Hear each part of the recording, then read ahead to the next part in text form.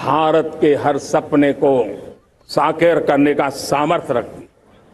आज पूरे विश्व में लोग वहां देशों की उम्र ढल रही, ढलाव पर है, तब भारत युवान की तरफ ऊर्जावान होकर के बढ़ रहा है।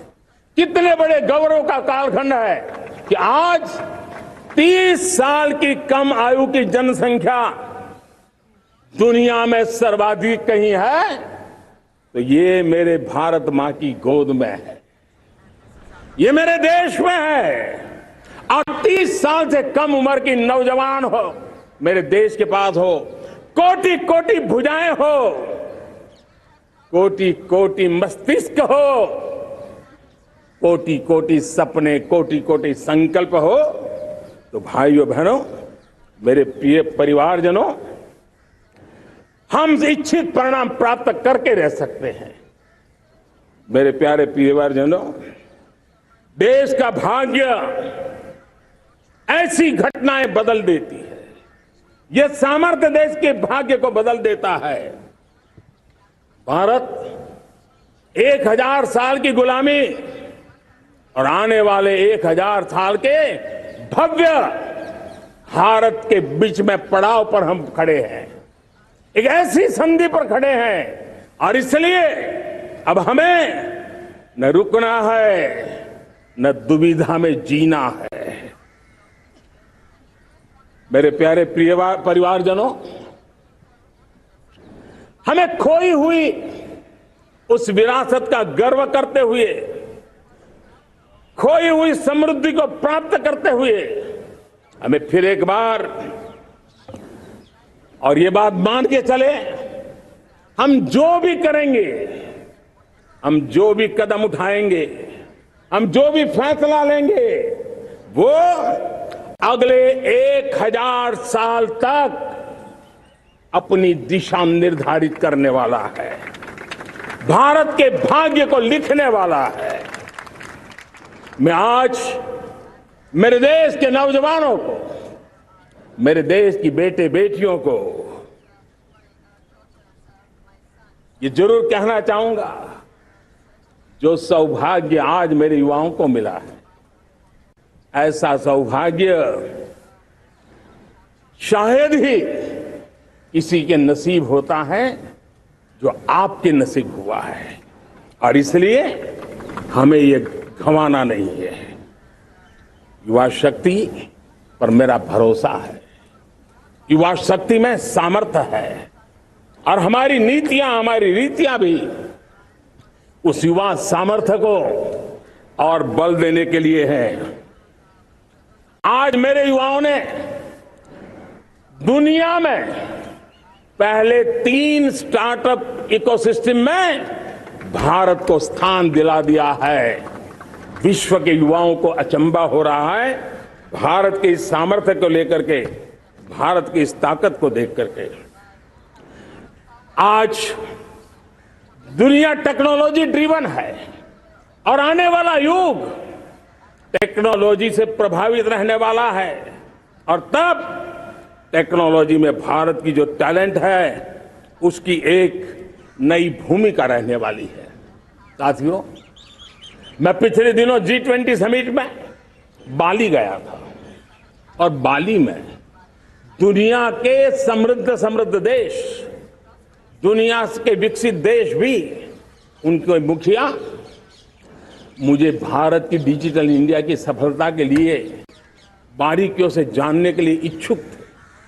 हर कोई इसका सवाल पूछता था, और जब मैं उनको कहता था कि भारत ने जो कमाल किया है ना, वो दिल्ली, मुंबई, चेन्नई तक सीमित नहीं है। भारत ने जो कमाल कर रहा है, मेरे टियर 2, टियर 3 सिटी के युवा भी आज मेरे देश का भाग्य गढ़ रहे हैं, छोटे छोटे स्थान के मेरे नौजवान। और मैं आज बड़े विश्वास से कहता हूं, देश का ये जो सामर्थ्य नया नजर आ रहा है, और इसलिए मैं कहता हूं, हमारे छोटे शहर आकार और आबादी में छोटे हो सकते हैं, ये हमारे छोटे छोटे शहर, हमारे कस्बे आकार और आबादी में छोटे हो सकते हैं, लेकिन आशा और आकांक्षा, प्रयास और प्रभाव वो किसी से कम नहीं है। वो सामर्थ्य उनके अंदर है। नए ऐप्स, नए सॉल्यूशन, टेक्नोलॉजी, डिवाइस। अब खेलों की दुनिया देखिए, कौन बच्चे हैं? झुग्गी झोंपड़ी से निकले हुए बच्चे आज खेलों की दुनिया में पराक्रम दिखा रहे हैं। छोटे छोटे गांव के, छोटे छोटे कस्बे के नौजवान, हमारी बेटे बेटियां आज कमाल दिखा रही हैं। अब देखिए, मेरे देश की 100 जितनी स्कूल ऐसी हैं जहां के बच्चे सैटेलाइट बना करके सैटेलाइट छोड़ने की तैयारियां कर रही है। आज हजारों टिंकरिंग लैब नए वैज्ञानिकों का गर्भाधान कर रही है। आज हजारों टिंकरिंग लैब लाखों बच्चों को साइंस और टेक्नोलॉजी की राह पर आगे बढ़ने के लिए प्रेरणा दे रही है। मैं मेरे देश के नौजवानों को कहना चाहता हूं, अवसरों की कमी नहीं है। आप जितने अवसर चाहेंगे, ये देश आसमान से भी ज्यादा अवसर आपने देने का सामर्थ्य रखता है। मैं आज लाल किले की प्राचीर से मेरे देश की माताओं, बहनों, मेरे देश की बेटियों को हृदय से अभिनंदन करना चाहता हूं। देश आज जब पहुंचा है, अब विशेष शक्ति जुड़ रही है मेरी माताओं बहनों के सामर्थ्य की। आज देश प्रगति की राह पर चल पड़ा है, तो मैं मेरे किसान भाई बहनों का भी अभिनंदन करना चाहता हूं। ये आप ही का पुरुषार्थ है, ये आप ही का परिश्रम है कि देश आज कृषि क्षेत्र में आगे बढ़ रहा है। मैं मेरे मजदूरों का, मेरे श्रमिकों का, मेरे प्रिय परिवारजन, ऐसे कोटि कोटि श्रमिकों को आज मैं नमन करता हूं, उनका अभिनंदन कर रहा हूं। देश आज जो आधुनिकता की ओर बढ़ रहा है, विश्व की तुलना करने वाले सामर्थ्य के साथ नजर आ रहा है, उसके पीछे मेरे देश के मजदूरों का, मेरे देश के श्रमिकों का बहुत बड़ा योगदान है। आज समय कहता है कि लाल किले की प्राचीर से मैं उनका अभिनंदन करूं, उनका अभिवादन करूं। और ये मेरे परिवारजन, 140 करोड़ देशवासी, मेरे इन श्रमिकों का, रेहड़ी पटरी वालों का, फूल सब्जी बेचने वालों का हम सम्मान करते हैं। मेरे देश को आगे बढ़ाने में, मेरे देश को प्रगति की नई ऊंचाई पर ले जाने में प्रोफेशनल्स की बहुत बड़ी भूमिका है, बढ़ती रही है। चाहे साइंटिस्ट हो, चाहे इंजीनियर्स हो, डॉक्टर्स हो, नर्सेज हो, शिक्षक हो, आचार्य हो, यूनिवर्सिटीज हो, गुरुकुल हो, हर कोई मां भारती का भविष्य उज्जवल बनाने के लिए अपनी पूरी ताकत से लगा हुआ है। मेरे प्यारे परिवारजनों, राष्ट्रीय चेतना वो एक ऐसा शब्द है जो हमें चिंताओं से मुक्त कर रहा है। और आज वो राष्ट्रीय चेतना ये सिद्ध कर रही है कि भारत का सबसे बड़ा सामर्थ्य बना है भरोसा। भारत का सबसे बड़ा सामर्थ्य बना है विश्वास। जन जन में हमारा विश्वास, जन जन का सरकार पर विश्वास, जन जन का देश के उज्जवल भविष्य पर विश्वास, और विश्व का भी भारत के प्रति विश्वास। ये विश्वास हमारी नीतियों का है, हमारी रीति का है। भारत के उज्जवल भविष्य को जिस निर्धारित मजबूत कदमों से हम आगे बढ़ा रहे हैं, उसका है। भाइयों बहनों, मेरे प्यारे परिवारजनों, ये बात निश्चित है कि भारत का सामर्थ्य और भारत की संभावनाएं विश्वास की नई बुलंदियों को पार करने वाली है। और ये विश्वास की नई बुलंदियां नए सामर्थ्यों को लेकर के चलनी चाह रही है। आज देश में G20 समिट के मेहमान नवाजी का भारत को अवसर मिला है। अब पिछले 1 साल से हिंदुस्तान के हर कोने में जिस प्रकार से G20 के अनेक ऐसे आयोजन हुए, अनेक कार्यक्रम हुए हैं, उसने देश के सामान्य मानवी के सामर्थ्य को विश्व को परिचित करा दिया है, भारत की विविधता का परिचय कराया है, भारत की डायवर्सिटी को दुनिया अचंभे से देख रही है और उसके कारण भारत के तरफ आकर्षण बढ़ा है, भारत को जानने की, समझने की इच्छा जगी है। उसी प्रकार से आप देखिए एक्सपोर्ट, आज भारत का एक्सपोर्ट के तेजी से बढ़ रहा है और मैं कहना चाहता हूं दुनिया के एक्सपर्ट्स इन सारे मानदंडों के आधार पर कह रहे हैं कि अब भारत रुकने वाला नहीं है। दुनिया की कोई भी रेटिंग एजेंसी होगी वो भारत का गौरव कर रही है। कोरोना काल के बाद दुनिया एक नए सिरे से सोचने लगी और मैं विश्वास से देख रहा हूं कि जिस प्रकार से द्वितीय महायुद्ध के बाद, द्वितीय विश्व युद्ध के बाद दुनिया ने एक नया वर्ल्ड ऑर्डर आकार लिया था, मैं साफ साफ देख रहा हूं कि कोरोना के बाद एक नया विश्व ऑर्डर, एक नया ग्लोबल ऑर्डर, एक नया जियोपॉलिटिकल इक्वेशन ये बहुत तेजी से आगे बढ़ रहा है। जियोपॉलिटिकल इक्वेशन की सारे व्याख्याएं बदल रही है, परिभाषाएं बदल रही है और मेरे प्यारे परिवारजनों, आप गौरव करेंगे। बदलते हुए विश्व को शेप देने में आज मेरे 140 करोड़ देशवासियों आपका सामर्थ्य नजर आ रहा है। आप निर्णायक मोड़ पर खड़े हैं और कोरोना काल में भारत ने जिस प्रकार से देश को आगे बढ़ाया, दुनिया ने हमारे सामर्थ्य को देखा है। जब दुनिया के सप्लाई चेन तहस नहस हो गई थी, बड़ी बड़ी अर्थव्यवस्थाओं पर दबाव था, उस समय भी हमने कहा था हमें विश्व का विकास देखना है तो मानव केंद्रीय होना चाहिए, मानवीय संवेदनाओं से भरा हुआ होना चाहिए और तब जाकर के समस्याओं का सही समाधान निकालेंगे। और कोविड ने हमें सिखाया है या हमें मजबूर किया है, लेकिन मानवीय संवेदनाओं को छोड़ करके हम विश्व का कल्याण नहीं कर सकते। आज भारत ग्लोबल साउथ की आवाज बन रहा है। भारत की समृद्ध विरासत आज दुनिया के लिए एक अवसर बन रहा है। Global economy, global supply chain, इसमें भारत की हिस्सेदारी,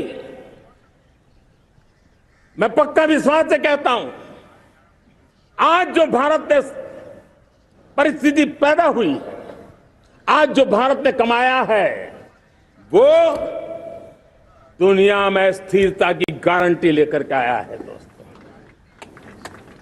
अब न हमारे मन में, न 140 करोड़ मेरे परिवारजनों के मन में और न ही दुनिया के मन में कोई इफ्स है, कोई बट्स है। विश्वास बन चुका है। मेरे प्यारे देशवासियों, अब गेंद हमारे पाले में है। हमें अवसर जाने नहीं देना चाहिए, हमें मौका छोड़ना नहीं चाहिए। भारत में मैं मेरे देशवासियों का इसलिए भी अभिनंदन करता हूं कि मेरे देशवासियों में एक नीर विवेक का सामर्थ्य है,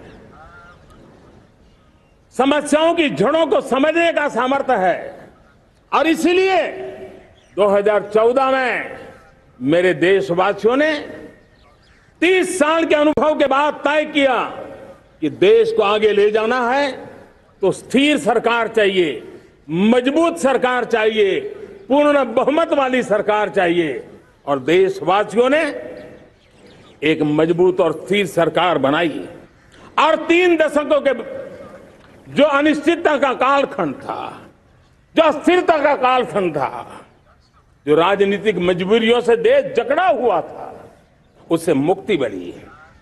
मेरे प्यारे परिवारजनों, देश के पास आज एक ऐसी सरकार है, वो सर्वजन हिताय सर्वजन सुखाय, देश के संतुलित विकास के लिए समय का पल पल और जनता की पाई पाई, जनता की भलाई के लिए लगा रही है। और मेरी सरकार, मेरे देशवासियों का मन एक बात से जुड़ा हुआ है। हमारे हर निर्णय, हमारे हर दिशा, उसका एक ही मानदंड है, नेशन फर्स्ट, राष्ट्र प्रथम। और राष्ट्र प्रथम यही दूरगामी परिणाम, सकारात्मक परिणाम पैदा करने वाला है। देश में बड़े स्तर पर काम हो रहा है। और लेकिन मैं कहना चाहूंगा, 2014 में आपने एक मजबूत सरकार बनाई, और मैं कहता हूं 2014 में और 2019 में आपने एक सरकार फॉर्म की, तो मोदी में रिफॉर्म करने की हिम्मत आई। आपने ऐसी सरकार फॉर्म की कि मोदी को रिफॉर्म की हिम्मत आई। और जब मोदी ने एक के बाद एक रिफॉर्म किए, तो मेरे ब्यूरोक्रेसी के लोग, मेरे लाखों हाथ पैर जो हिंदुस्तान के कोने कोने में सरकार के हिस्से के रूप में काम कर रहे हैं, उन्होंने ब्यूरोक्रेसी ने ट्रांसफॉर्म करने के लिए, परफॉर्म करने की जिम्मेवारी बखूबी निभाई।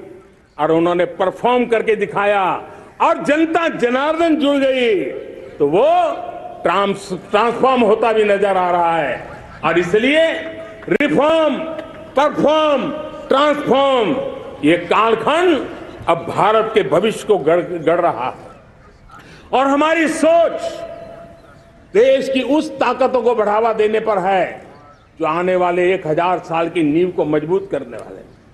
दुनिया को युवा शक्ति की जरूरत है, युवा स्किल की जरूरत है। हमने अलग स्किल मिनिस्ट्री बनाई, वो भारत की आवश्यकताओं को तो पूरी करेगी, वो दुनिया की आवश्यकताओं को पूरी करने का भी सामर्थ्य रखेगी। हमने जल शक्ति मंत्रालय बनाया। मंत्रालय की बनाने की रचना को भी अगर कोई एनालिसिस करेगा ना, तो इस सरकार के मन मस्तिष्क को बड़े अच्छे ढंग से आप समझ पाएंगे। हमने जल शक्ति मंत्रालय बनाया। ये जल शक्ति मंत्रालय हमारे देश के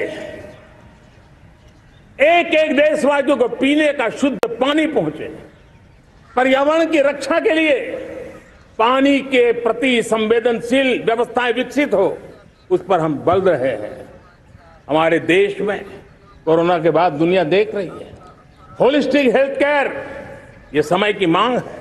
हमने अलग आयुष मंत्रालय बनाया, और योग और आयुष आज दुनिया में अपना परचम लहरा रहे हैं। हमने दुनिया को हमारे कमिटमेंट के कारण विश्व का हमारे प्रति ध्यान गया है। अगर हम ही हमारे इस सामर्थ्य को नकार देंगे तो फिर दुनिया कैसे स्वीकार करेगी। लेकिन जब मंत्रालय बना तो दुनिया को भी उसका मूल्य समझने आया। मत्स्य पालन, हमारा इतना बड़ा समुद्री तट, हमारे कोटि कोटि मछुआरे भाई बहन, उनका कल्याण भी हमारे दिलों में है।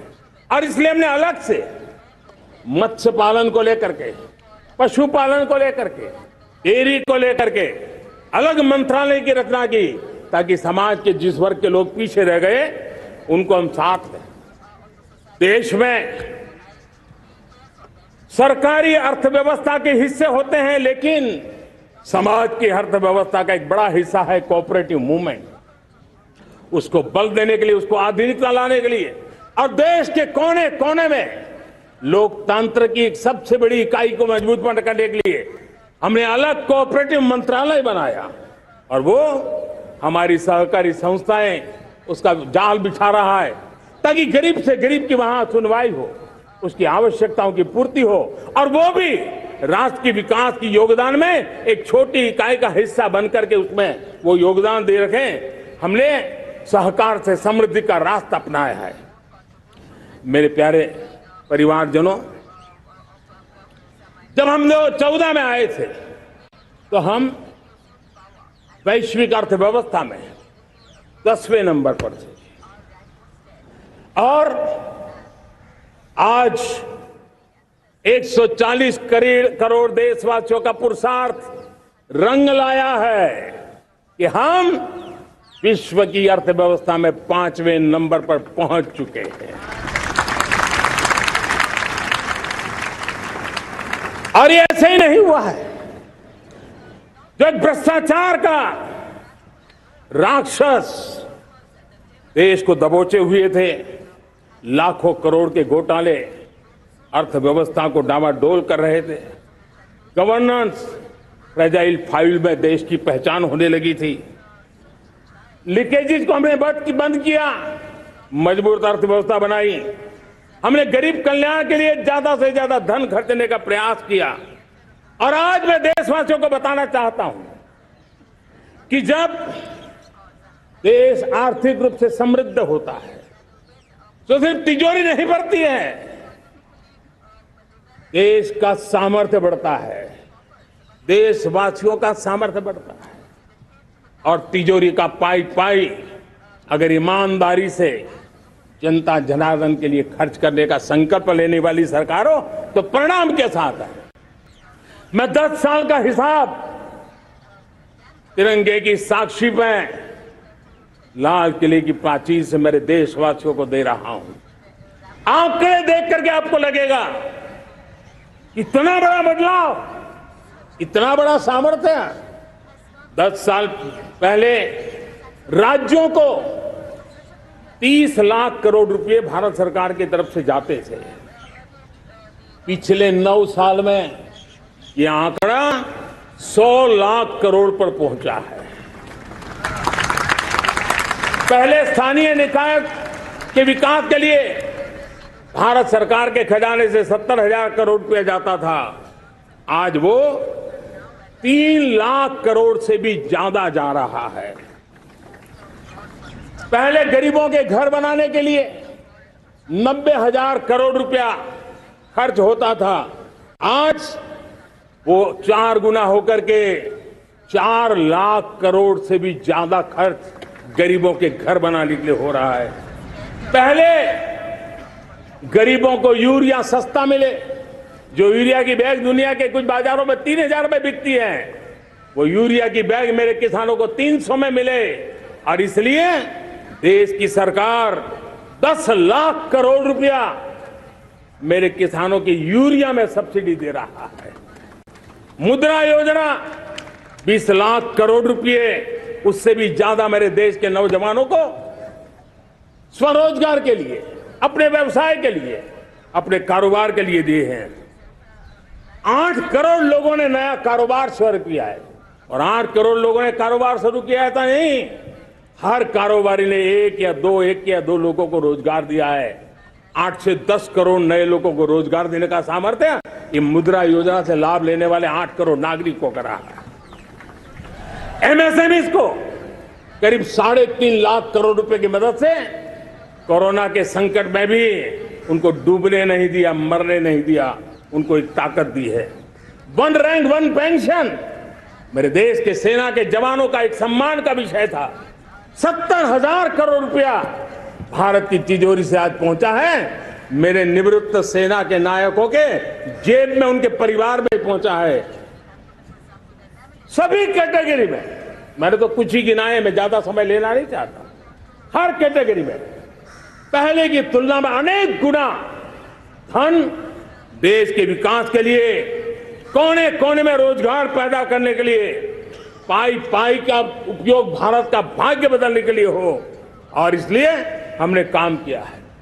और मेरे प्यारे प्रियजनों, इतना ही नहीं, हमने इन सारे प्रयासों का परिणाम है कि आज 5 साल के मेरे कार्यकाल में, 5 साल के कार्यकाल में, 5 साल में 13.5 करोड़ मेरे गरीब भाई बहन गरीबी की जंजीरों को तोड़ करके नियो मिडिल क्लास के रूप में बाहर आए हैं। जीवन का इससे बड़ा कोई संतोष नहीं होता। मेरे प्यारे प्रिय परिवारजनों, और जब 13.5 करोड़ लोग गरीबी की इस मुसीबतों से बाहर निकलते हैं, तो कैसी कैसी योजनाएं उनको मदद दी है।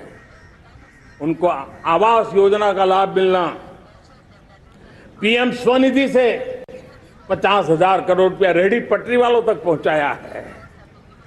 आने वाले दिनों में, आने वाली विश्वकर्मा जयंती पर एक कार्यक्रम हम लागू करेंगे।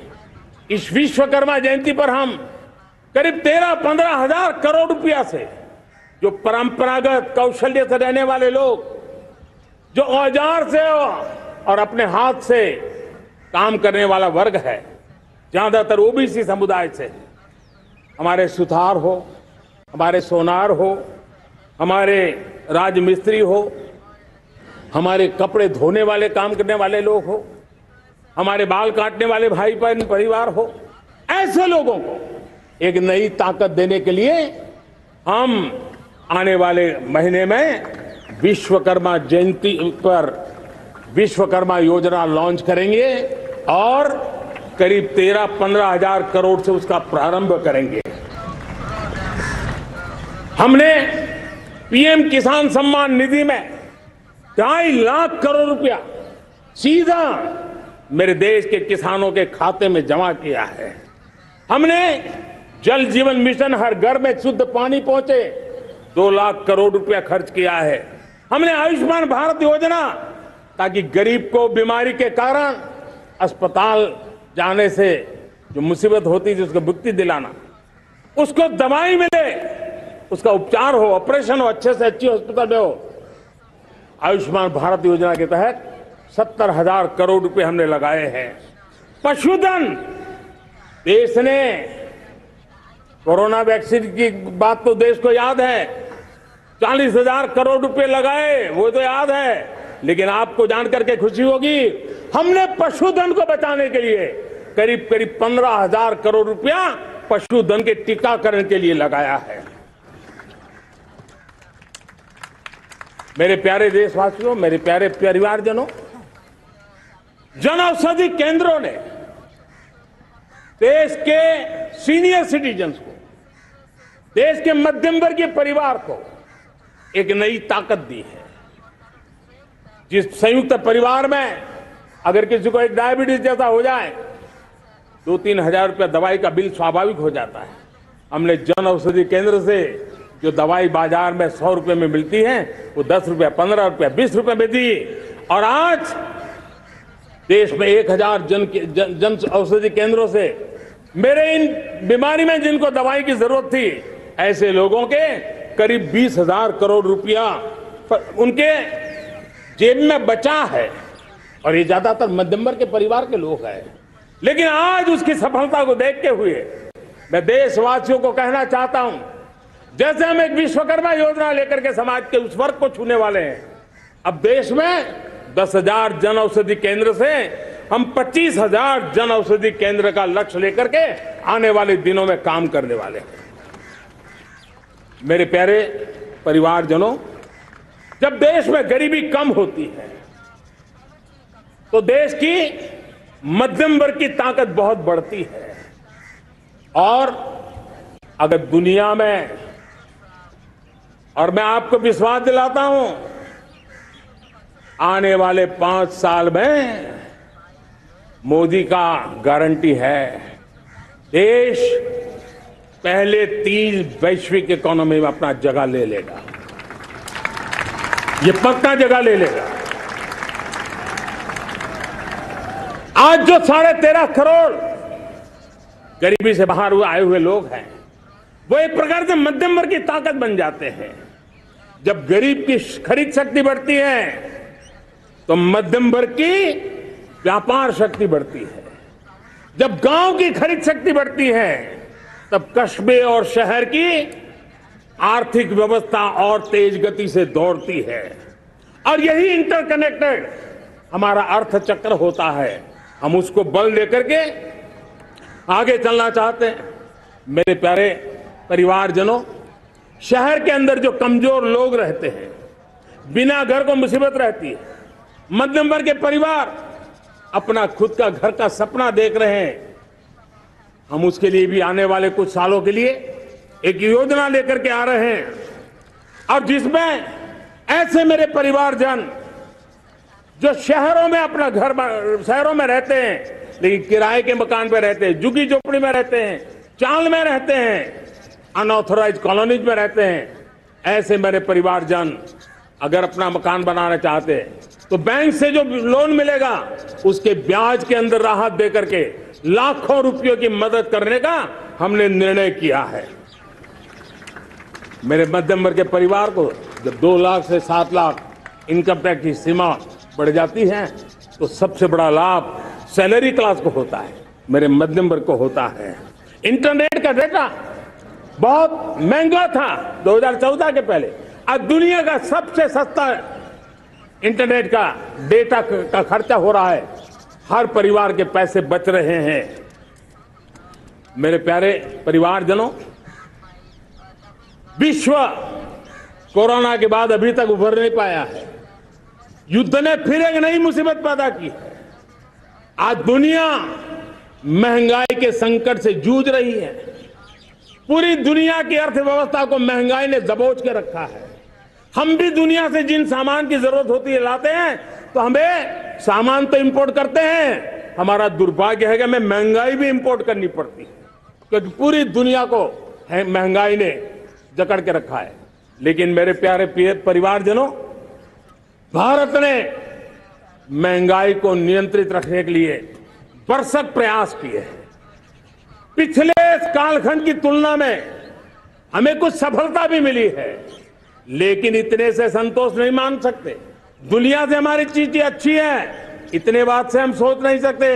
मुझे तो मेरे देशवासियों को महंगाई की बोझ कम से कम हो, इस दिशा में और भी कदम उठाने हैं और हम उस कदम को उठा के रहेंगे। मेरा प्रयास निरंतर जारी रहेगा। मेरे प्यारे परिवारजनों, आज देश अनेक क्षमताओं को लेकर के आगे बढ़ रहा है। देश आधुनिकता की तरफ आगे बढ़ने के लिए काम कर रहा है। आज देश रिन्यूएबल एनर्जी पे काम कर रहा है। आज देश ग्रीन हाइड्रोजन पे काम कर रहा है। देश की स्पेस पे क्षमता बढ़ रही है, तो देश की डीप सी मिशन में भी सफलता के साथ आगे चल रहा है।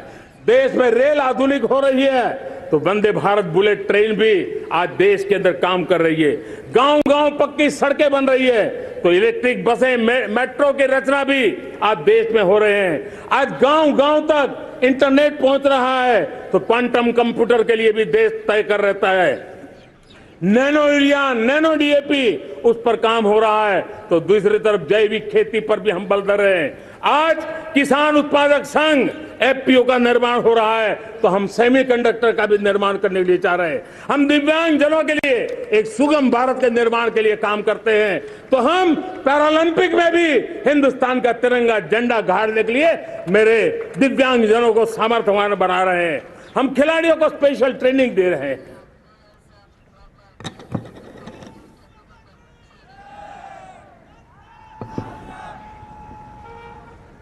आज भारत पुरानी सोच, पुराने ढर्रे को छोड़ करके लक्ष्यों को तय करके लक्ष्यों को प्राप्त करने की दिशा से चल रहा है। और जब मैं कहता हूं ना कि जिसका शिलान्यास हमारी सरकार करती है, उसका उद्घाटन भी हमारे कालखंड में करते हैं। इन दिनों जो मैं शिलान्यास कर रहा हूं ना, आप लिख के रखिए, उसके उद्घाटन भी आप सबने मेरे नसीब में ही छोड़े हुए हैं। हमारी कार्य संस्कृति बड़ा सोचना, दूर का सोचना, सर्वजन हिताय सर्वजन सुखाय सोचना, ये हमारी कार्यशैली रही है। और सोच से भी ज्यादा, संकल्प से भी ज्यादा हासिल कैसे करना, इस ऊर्जा के साथ हम काम करते हैं। हमने आजादी के काल अमृत महोत्सव में 75,000 अमृत सरोवर बनाने का संकल्प किया था। उस समय हमने हर जिले में 75 अमृत सरोवर बनाने का संकल्प किया था। करीब 50-55 हजार अमृत सरोवर की कल्पना की थी। लेकिन आज करीब करीब 75,000 अमृत सरोवर का काम निर्माण हो रहा है। ये अपने आप में बहुत बड़ा काम हो रहा है। जनशक्ति और जल शक्ति की ताकत भारत के पर्यावरण की रक्षा में भी काम आने वाली है। 18,000 गांवों तक बिजली पहुंचाना, जनधन बैंक खाते खोलना, बेटियों के लिए शौचालय बनाना, सारे टारगेट समय के पहले पूरी शक्ति से पूरे करेगा। और जब भारत ठान लेता है तो उसे पूरा करके जाता है। ये हमारा ट्रैक रिकॉर्ड कहता है। 200 करोड़ वैक्सीनेशन का काम, दुनिया हमें जब पूछती है 200 करोड़ सुनती है, उनकी आंखें फट जाती है। इतना बड़ा काम ये मेरे देश के आंगनवाड़ी वर्कर, हमारी आशा वर्कर, हमारी हेल्थ वर्कर, उन्होंने करके दिखाया। यह मेरे देश का सामर्थ्य है। 5G को रोल आउट किया, दुनिया में सबसे तेज गति से 5G रोल आउट करने वाला मेरा देश है। 700 से अधिक जिलों तक हम पहुंच चुके हैं और अब 6G की भी तैयारी कर रहे हैं।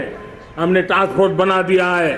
रिन्यूएबल एनर्जी, हम टारगेट से पहले चले हैं। हमने रिन्यूएबल एनर्जी 2030 का जो टारगेट तय किया था, 21-22 में इसको पूरा कर दिया। हमने इथेनॉल में 20% ब्लेंडिंग की बात कही थी, वो भी हमने समय से 5 साल पहले पूरा कर दिया। हमने $500 बिलियन के एक्सपोर्ट की बात की थी, वो भी समय के पहले $500 बिलियन से ज्यादा कर दिया। हमने तय किया, जो हमारे देश में 25 साल से चर्चा हो रही थी कि देश में नई संसद बने, पार्लियामेंट का कोई सत्र ऐसा नहीं था नई संसद के।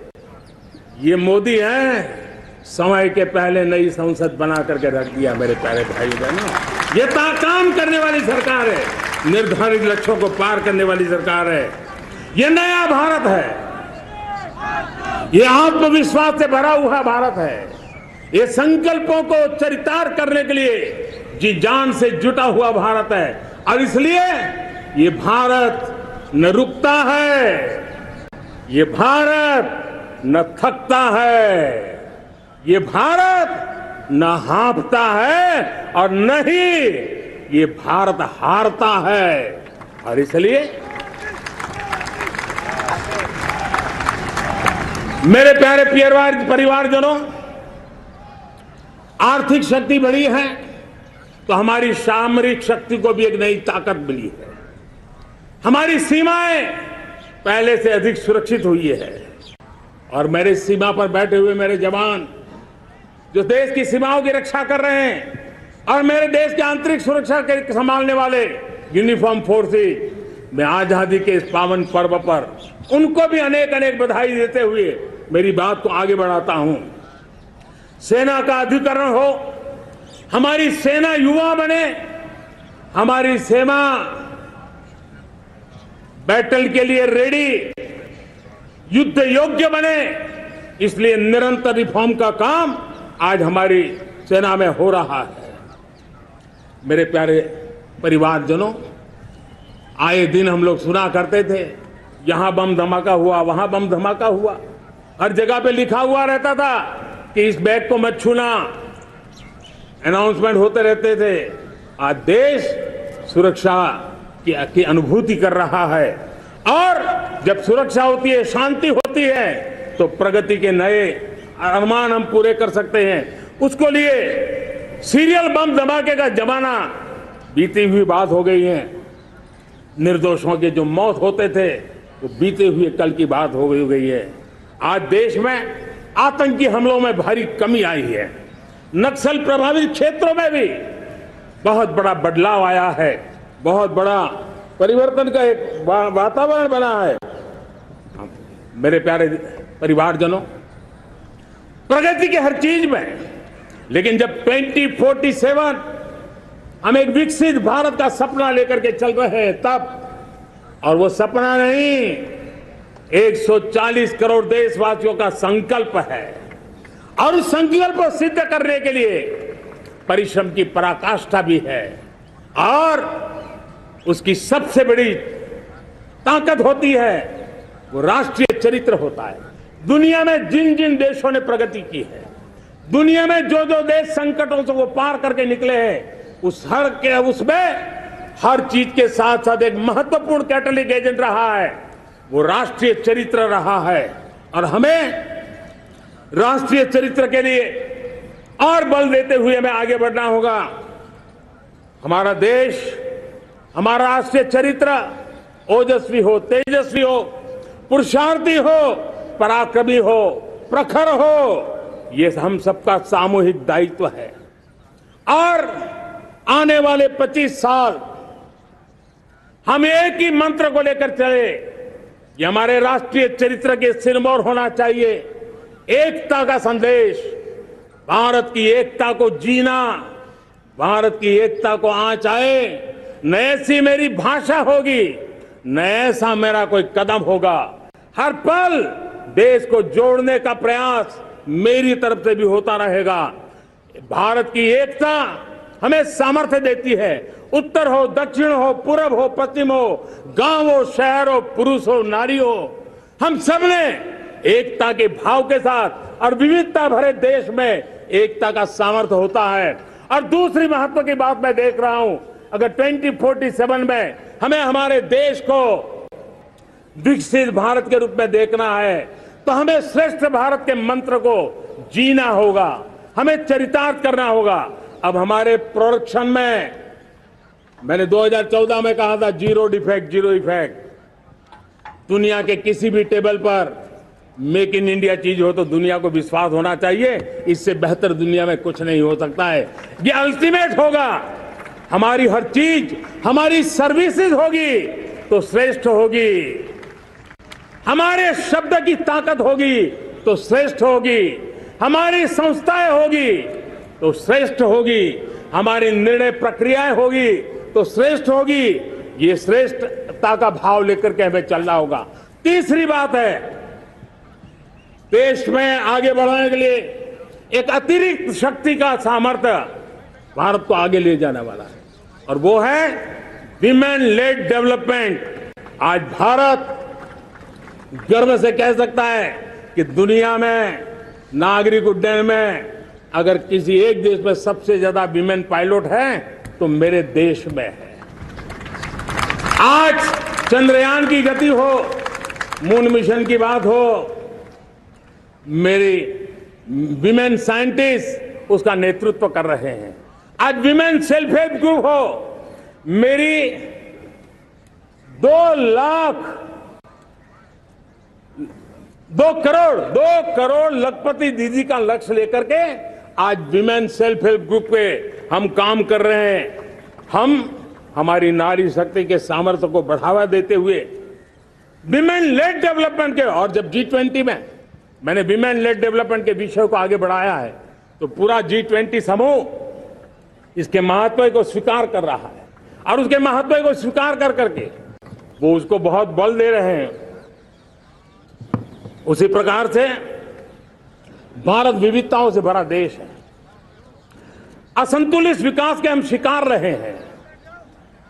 मेरा पराया का के कारण हमारे देश के कुछ हिस्से उसके शिकार रहे हैं। अब हमें रीजनल एस्पिरेशंस को, संतुलित विकास को बल देना है, और रीजनल एस्पिरेशंस को लेकर के उस भावना को हमें सम्मान देते हुए, जैसे हमारी भारत मां का कोई, हमारा शरीर का कोई अंग अगर अविकसित रहे तो हमारा शरीर विकसित नहीं माना जाएगा। हमारा शरीर का कोई अंग दुर्बल रहे तो हमारा शरीर स्वस्थ नहीं माना जाएगा। वैसे ही मेरी भारत माता, उसका कोई एक भूभाग भी, समाज का कोई तबका भी अगर दुर्बल रहे तो मेरी भारत माता समर्थ है, स्वस्थ है, ऐसा बैठ कर हम नहीं बैठ सकते। और इसलिए रीजनल एस्पिरेशंस को हमने एड्रेस करने की आवश्यकता है, और इसलिए हम समाज का सर्वांगीण विकास हो, सर्वस्पर्शी विकास हो, भूभाग के हर क्षेत्र को उसकी अपनी ताकत को खिलने का अवसर मिले, उस दिशा में आगे बढ़ना चाहते हैं। मेरे प्यारे परिवारजनों, भारत एक मदर ऑफ डेमोक्रेसी है। भारत मॉडल ऑफ डाइवर्सिटी भी है। भाषाएं अनेक हैं, बोलियां अनेक हैं, परिधान अनेक है, विविधताएं बहुत है। हमने उन सारे लोगों को, सारों को आधार पर आगे बढ़ना है। मेरे प्यारे परिवारजनों, देश के जब मैं एकता की बात करता हूं, तब अगर घटना मणिपुर में होती है तो पीड़ा महाराष्ट्र में होती है। अगर बाढ़ आसाम में आती है तो बेचैन केरला हो जाता है। हिंदुस्तान के किसी भी हिस्से में कुछ भी हो, हम एक अंगांगी भाव की अनुभूति करते हैं। मेरे देश की बेटियों पर जुल्म न हो, यह हमारा सामाजिक भी दायित्व है, यह हमारा पारिवारिक दायित्व भी है, और यह देश के नाते हम सबका दायित्व है। आज जब अफगानिस्तान से गुरु ग्रंथ साहब के स्वरूप को लाते हैं तो पूरा देश गौरव की अनुभूति करता है।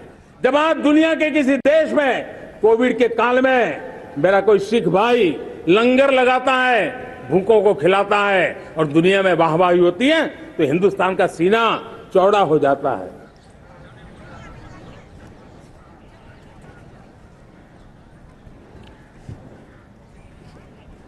मेरे प्यारे परिवारजनों, हमारे लिए जब नारी सम्मान की बात करते हैं, मुझे अभी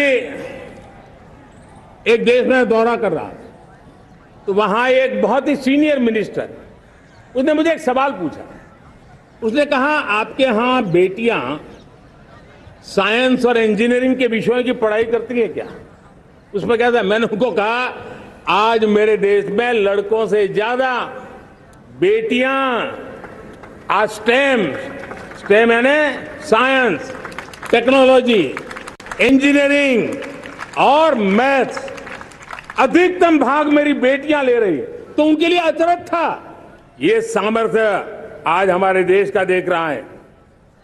मेरे प्यारे परिवारजनों, आज 10 करोड़ महिलाएं विमेन सेल्फ हेल्प में जुड़ी हुई है, और विमेन सेल्फ हेल्प ग्रुप के साथ आप गांव में जाएंगे तो आपको बैंक वाली दीदी मिलेगी, आपको आंगनवाड़ी वाली दीदी मिलेगी, आपको दवाई देने वाली दीदी मिलेगी, और अब मेरा सपना है 2 करोड़ लखपति दीदी बनाने का, गांव में 2 करोड़ लखपति दीदी। और इसके लिए एक नया अभिगम भेजा। साइंस और टेक्नोलॉजी, हमारे गांव की महिलाओं का भी सामर्थ्य देखता हूं मैं, और इसलिए हम एक नई योजना सोच रहे हैं कि हमारे एग्रीकल्चर सेक्टर में टेक्नोलॉजी आए, एग्री टेक को बल मिले। इसलिए विमेन सेल्फ हेल्प ग्रुप की बहनों को हम ट्रेनिंग देंगे, ड्रोन चलाने की, ड्रोन रिपेयरिंग की हम ट्रेनिंग देंगे, और हजारों ऐसे विमेन सेल्फ हेल्प ग्रुप को भारत सरकार ड्रोन देगी, ट्रेनिंग देगी, और हमारे एग्रीकल्चर के काम में ड्रोन की सेवाएं उपलब्ध हो। इसके लिए हम शुरुआत करेंगे। प्रारंभ हम 15,000 विमेन सेल्फ हेल्प ग्रुप के द्वारा ये ड्रोन की उड़ान का हम आरंभ कर रहे हैं। मुझे विश्वास है कि इसके कारण हमारे परिवारजनों का,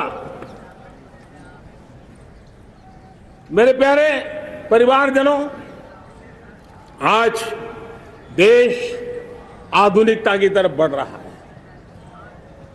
हाईवे हो, रेलवे हो, एयरवे हो, आईवेज हो, इंफॉर्मेशन वेज, वाटरवेज हो, कोई क्षेत्र ऐसा नहीं है जिस क्षेत्र को आगे बढ़ाने की दिशा में आज देश काम न करता हो।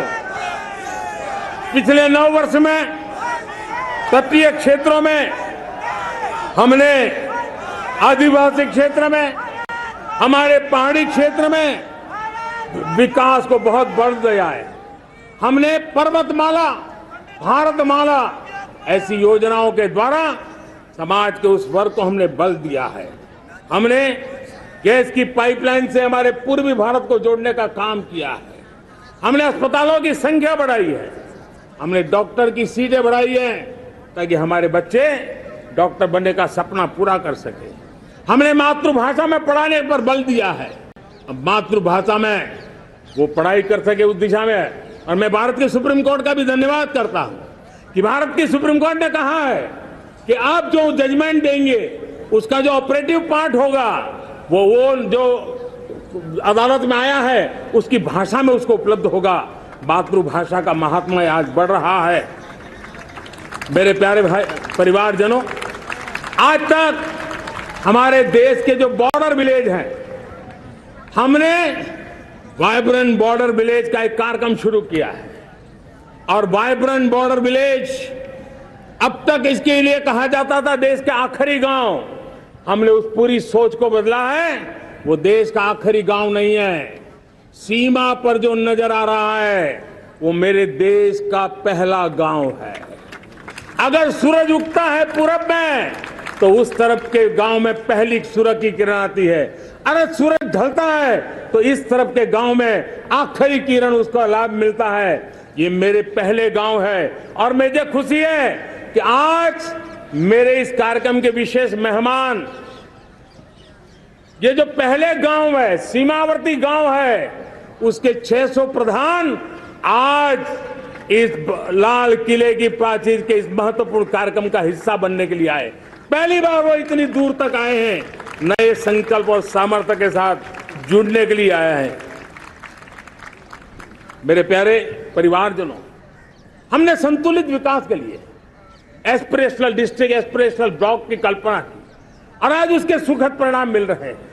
आज राज्य के जो नॉर्मल पैरामीटर्स हैं, जो एस्पिरेशनल डिस्ट्रिक्ट कभी बहुत पीछे थे, वो आज राज्य में भी अच्छा करने लग गए हैं और मुझे विश्वास है कि आने वाले दिनों में ये हमारे आकांक्षी जिले, हमारे आकांक्षी बॉल अवश्य आगे बढ़ेंगे। जैसे मैंने कहा था, भारत का चरित्र की चर्चा कर रहा था तो मैंने पहला कहा था भारत की एकता, दूसरा कहा था भारत श्रेष्ठता की तरफ बल दें, तीसरा कहा था विमेन लेड डेवलपमेंट की मैंने बात कही थी। और मैं आज एक बात और कहना चाहता हूं कि हम जैसे रीजनल एस्पिरेशन, मैंने चौथी बात कही थी, पांचवी महत्व की बात, और भारत ने अब उस दिशा में ध्यान, और वो है हमारा राष्ट्रीय चरित्र विश्व मंगल के लिए सोचने वाला होना चाहिए।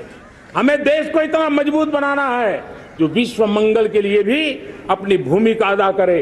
और आज कोरोना के बाद मैं देख रहा हूं जिस प्रकार से संकट की घड़ी में देश ने दुनिया की मदद की, उसका परिणाम है कि आज दुनिया में हमारा देश एक विश्व मित्र के रूप में, विश्व का अटूट साथी के रूप में आज मेरे देश की पहचान बनी है। हमें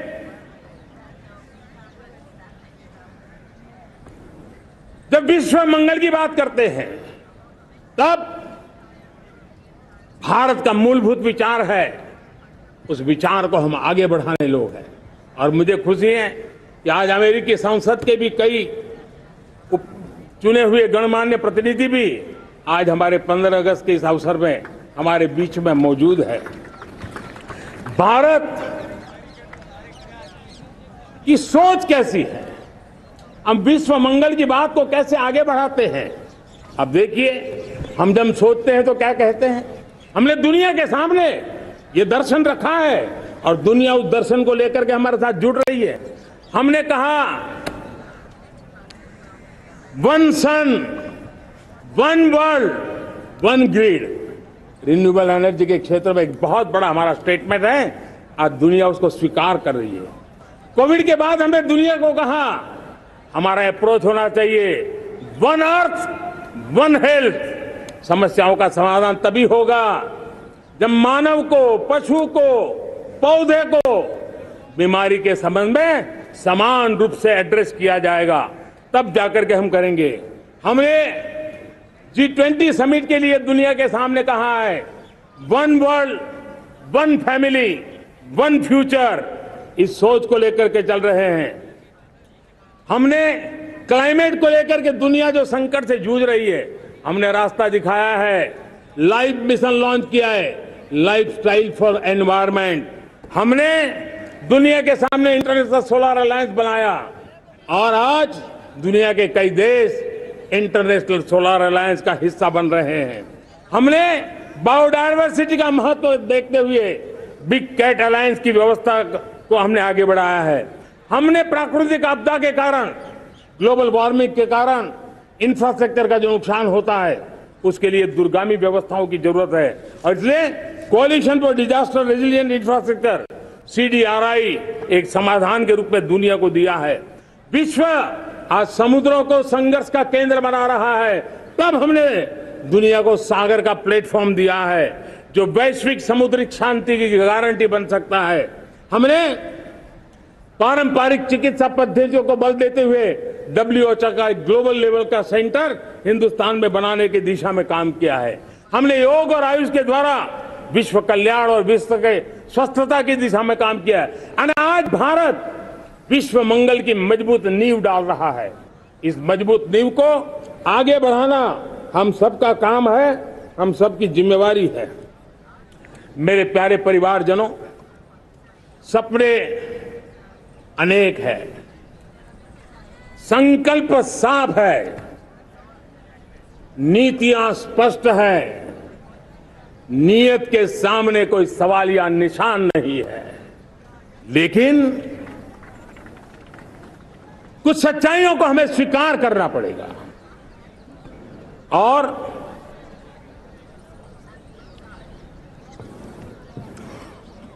उसके समाधान के लिए मेरे प्रिय परिवारजनों, मैं आज लाल किले से आपकी मदद मांगने आया हूं। मैं लाल किले से आपके आशीर्वाद मांगने आया हूं क्योंकि पिछले सालों मैंने देश को जो समझा है, देश की आवश्यकताओं को जो मैंने परखा है और अनुभव के आधार पर मैं कह रहा हूं कि आज गंभीरतापूर्वक उन चीजों को हमें लेना होगा। आजादी के अमृतकाल में 2047 में जब देश आजादी के 100 साल मनाएगा, उस समय दुनिया में भारत का तिरंगा झंडा विकसित भारत का तिरंगा झंडा होना चाहिए।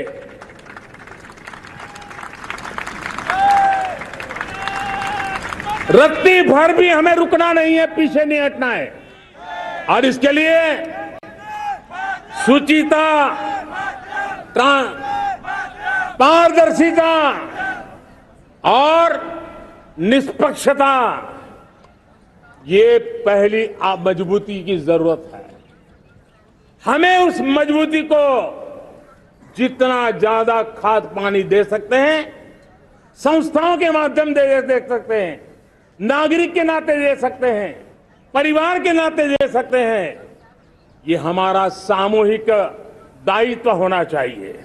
और इसलिए पिछले 75 साल का इतिहास देखिए, भारत के सामर्थ्य में कोई कमी नहीं थी।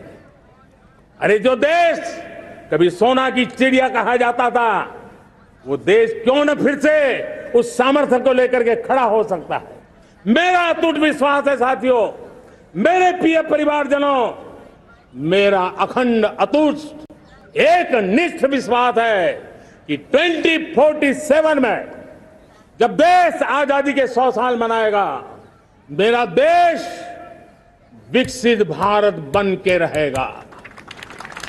और ये मैं मेरे देश के सामर्थ्य के आधार पर कह रहा हूं, मेरे उपलब्ध संसाधनों के आधार पर कह रहा हूं और सबसे ज्यादा 30 से कम आयु वाली मेरी युवा शक्ति के भरोसे कह रहा हूं, मेरी माताओं बहनों के सामर्थ्य के भरोसे कह रहा हूं। लेकिन उसके सामने अगर कोई रुकावट है, कुछ विकृतियां पिछले 75 साल में ऐसे घर कर गई है, हमारी समाज व्यवस्था का ऐसा हिस्सा बन गई है कि कभी कभी तो हम आंख भी बंद कर देते हैं। अब आंख बंद करने का समय नहीं है। अगर सपनों को सिद्ध करना है, संकल्प को पार करना है, तो हमें ये आंख मिचौली बंद करके, आंख में आंख मिला करके तीन बुराइयों से लड़ना बहुत समय की मांग है। हमारे देश की सारी समस्याओं की जड़ में भ्रष्टाचार ने दिमक की तरह देश की सारी व्यवस्थाओं को, देश के सामर्थ्य को पूरी तरह नोच लिया है। भ्रष्टाचार से मुक्ति, भ्रष्टाचार के खिलाफ जंग हर इकाई में, हर क्षेत्र में। और मैं देशवासियों, मेरे प्रिय परिवारजनों, ये मोदी के जीवन का कमिटमेंट है। ये मेरे अंतर्गत व्यक्तित्व का एक कमिटमेंट है कि मैं भ्रष्टाचार के खिलाफ लड़ाई लड़ता रहूंगा। दूसरा, हमारे देश को नोच लिया है परिवारवाद ने। इस परिवारवाद ने देश को जिस प्रकार से जकड़ के रखा है, उसने देश के लोगों का हक छीना है। और तीसरी बुराई तुष्टीकरण की है। ये तुष्टीकरण में भी देश के मूलभूत चिंतन को, देश के सर्व समावेशक हमारे राष्ट्रीय चरित्र को दाग लगा दिए हैं, तहस नहस कर दिया है इन लोगों ने। और इसलिए मेरे प्यारे देशवासियों, इसलिए मेरे प्यारे परिवारजनों, हमें इन तीन बुराइयों के खिलाफ पूरे सामर्थ्य के साथ लड़ना है। भ्रष्टाचार, परिवारवाद, तुष्टीकरण, ये चुनौतियां हमारे ये ऐसी चीजें पनपी है जो हमारे देश के लोगों का जो आकांक्षा है उसका दमन करती है। हमारे देश के कुछ लोगों के पास जो छोटा मोटा सामर्थ्य है उसका शोषण करती है। ये ऐसी चीजें हैं जो हमारे लोगों की आशा आकांक्षाओं को सवाल या निशान में गाड़ देती है। हमारे गरीब हो, हमारे दलित हो, हमारे पिछड़े हो, हमारे पसमानदा हो, हमारे आदिवासी भाई बहन हो, हमारी माताएं बहनें हो, हमने सबने उनके हकों के लिए इन तीन बुराइयों से मुक्ति पानी है। हमें भ्रष्टाचार के खिलाफ एक नफरत का माहौल बनाना है। जैसे गंदगी हमें नफरत पैदा करती है ना, मन में गंदगी पसंद नहीं है, ये सार्वजनिक जीवन की इससे बड़ी कोई गंदगी नहीं हो सकती। और इसलिए हमारे स्वच्छता अभियान को एक नया मोड़ ये भी देना है कि हमें भ्रष्टाचार से मुक्ति पानी है। सरकार टेक्नोलॉजी से भ्रष्टाचार की मुक्ति के लिए बहुत प्रयास कर रही है। आपको जानकर के हैरानी होगी, इस देश में पिछले 9 साल में एक काम मैंने ऐसे किया, आंकड़ा सुनोगे तो लोग कहेंगे मोदी ऐसा करता है, जैसे 10 करोड़ लोग करीब करीब जो गलत फायदा उठाते थे वो मैंने रोक दिया। तो आप में से कोई कहेगा आपने लोगों से अन्याय कर दिया। जी नहीं, ये 10 करोड़ कौन लोग थे? ये 10 करोड़ वो लोग थे जिनका जन्म ही नहीं हुआ था और उनके नाम पर उनके विडो हो जाते थे, वो वृद्ध हो जाते थे, वो दिव्यांग हो जाते थे, फायदे लिए जाते थे।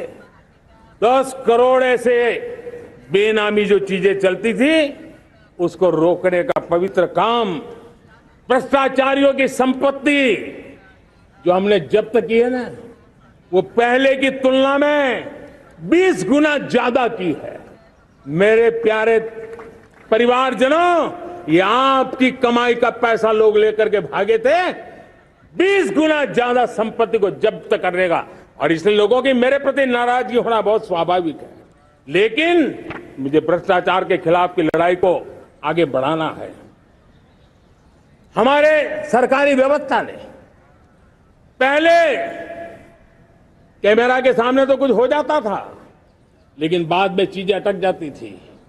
हमने पहले की तुलना में कई गुना ज्यादा अदालत में चार्जशीट की है और अब जमानतें भी नहीं मिलती हैं। वैसी पक्की व्यवस्था को लेकर के हम आगे बढ़ रहे हैं, क्योंकि हम ईमानदारी से भ्रष्टाचार के खिलाफ लड़ रहे हैं। आज परिवारवाद और तुष्टीकरण, इसने देश का बहुत बड़ा दुर्भाग्य किया है।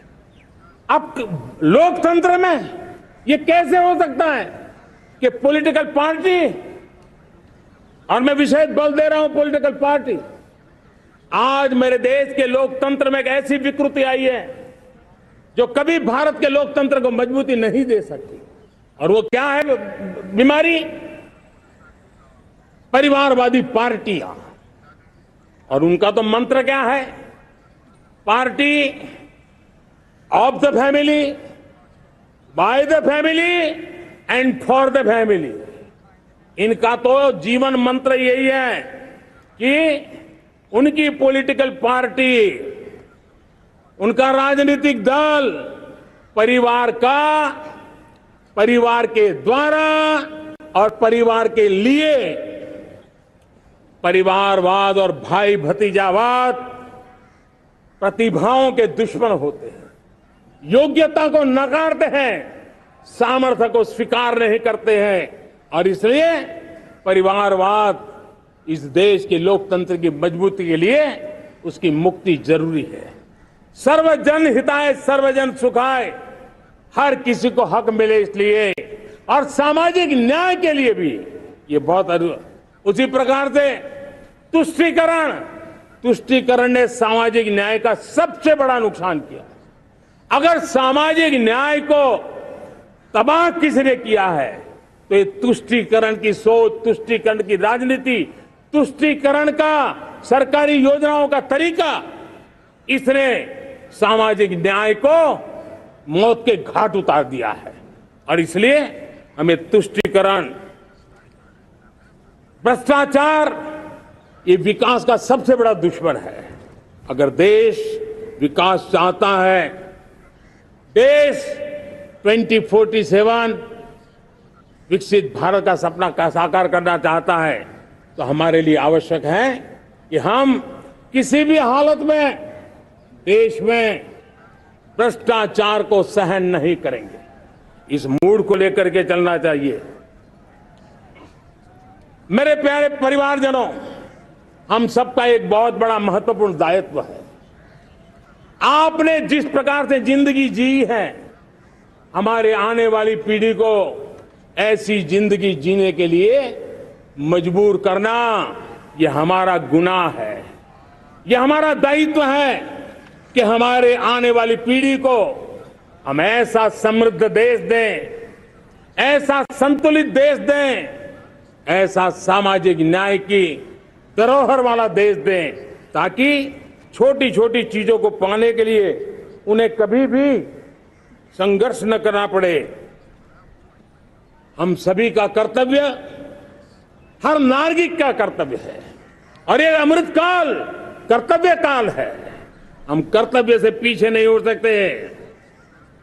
हमें वो भारत बनाना है जो पूज्य बापू के सपनों का था। हमें वो भारत बनाना है जो हमारे स्वतंत्र सेनानियों का सपना था। हमें वो भारत बनाना है जो हमारे वीर शहीदों का था, हमारी वीरांगनाओं का था, जिन्होंने मातृभूमि के लिए अपना जीवन दे दिया था। मेरे प्यारे परिवारजनों, मैं जब 2014 में आपके पास आया था, तब 2014 में मैं परिवर्तन का वादा लेकर के आया था। 2014 में मैंने आपको वादा किया था मैं परिवर्तन लाऊंगा, और 140 करोड़ मेरे परिवारजन, आपने मुझ पे भरोसा किया और मैंने विश्वास पूरा करने की कोशिश की। रिफॉर्म, परफॉर्म, ट्रांसफॉर्म, वो 5 साल जो वादा था वो विश्वास में बदल गया, क्योंकि मैंने परिवर्तन का वादा किया था। रिफॉर्म, परफॉर्म, ट्रांसफॉर्म के द्वारा मैंने इस वादे को विश्वास में बदल दिया। कठोर परिश्रम किया है, देश के लिए किया है, शान से किया है, सिर्फ और सिर्फ नेशन फर्स्ट, राष्ट्र सर्वोपरि, इस भाव से किया है। 2019 में परफॉर्मेंस के आधार पर आप सबने मुझे फिर से आशीर्वाद दिया। परिवर्तन का वादा मुझे यहां ले आया, परफॉर्मेंस मुझे दोबारा ले आया, और आने वाले 5 साल अभूतपूर्व विकास के हैं। 2047 के सपने को साकार करने का सबसे बड़ा स्वर्णिम पल आने वाले 5 साल है। और अगली बार 15 अगस्त को इसी लाल किले से मैं आपको देश की उपलब्धियां, आपके सामर्थ्य, आपके संकल्प, उसमें हुई प्रगति, उसकी जो सफलता है, उसके गौरवगान, उससे भी अधिक आत्मविश्वास के सामने, आपके सामने मैं महसूस करूंगा। मेरे प्यारे प्रियजनों, मेरे परिवारजनों, मैं आप में से आता हूं, मैं आपके बीच से निकला हूं, मैं आपके लिए जीता हूं। अगर मुझे सपना भी आता है तो आपके लिए आता है। अगर मैं पसीना भी बहाता हूं तो आपके लिए बहाता हूं। क्योंकि इसलिए नहीं कि आपने मुझे दायित्व दिया है, मैं इसलिए कर रहा हूं कि आप मेरे परिवारजन हैं। और आपके परिवार के सदस्य के नाते मैं आपके किसी दुख को देख नहीं सकता हूं, मैं आपके सपनों को चूर चूर होते नहीं देख सकता हूं, मैं आपके संकल्प को सिद्धि तक ले जाने के लिए आपका एक साथी बन करके, आपका एक सेवक बन करके, आपके साथ जुड़े रहने का, आपके साथ जीने का, आपके लिए जूझने का मैं संकल्प लेकर के चला हुआ इंसान हूं। और मुझे विश्वास है हमारे पूर्वजों ने आजादी के लिए जो जंग लड़ा था, जो सपने देखे थे, वो सपने हमारे साथ है। आजादी के जंग में जिन्होंने बलिदान दिया था, उनके आशीर्वाद हमारे साथ है। और 140 करोड़ देशवासियों को एक ऐसा अवसर आया है, ये अवसर हमारे लिए एक बहुत बड़ा संबल लेकर के आया है। और इसलिए मेरे प्यारे प्रियजनों, आज जब मैं अमृत काल में आपके साथ बात कर रहा हूं, ये अमृत काल का पहला वर्ष है। ये अमृत काल के पहले वर्ष पर जब मैं आपसे बात कर रहा हूं, तो मैं आपको पूरे विश्वास से कहना चाहता हूं, चलता चलाता काल चक्र, चलता चलाता काल चक्र, अमृत काल का भाल चक्र, चलता चलाता काल चक्र, अमृत काल का भाल चक्र, सबके सपने, सबके सपने, अपने सपने, सबके सपने, अपने सपने, पनपे सपने सारे, सबके सपने, अपने सपने, पनपे सपने सारे। धीर चले, वीर चले, धीर चले, वीर चले, चले युवा हमारे। धीर चले, वीर चले, चले युवा हमारे। नीति सही, नीति सही, रीति नहीं, नीति सही, रीति नहीं, गति सही, गति सही, राह नहीं, गति सही, राह नहीं। चुनो, चुनो चुनौती, चुनो चुनौती सीना तान, चुनो चुनौती सीना तान, जग में बढ़ाओ देश का नाम।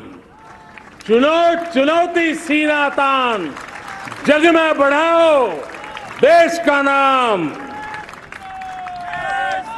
मेरे प्यारे परिवारजनों, हिंदुस्तान के कोने कोने में बैठे हुए मेरे परिवारजन, दुनिया के कोने कोने में जाकर के बसे हुए मेरे परिवारजन, आप सबको आजादी के पावन पर्व की फिर एक बार मैं बहुत बहुत शुभकामनाएं देता हूं।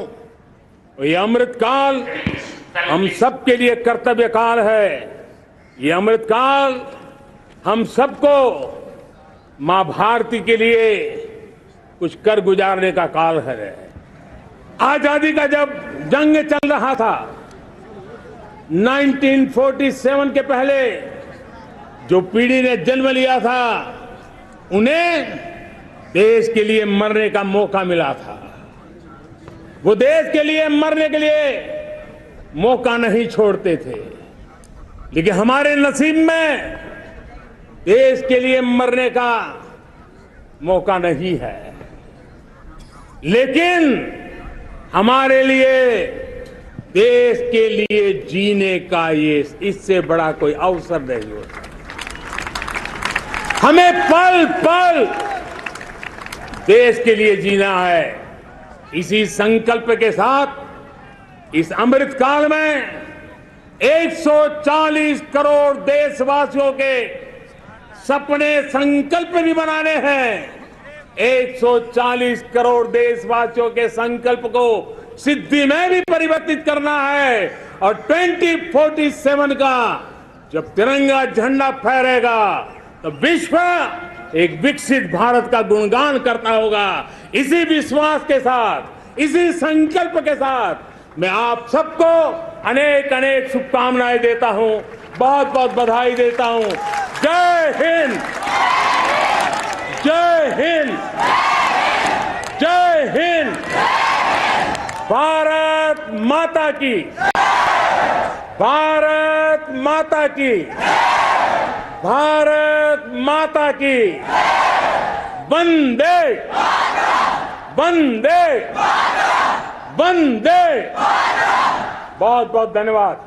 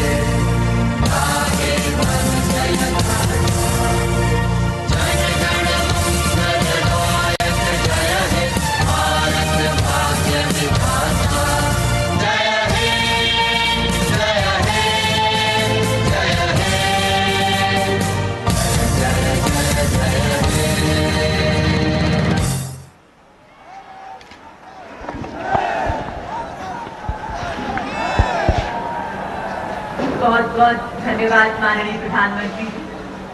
और अब ये देखिए, Prime Minister Modi sharing with the people his government's achievements and milestones and outlining future initiatives and policy directions. And as is traditional, we can see hundreds of balloons in the colors of the national flag being released into the air. And as they rise up, they celebrate their freedom. They rise with a new purpose, as if carrying with them the hopes and aspirations of a nation on the move towards the promise of a future that is fair for all and bright for generations to come. Just as the symbolic hoisting of our flag symbolizes the rising of a new nation free from colonial rule, the release of these balloons as if towards a higher calling, raising our celebratory spirits to the next level. स्वाधीनता दिवस समारोह रंगों का उत्सव लग रहा है। सभी रंग अपनी पूरी चमक दमक के साथ यहां की फिजाओं में मौजूद। माननीय प्रधानमंत्री लाल किले की प्राचीर से अब प्रस्थान कर रहे हैं।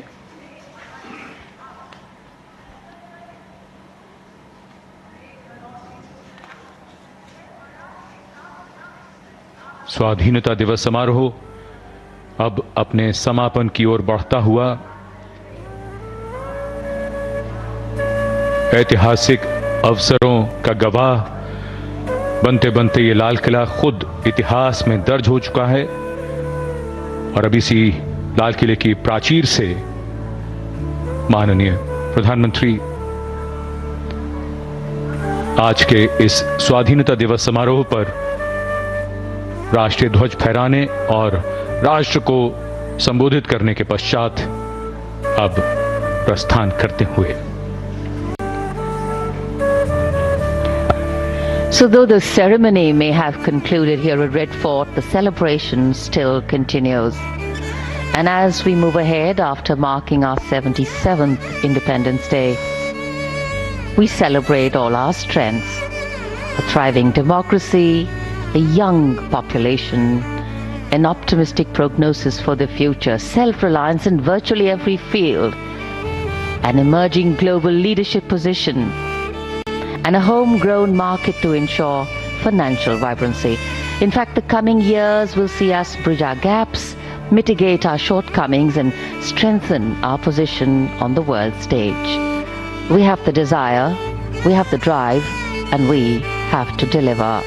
Prime Minister Narendra Modi, after addressing the nation, now leaving Red Fort, माननीय प्रधानमंत्री श्री नरेंद्र मोदी राष्ट्र को लाल किले की प्राचीर से संबोधित करने के उपरांत प्रस्थान कर रहे हैं। भारत का स्वाधीनता दिवस समारोह नए संकल्पों का अवसर। प्रधानमंत्री महोदय ने अपने उद्बोधन में न केवल पिछले उपलब्धियों का जिक्र किया, जहां देश एक नई करवट लेता दिख रहा है, वहीं आगे आने वाले दिनों में देश के सामने जो चुनौतियां हैं, जो संकल्प हैं, उनको भी रेखांकित किया। पिछले वर्षों में देश में जो बदलाव हुए हैं वो अपने आप में नए, अनुपम और अनूठे हैं। ये पॉजिटिव चेंज है, सकारात्मक बदलाव है। समाज का सबसे कमजोर तबके का आदमी भी खुद में जिन्हें महसूस कर रहा है। एक नई उम्मीद है, कुछ बेहतर कर गुजरने का, कर दिखाने का जज्बा है, आगे बढ़ने का जोश है, सफलता का परचम फहराने का बुलंद हौसला है। सरकार पर भरोसा है, शानदार वर्तमान के दम पर चमकदार भविष्य बनाने की ओर बढ़ते कदमों ने न्यू इंडिया के सपनों में रंग भरना शुरू कर दिया है।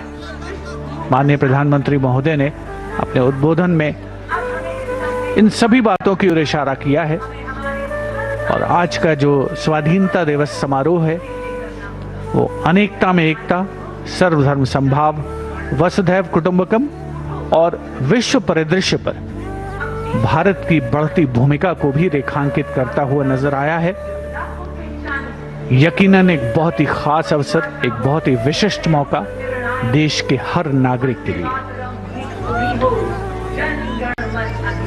लाहौरी गेट से बाईं ओर माननीय प्रधानमंत्री का काफिला बढ़ता हुआ लाल किले की प्राचीर के सामने का चौक, जहां ज्ञान पथ है, वहां एनसीसी के कैडेट्स मौजूद हैं। प्रधानमंत्री हर वर्ष स्वाधीनता दिवस समारोह पर संबोधन के पश्चात यहां स्कूली बच्चों और एनसीसी कैडेट से अवश्य मिलते हैं। यह ऐसा अवसर होता है जो इन किशोरों के लिए बहुत ही प्रेरणादायी और यादों में संजोकर, सहेजकर रखने का अवसर होता है।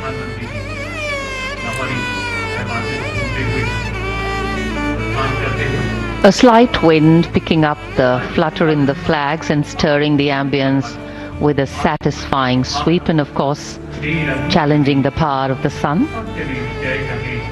The Prime Minister's carcade now stopping on the road in front of the fort's moat, across which school children, NCC cadets, have been sitting with great discipline, great respect, and of course great expectation for this view, for the close-up view of Prime Minister Narendra Modi as he alights from his vehicle to go down deep into their seating area to meet and greet them.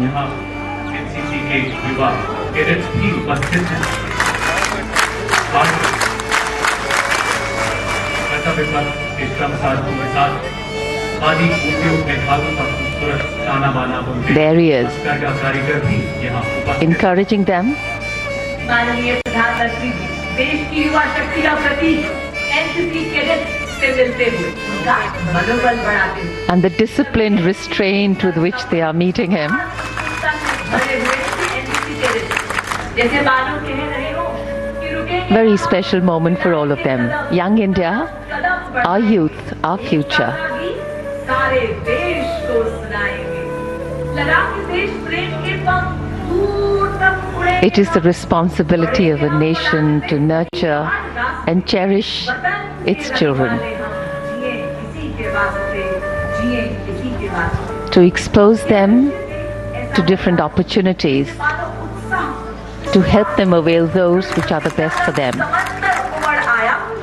And these moments and these words of encouragement, these conversations, these slightly light-hearted interactions with their Prime Minister, definitely going to leave some very special memories in their hearts. देश के कोने कोने से ये NCC cadets यहाँ पहुँचे हैं और माननीय प्रधानमंत्री महोदय, उनकी यही खासियत है, देश के सर्वोच्च नेतृत्व का युवा शक्ति से सीधा संवाद, अनुशासन बनाए रखना है, साथ ही साथ बातचीत भी करनी है, इंटरेक्शन भी करना है माननीय प्रधानमंत्री महोदय से। इस प्रकार माननीय प्रधानमंत्री युवाओं के बीच एनसीसी की जो तीनों विंग्स हैं उसमें देश के कोने कोने से 1100 कैडेट्स यहाँ पर पहुँचे हैं, भारत माता की जय के नारे लगाते हुए। हमारी मदद करता है। ये सभी कैडेट्स शासन की सीमा के साथ अपने आप को रोक नहीं पा रहे हैं, उनके अंदर का जो उत्साह है, जो आह्लादित महसूस कर रहे हैं, अगर उनसे पूछा जाएगा तो शायद शब्दों में उसे बयान करना मुश्किल होगा। यकीनन इन सभी के लिए एक बहुत ही यादगार, कभी ना भुलाने वाला, अविस्मरणीय मौका। एक शब्द है कनेक्ट, जिसको हम अब देख रहे हैं। प्रधानमंत्री किसी भी उम्र के व्यक्ति के साथ जिस तरह से संपर्क स्थापित करते हैं वो बहुत सीखने लायक भी है और वो एक बिल्कुल अद्भुत सा क्षण होता है। इन सभी एनसीसी कैडेट्स के लिए, जो स्कूली छात्र छात्राएं हैं, ये एक ऐसा मौका जिसकी कल्पना अक्सर करना मुश्किल होता है कि जब देश के प्रधानमंत्री के आप इतने निकट हों।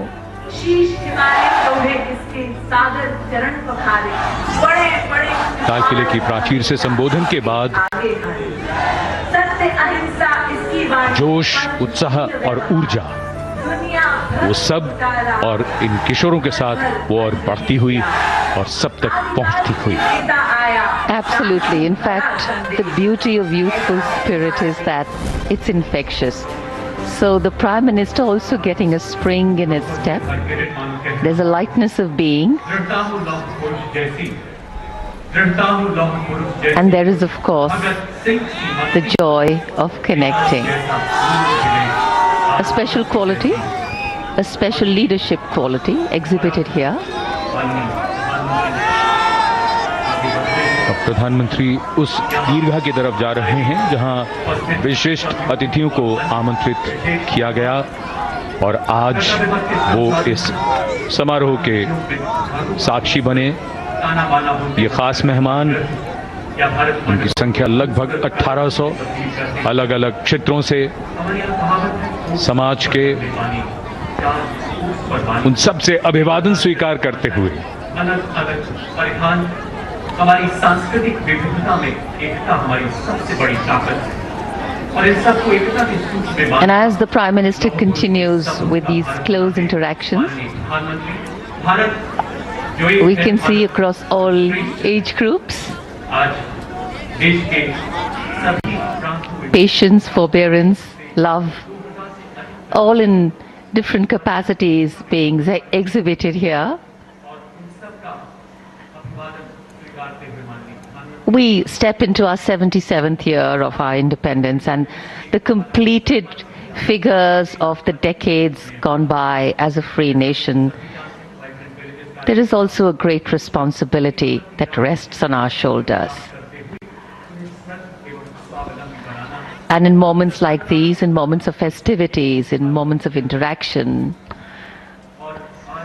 we also reflect often, have we achieved what we envisioned for ourselves? Yes, we have in many ways. Have we made progress? Have we managed to ensure that the most needy have also been included? Attempts are definitely on. And the times are changing so rapidly, and the relevance of what we have achieved to the advancements made have never been so critical, and India is on the cutting edge of that movement. कोई उन्हें मिलना चाहता है, कोई उन्हें छूना चाहता है, कोई उन्हें कुछ भेंट करना चाहता है, और अधिकतर लोग अपने कैमरों में उन्हें कैद कर लेना चाहते हैं। ये उनके लिए एक ऐसी पूंजी है जो बेशकीमती है। प्रधानमंत्री स्वयं चाहते हैं कि वो एक एक व्यक्ति से मिले। अद्भुत दृश्य, इनका आनंद लीजिए। The meeting of hands, the meeting of hearts, the meeting of people. Red Fort today witness to some very precious moments for a diverse lot of people. Extremely happy that they came here in person to attend this ceremony.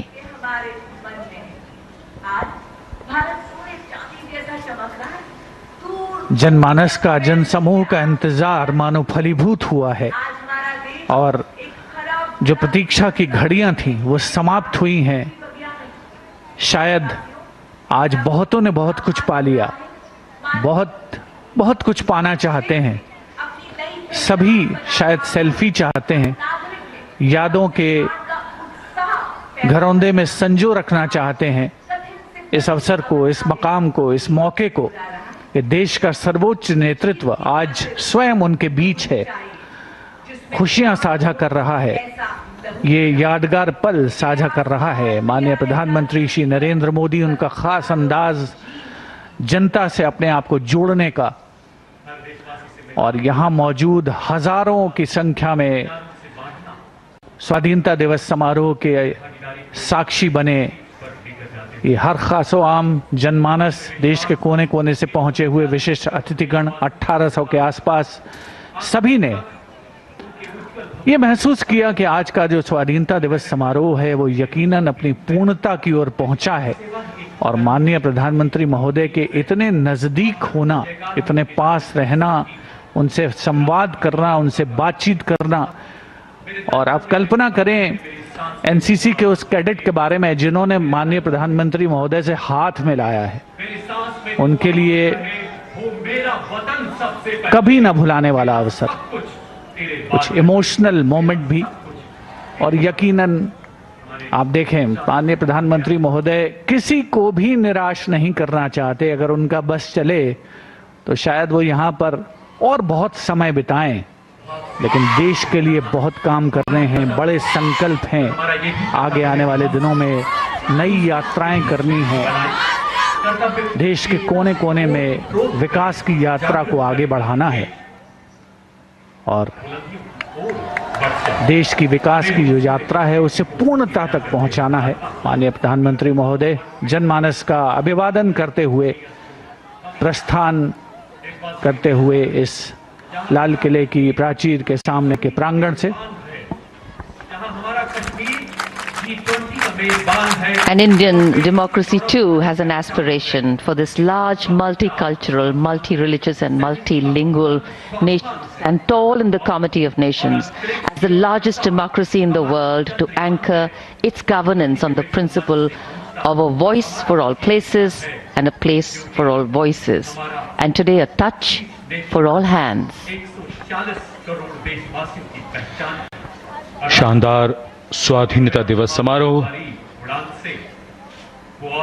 समापन की ओर बढ़ता हुआ, और लाल किले के सामने से अब माननीय प्रधानमंत्री प्रस्थान कर रहे हैं।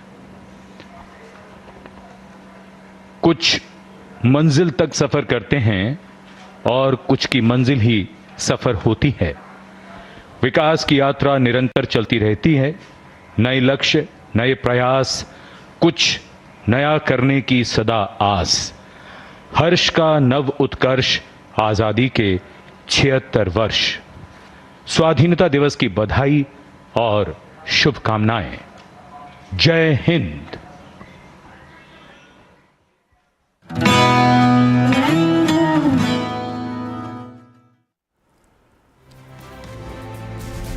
All right, so the Prime Minister over there departing the Red Fort. Now, it has been the longest speech that the Prime Minister has given at the Red Fort since he became the PM of the country. Joining me on the broadcast is Major Gaurav Arya. Major Arya, good morning.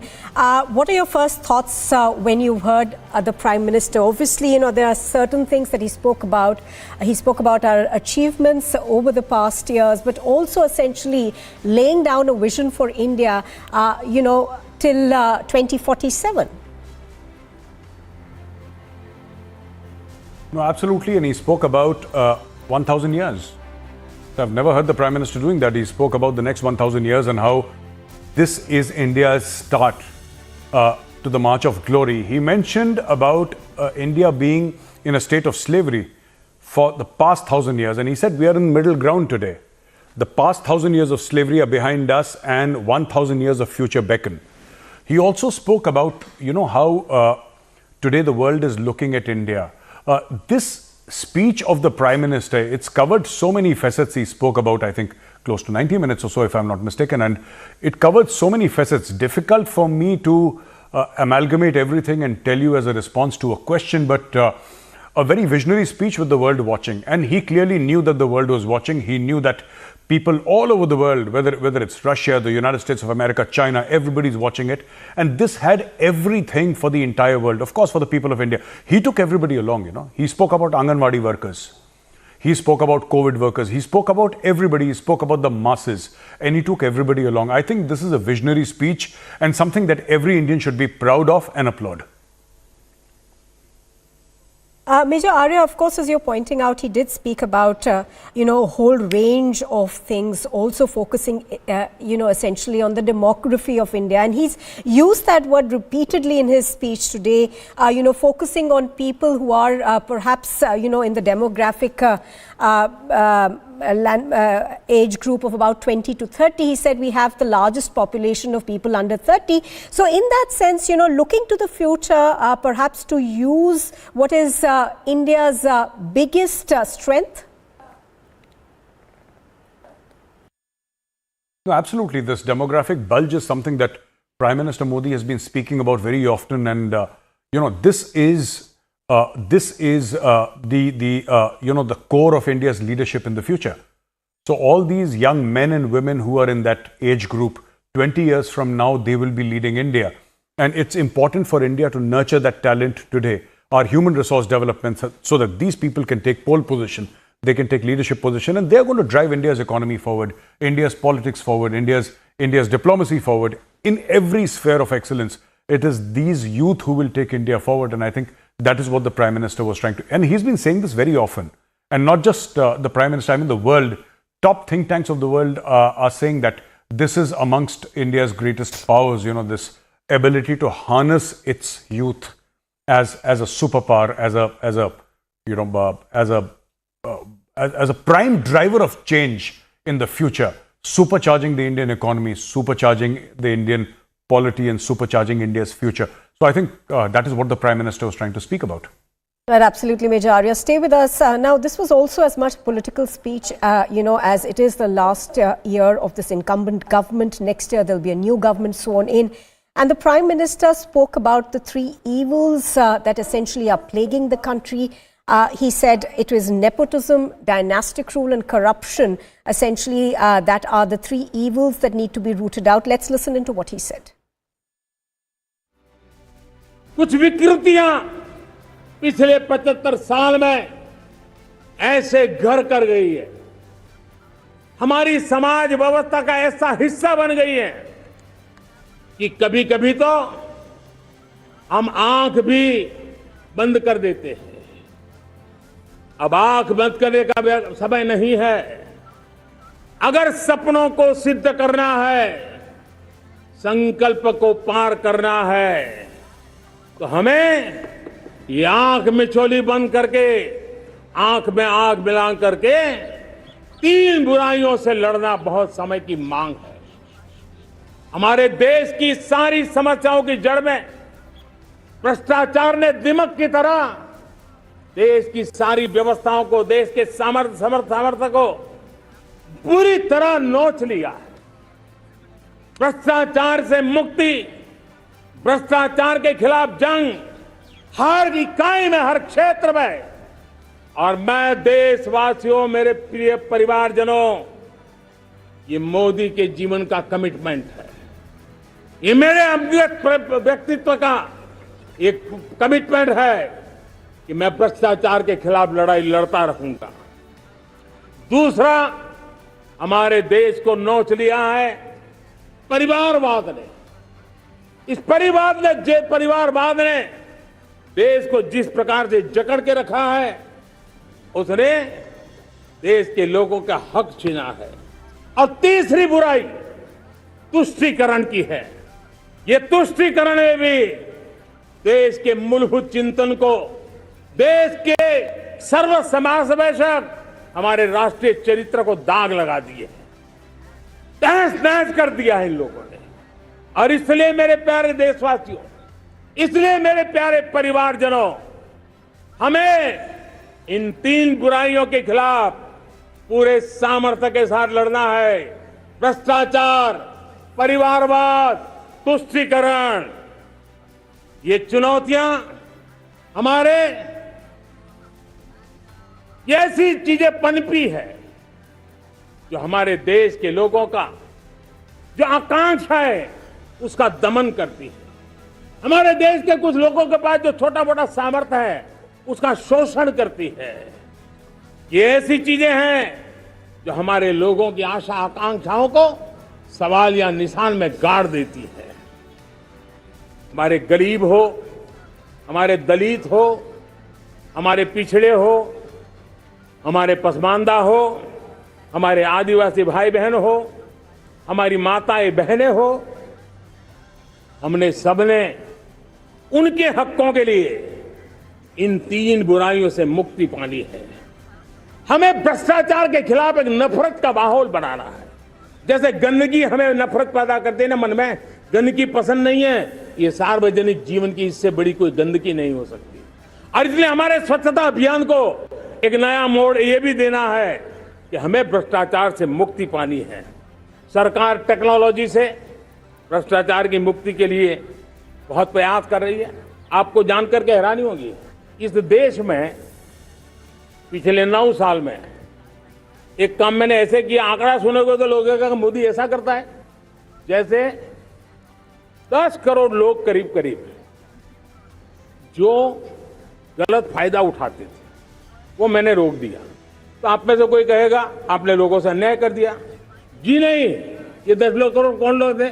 ये 10 करोड़ वो लोग थे जिनका जन्म ही नहीं हुआ था और उनके नाम पर उनके विडो हो जाते थे, वो वृद्ध हो जाते थे, वो दिव्यांग हो जाते थे, फायदे लिए जाते थे।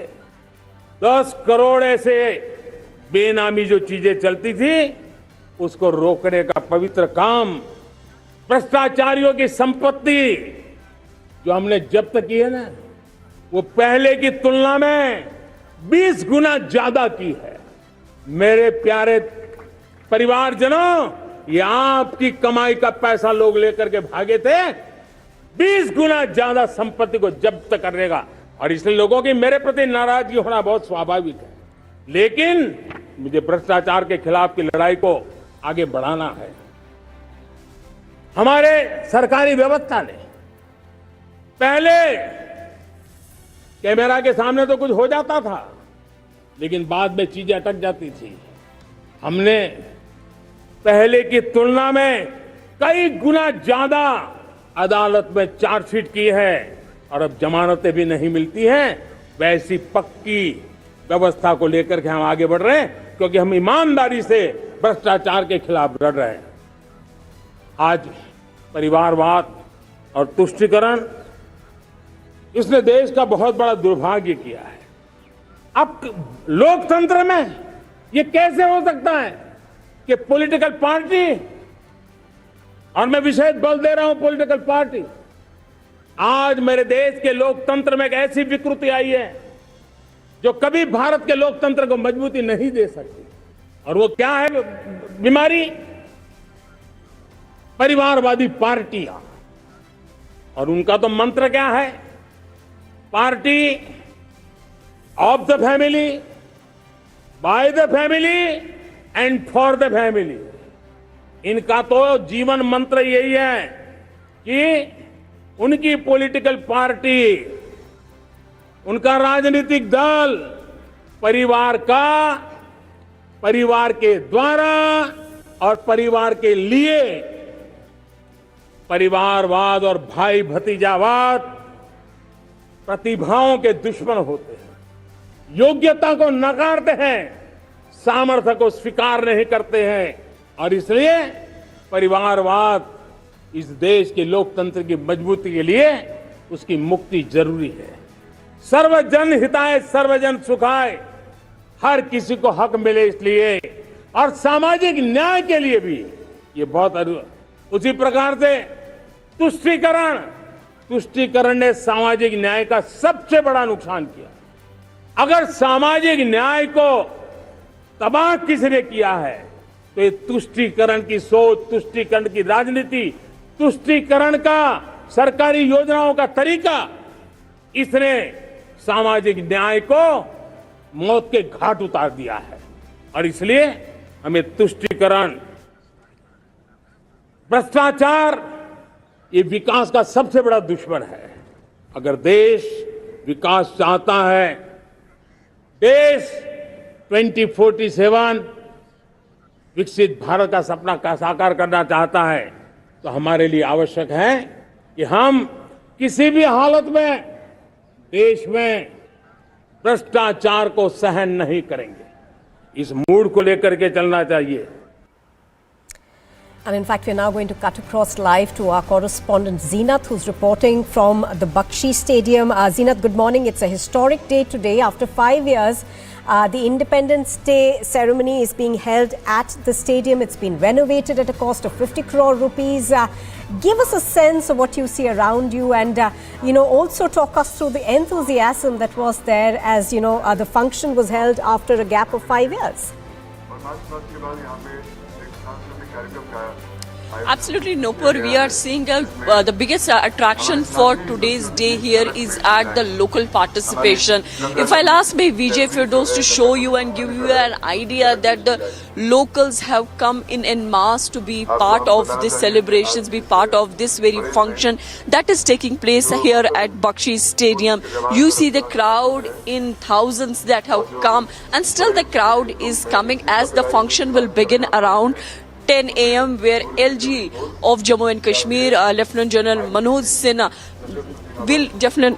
Governor Manoj Sinha will be here, and he will unfurl tricolor. So this is the first time when we see the huge numbers of locals coming here to be part of the celebrations. Earlier, we would not see this kind and this number of crowd, but this is definitely after the abrogation of Article 370, when slowly things started improving on ground, and now we are seeing the locals being part of the celebration. Earlier, what used to happen, even if locals wanted to be part of the celebrations, but they would get the threat letters or the statements from the terror outfits not to be part of the celebration, so they would avoid coming to the venue. But now we are seeing the things on ground have changed, because the way Jammu Kashmir Police along with other security forces have been able to neutralize those threats, be it of the terrorists or the OGWs, or even the threats or those who were working online on social media to generate those threats. If we talk about... Absolutely, Zeenat, I just wanted to ask you something. If you can hear me, Zeenat.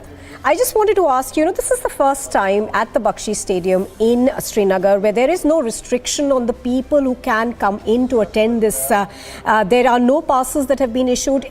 Anybody who wants can come in and attend the ceremony. So that for Srinagar is a big first. Oh, absolutely. That is what I said, Nurpur, that this is the first time when we are not seeing the barricades on ground. There is no frisking, no questioning being done by the security forces. Roads are all open. And this is the first time when the divisional administration has made it clear that they are not issuing any entry passes. Whosoever wants to come, they can come on their own will, as the roads, the gates are open for the public participation at this very important event. So that is also one of the reasons that we see a huge number of crowd here, be it the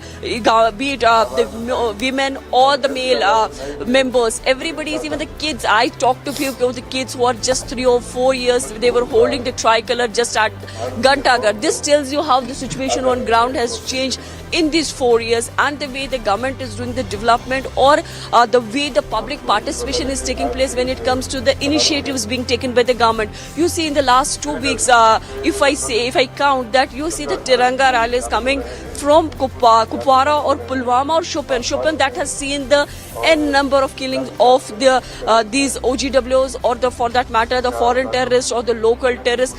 The situation in South Kashmir has changed. This is a message. Yesterday there was a Tiranga rally at Letpora. Zeenat, I'm afraid I'll have to interrupt you. We're getting some issues with your feed. If you could just fix that, we'll come back to you. I'm going to go across to Gursimran right now. Gursimran, you are, of course, at the Octroy post of the BSF. Give us, at the international border rather, give us a sense of what's happening around you. You know, it is one of the places where ceremonies take place. Yes, right now we are in the Octai post of the BSF, where the sweet exchange between the BSF and the Pakistani troop rangers have taken place. Now the senior officials of the BSF, including the DIG, is returning back after exchanging the sweets with the Pakistani side. Yesterday the sweet exchange has taken place on the eve of Pakistan's Independence Day, and today the Independence Day of India is being celebrated, and the Pakistani side has come along with the sweets, and the senior officials of the border security force, they are here at the international border exchanging the sweets with the Pakistani side, and now they will be returning. It is important to mention that post the ceasefire pact that was restitched between both the armies in 2021, there has been peace prevailing on the international border. Otherwise this area has been completely under the shelling of the Pakistani side, but now the peace has prevailed, and the senior officials of the BSF, including the DIG BSF, they are also returning from the Pakistani side after the sweet exchange. Sir, independence day पे क्या संदेश रहेगा देशवासियों के लिए? देखिए, सबसे पहले तो मैं पूरे देशवासियों को पुनः बहुत बहुत शुभकामनाएं और बधाई देना चाहता हूं। आज पूरा देश स्वतंत्रता दिवस का पर्व मना रहा है, और BSF भी उसको लड़के और अपने जवानों के साथ बहुत ही अच्छे जोशो खरोशों के साथ आज का पर्व मना रहे हैं। आज स्वीट एक्सचेंज हुआ है पाकिस्तान? हाँ, बिल्कुल हुआ। ये कस्टमरी हमारा रिवाज है, हर साल की बात ही इस साल भी अपने स्वतंत्र दिवस पे हमने उनको मिठाई दी है, और कल उन्होंने हमें भी मिठाई दी। So the sweet exchange has taken place. The BSF troops have exchanged the sweets that the Pakistani side has given to the India, and now the 131 feet long tricolor is flying high here at the border outpost Octai. This is one of the forward areas where the Indian Army carries out this ceremony of the Independence Day as well as Republic Day, and sending a clear-cut message to the Pakistan. Yes. Right, Gursimran, do stay with us. And Major Arya, if I could come back to you. Major Arya, you know, the Prime Minister began his speech by talking about Manipur. He spoke about, the issues that we've seen there. He spoke about the wave of violence. So in that sense, also reaching out to, the troubled state. What are your thoughts on it? No, absolutely, Nupur. He mentioned Manipur, and I think this will, put some balm upon all the hurt that has happened in Manipur. Manipur is extremely, extremely unfortunate, and that the Prime Minister mentions Manipur on his 15th of August speech. I think it's, it is big, and it will go a lot further. He said that Manipur will see peace, and which Manipur will, because this clearly shows it is on the Prime Minister's personal radar.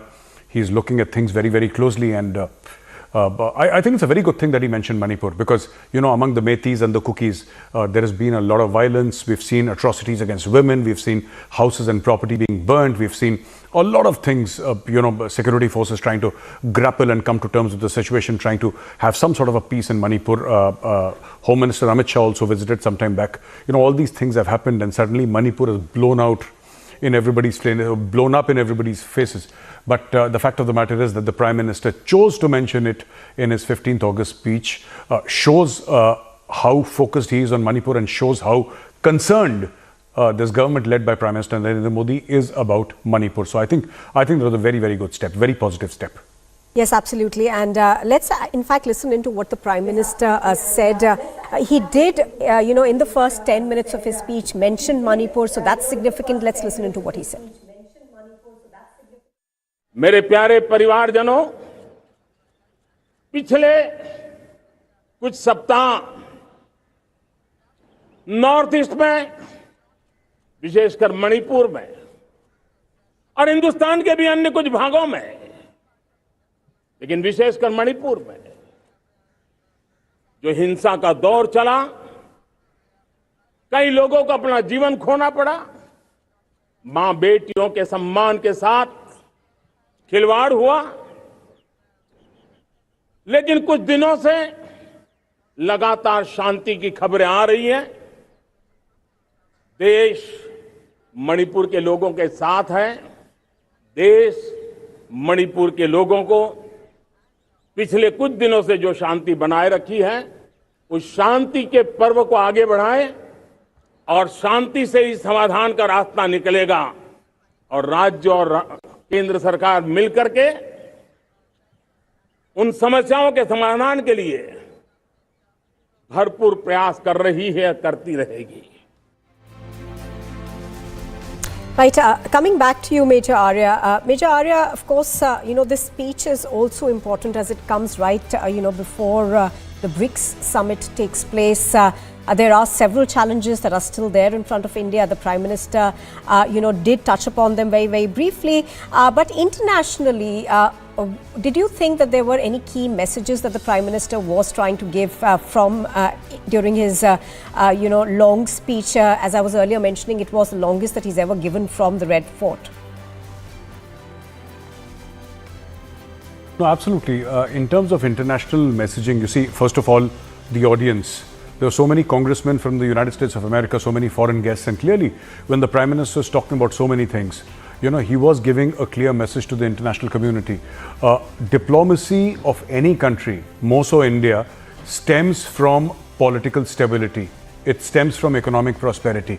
And this is the Prime Minister's way, this was the Prime Minister's way of giving a message to the world that India, he said that we will become the third largest economy in the world. So what is he trying to say? In essence, when he says that we will become, we were the 10th largest, we became the 5th largest, then we'll become the third largest economy in the world. So what is he trying to say essentially? He's saying, come make in India. He's saying, come invest in India. He spoke about what India has done for the world. Then he spoke about, how we treat the world as a family, all in front of these foreign guests. So this is the core of India's foreign policy. And I think when he says that India has economically progressed, and India is looking towards the 1,000-year bright future, he's essentially telling the world that you have very relevant and very vital stakes in India. He says, come invest in India. India is the future. And this is exactly what Morgan Stanley said in its report, that, the Indian growth curve is starting and the Chinese growth curve is now coming to an end. So this is exactly what, it's all bagged. What may seem like political rhetoric to a lot of people is actually the speech is backed by a lot of study. It's backed by a lot of data. It's backed by a lot of analysis. This is not political rhetoric. You see, this is what Morgan Stanley said. This is what Standard Chartered said very recently, as recent as 10 days back. Absolutely. So it does look like a good prognosis for the next 10 years at least. Stay with us, Major Arya. I'm going to go across quickly to these very colorful visuals that are coming in of our security forces. I think this is Bikaner. Let's just listen into what's happening. बसंती चोला माए रंग दे बसंती चोला। Thank you. बिल्कुल, जब सीना तान के सरहद पर जब हमारे जवान खड़े होते हैं तो यहाँ इनकी बिल्कुल अलग पहचान होती है। लेकिन जब आज़ादी की बात कर रहे हैं, हम आज़ादी की खुशी की बात कर रहे हैं, आज़ादी के जश्न की बात कर रहे हैं, तो बीएसएफ के जवान आज आपको वो सब कुछ सिखाएंगे, वो बताएंगे और वो गीत सुनाएंगे जिसे आप रिपब्लिक पर सुन रहे हैं, घर बैठे सुन रहे हैं। आज़ादी का जश्न में आप शरीक हो जाइए, क्योंकि अब सांस है जब तलक ना रुकेंगे कदम। सांस है जब तलक ना रुकेंगे कदम, चल पड़े है तो मंजिल को पा जाएंगे। जान प्यारी नहीं है वतन से हमें, मरते मरते सभी को बता जाएंगे। ऐ वतन, ऐ वतन, ऐ वतन, ऐ वतन, वो ज़बानी जो खून को जलाती नहीं, वो वतन के लिए रंग लाती नहीं। दाग लेकर गुलामी का क्यों हम जिए, क्यों हम जिए, सोच कर रातों को नींद आती नहीं। सांस है जब तलक ना रुकेंगे कदम, चल पड़े है तो मंजिल को पा जाएंगे। जान प्यारी नहीं है वतन से हमें, मरते मरते सभी को बता जाएंगे। ऐ वतन, ऐ वतन, ऐ वतन, ऐ वतन। बिल्कुल, जब साथ चलते हैं तो सब कुछ होता है, और जब कंधों से कंधे मिल जाते हैं हुसैन भाई, तो याद आती है उस गाने की, उन शब्दों की कि कंधों से कंधे मिलते हैं, कदमों से कदम मिलते हैं। जी, तो सारे लोग जब कंधा मिलाएंगे, दादा आप भी आइए, और जब कंधों से कंधा मिलेगा, कदम बढ़ेंगे, तो दुश्मन पीछे हटना तय है। जी जी बिल्कुल, ये बॉर्डर सिक्योरिटी फोर्स एक प्रोफेशनल फोर्स है। ये सारे सोल्जर्स जो आप देख रहे हैं आपके साथ जितने भी है, सारे हमारे मेन प्रोफेशन ये नहीं है जिसके हाथ में गिटार है वो गिटार नहीं बजाते। ये कोई आईडी एक्सपर्ट है, तो कोई वेपन एक्सपर्ट है, तो कोई इम्प्रोवाइज डिवाइस जो भी बनाते, सब एक एक। मतलब मैं आपको एक जानकारी और दे देता हूं, जिस हाथ में गिटार है, ये सिर्फ तारों पर जो हाथ और उंगलियां चल रही है, ये ट्रिगर पे भी चलती है, और जब ट्रिगर पे चलती है तो दुश्मन सामने होता है और निशाने पर दुश्मन होता है। और आज जब आजादी का जश्न है तो यहाँ पे गिटार पे उंगलियां हैं, वरना ट्रिगर पे होती है। यानी कि राइफल जब हाथ में होती है, मशीन गन सामने होती है, तो सामने दुश्मन होता है, टारगेट वहां धुआं धुआं हो जाता है। लेकिन यहाँ पे अलग अलग सिचुएशन में सब इसलिए हैं क्योंकि आज आजादी का दिन है, और जब आजादी की बात कर रहे हैं, आजादी की शान की बात कर रहे हैं, तो सब कुछ उस झंडे के नीचे होता है, उस तिरंगे के नीचे होता है, जहां सब कुछ आगे बढ़ने के लिए होता है। नए देश, नई उमंगे, हमारा प्यारा भारत, और कंधों से कंधे मिलते हैं। जी जी सभी। And we are now going to quickly take you across to Srinagar, where the tricolor was unfurled at the Lal Chowk. Century Laminates brings you this report. ऐसे कश्मीर को जब हम यहाँ पर आ रहे थे तो भी शायद नहीं सोचा था, इससे पहले भी कई बार हम लोग यहाँ पर पहुँचे होंगे कश्मीर में, लेकिन इस तरीके का सुकून, अमन हमने शायद पहले कभी लाल चौक पर नहीं देखा है। देखिए महिलाएं हैं, थिरक रही हैं। ये तस्वीर आपने कभी सपनों में नहीं सोची होगी कि कश्मीर में हो सकता है, लाल चौक पर हो सकता है, जहाँ पर आपने देखा कि सिर्फ और सिर्फ आपको आतंक का एक साया देखने को मिला है। आप लोग बताइएगा कैसा महसूस कर रही हैं आज? अच्छा महसूस हो रहा है यहाँ पे। हम तो बाहर से आए हुए हैं, लेकिन श्रीनगर का माहौल देख के बहुत अच्छा लगा, और मोदी जी की बहुत चपा है कि ये हमें देखने को दिया। Thank you. बिल्कुल, देखिए ये लगातार यहाँ के लोगों का कहना है, और लोग थिरक रहे हैं, लोग नाच रहे हैं। एक बार फिर से बात करने की कोशिश करेंगे। मैम बताइएगा आज जिस तरीके से आप लोग थिरक, बहुत ही अच्छा लग रहा है। 370 के बाद बहुत ही यहाँ माहौल बहुत ही अच्छा लग रहा है, और इससे खूबसूरत माहौल शायद हमने कभी पहले देखा होगा। बिल्कुल बहुत अच्छा लग रहा है। आज हमारे हिंदुस्तान की आज़ादी की वर्षगांठ है, और आप देख रहे हैं एक टाइम में महबूबा मुफ्ती जी बोलती थी कि कश्मीर में हिंदुस्तान का झंडा उठाने वाला कोई नहीं होगा, लेकिन आज कश्मीर के बच्चे, बुजुर्ग, महिलाएं, सबके हाथों में झंडा है। इससे अच्छा बदलाव क्या है? ये बदलाव नहीं तो और क्या है? हमारा कश्मीर खुशहाली की ओर जा रहा है, हमारा कश्मीर बेहतरी की ओर जा रहा है। ये हमारे लिए बहुत ही खुशी की बात है। जय हिंद, जय भारत। जय हिंद, जय भारत का नारा गूंज रहा है। आप बताइएगा, गाना भी देशभक्ति का गूंज रहा है। पहले दुकानें बंद थी, स्कूलों में ताले थे, और बच्चे डरे और सहमे हुआ करते थे। आज देखिए, आज आपको लग रहा है सीधे आप ग्राउंड लेवल पे हो, आपको लग रहा है कोई दुकान यहाँ पे किसी को जबरदस्ती बंद किया गया है। ये वो टाइम नहीं है जब हड़तालें की जाती थी, धमकियों पे 6-6 महीने बंद होता था। आज की डेट में आप लोग कैसे झूम रहे हैं तिरंगा हाथ में लेके, और हम चाहते हैं कि वो लोग भी शामिल हो जाए जो हमसे नाराज हैं। All right. Major Gaurav Arya, over the past 10 years that this government has been in power, one of the things that we have seen is, the symbols of the country have been put on display. We didn't, things like the Har Ghar Tiranga Yatra, things like, the patriotic sort of symbols that should have taken their place much earlier. That's something that we've seen a significant rise in. Your thoughts on that? No, absolutely, Nupur, and I think for the government, it's more than just symbols of patriotism. It's also very cultural for them. I think that is the perspective from which they are coming. It's cultural. So, like for example, Lal Chowk. We saw images of that young man waving the tricolour in front of Lal Chowk. It was in 2017, on 7th of April, if I'm not mistaken, 6th or 7th of April in 2017. I had gone there with the Republic team, and I too waved the tricolour. And in fact, a police gypsy came, and they were almost They almost arrested the Republic team, for daring to wave the tricolour. The police team came and they almost arrested us there. And then other people intervened, and then we were let go. But that is the change that has happened, in the past 6 years. That is the change, especially after abrogation of Article 317/35. Today, what can be a more potent symbol of the state than a tricolour? And we did not have the freedom to wave the tricolour in our Kashmir, in our Lal Chowk, in our Srinagar. That freedom that we have today, it's a result of a lot of hard work that the government and the people of this country, the citizens, have done. And I think it's magnificent. So many other things, these optics, and they really touch the common Indian. And because Prime Minister Modi himself, he comes from a common background, he comes from a humble background, so he knows what these symbols mean to the common man. You see, here is a person who's not just a sharp politician, he's also a very sharp statesman. He realizes how he can motivate the people of India to do better. And for Indians belonging to different castes, different communities, different colors, different religions, different food habits, and this is the most diverse nation on earth. There is no nation on earth that is as diverse as India, and I can say this with full authority. He knows how to bring 140 crore people together, 1.4 billion people on a platform.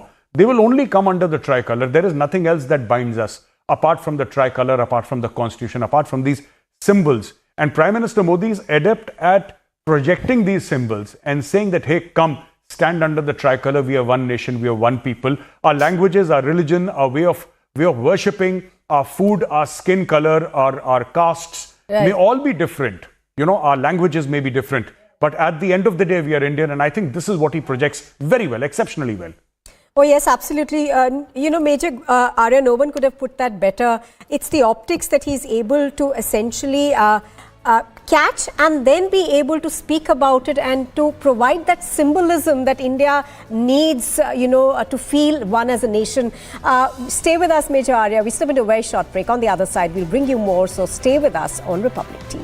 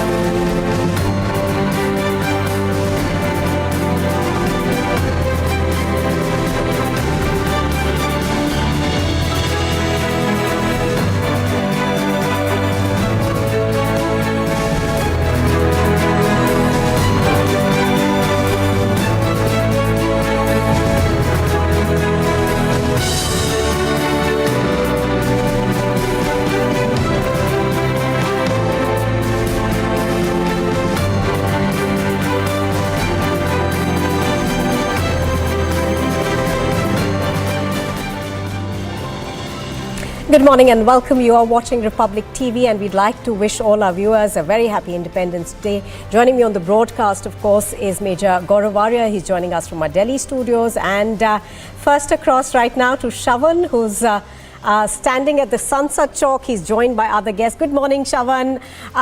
Of course, so far it's been a tricolour-filled day. Everybody is celebrating national symbols.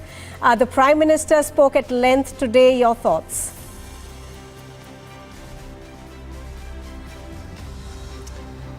Well, in fact, Nupur, to you and to all our viewers tuning in right now, a very happy Independence Day, and what a proud moment for every Indian as we celebrate our Independence Day. In fact, the Prime Minister has set the tone of what every Indian today essentially aspires. Today we're going through a special broadcast from outside the Parliament. From the Sansad Chowk, we have a special guest who will be joining us, and through the day, viewers, we get you voices, unsung heroes that the Prime Minister also spoke about. What is it that makes India so very special, and why is it today, as many would say, we are at the cusp of only taking off? And perhaps that is exactly what the Prime Minister was also indicating, that while there are several nations today going through a slide, India is only growing.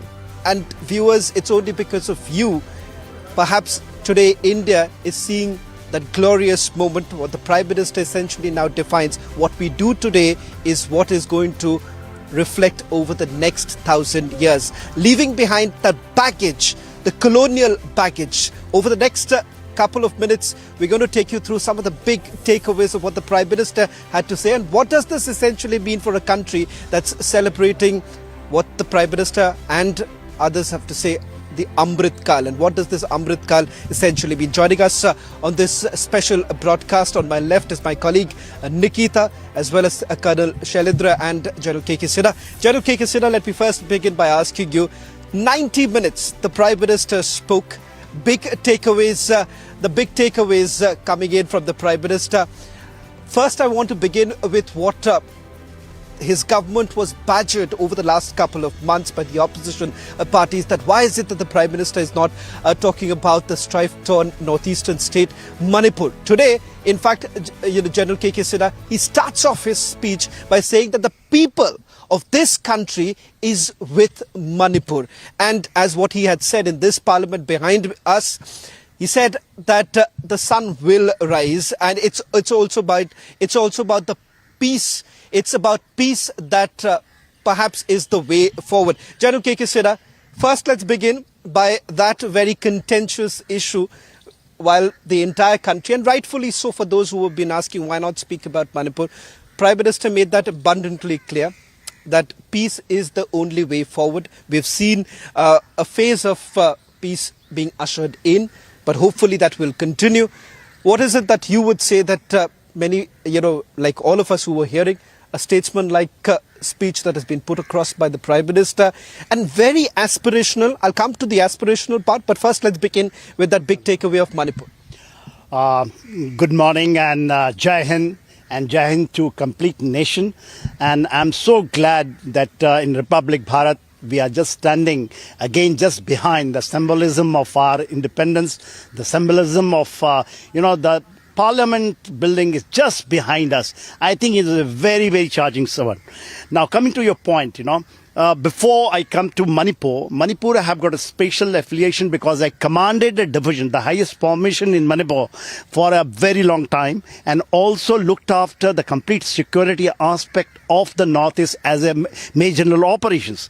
So it is very, very, very close to heart with the ground reality. And first thing, the Prime Minister started speech, 91-minute speech with Manipur, and saying that, the way the things are being controlled, because it is very, very complex. He has not touched where the whole nation and basically the opposition has been saying that the Prime Minister has not been talking about Manipur. He has, no confidence motion was there. Even that time, Pradhan Mantri, it was the Home Minister who touched about the ground reality. And he has said that when he has put the ground reality, and if you have heard that thing, what the Home Minister has said, and that is because I can vouch on that, because I have commanded the highest formation in Manipur for a long time. Right. So everything is spoken that is correct. I am not going to repeat it. And the Prime Minister, what he has said, that the peace and tranquility has now been maintained. No one will be left out, and we have to solve this problem by peaceful means. And that is what exactly, because what I can see, Soren, if you have allowed me to say that, what has happened in Jammu and Kashmir, abrogation of Article 370 and 35, and what we see now, every parameter, what is happening with the normalcy coming, Northeast is the, in the gateway, the Manipur is the gateway of Northeast.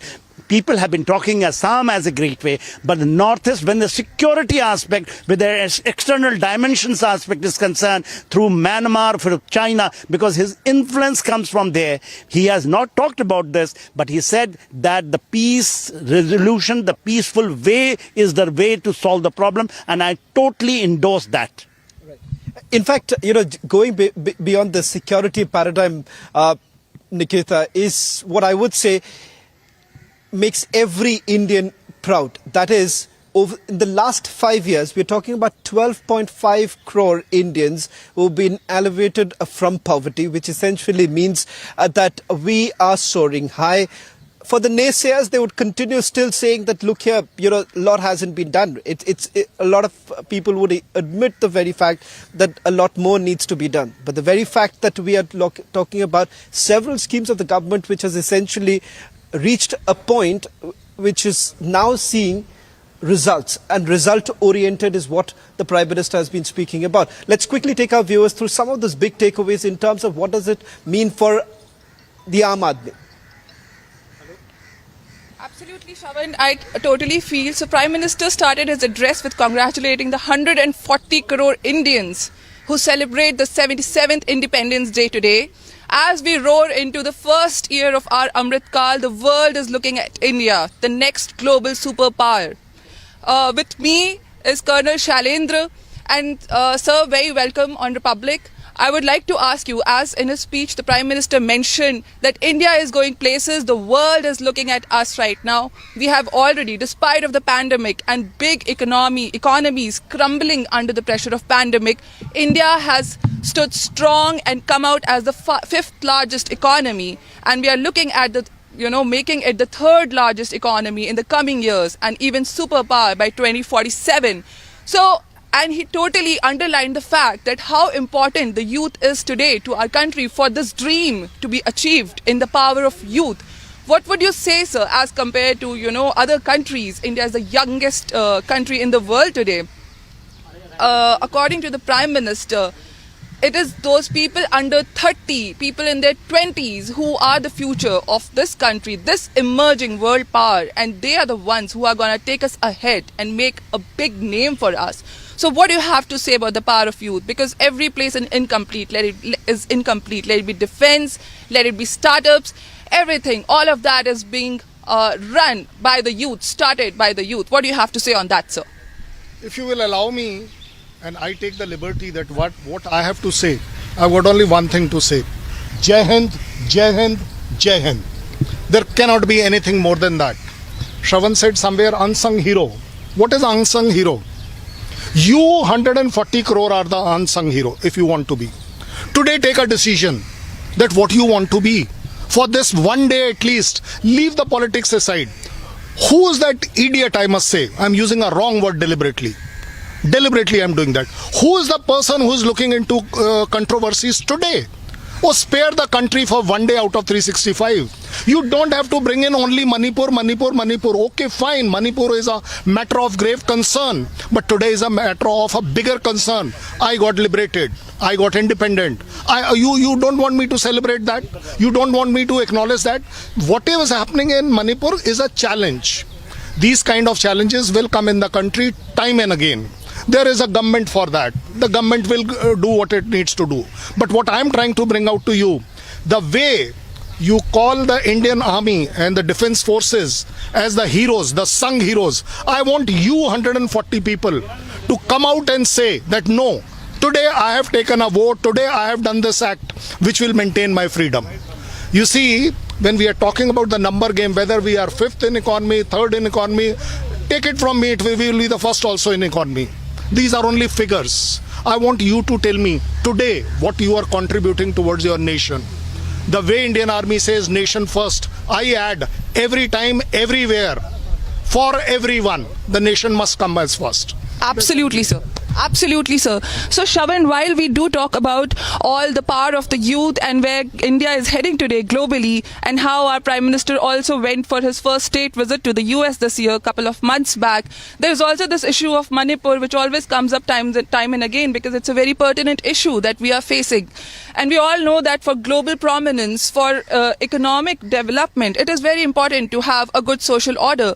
So, how are we actually looking at that now? Well, in fact, one very interesting point that the Prime Minister makes is that post the pandemic, the global order has essentially changed, and the global South is looking forward to India's role. And perhaps, General K.K. Sinha, you would agree that we are talking about a prominent role that India essentially plays as far as the changed global order is concerned. The very fact that you have various nations, the African nations also now coming together and seeking that help from India for looking at a position in the G20. The Prime Minister spoke about it also, and perhaps that is the signal ahead of where India sees, not just domestically, but internationally speaking too, where we are becoming the voice of the global South. And very important point, even domestic, internal problems, the Prime Minister has been emphasizing on the fact that peace is the only way forward.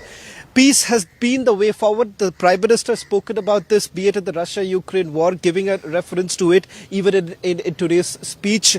And in the days to come, when the G20 becomes the most important, crucial event that India is going to, witness, perhaps our voice is finally being heard. And let's not forget, we are talking on the day when that entire anti-colonial movement started after India's independence. The very fact that, the European imperialism collapsed post-Indian, the fight against colonial movement gave that inspiration to other nations. Today we are doing the very same, inspiring several other countries. Sir, what a point which you have brought it out and you want to dwell upon it. What he has been saying that, we are not taking a lead of the global South. But, what he's saying that we are the voice. He is not saying that we are the leader. What he is talking about, that when he talks about, in Hindi he says, Vishwa Mitra, Vishwa Mangal ki kamnaएं करते हैं. When he is talking about G20 per se, then he says one world, one family, one future. This is what he has given and coined. Now, more or less, the whole world has accepted this. It is a mantra which has been given, coined because he has been coining those things, which is proving it. Because what is going to happen, what you talked about, what is taking in transatlantic region, basically what you said in Europe, where the things are actually ground reality is changing. The era is not of war, but the realignment, which is taking place in those, and every force is going down. And then we are talking about what India has been talking about, Vishwadev Kutungam, the whole world is a family. Everyone started family, accepting this. When he talks about that 140 crores is my family, he has been saying bhai bahno, now he started saying parivar walo mere apne. He is same thing, it is from heart. Now he is talking about the whole global world. When we talk about the global South, what is global South? Global South are those who are underdeveloped, they are on the verge or just getting developed. India is a developing country, and he has benchmarked 1940, then he said 2047, next 25 years. We're the first year of Amrit Kal, that's 25 years. He talks about, and it is for the world. If you say 1100 years, when he's talking about 1000 year, that is the time the whole world got colonized. Everyone was doing, whether it was a Mughal, whether it was, the people. That's a very interesting point also, that he spoke about the very fact that, what was taken away from us, finally perhaps being restored, and it's going to be the way ahead for 1,000 years. General Kekisan, I'm just sorry I'm interrupting you, because I'll just, quickly hand it over to the studios as we take a recap of what the Prime Minister said, because it's not always enough what the Prime Minister, 90 minutes, but I think several people were wanting more as to what is that the Prime Minister perhaps has to offer to the nation. And he, as he ended his speech, says that I'm going to address the nation once again next year. I think so that, General Kekisina, the opposition parties would be up in arms. But over to you, Nupur, as we continue getting more voices from outside the parliament. Right, absolutely, Shravan. As you were talking, of course, and the gentlemen were also speaking about the Prime Minister's speech, one of the things that he spoke about was the demography of India and how it's working in favor. And perhaps, we will see more of it till 2047. We're going to play out that comment of the Prime Minister where he spoke about the trinity of democracy, demography and diversity. And let's listen to what he said.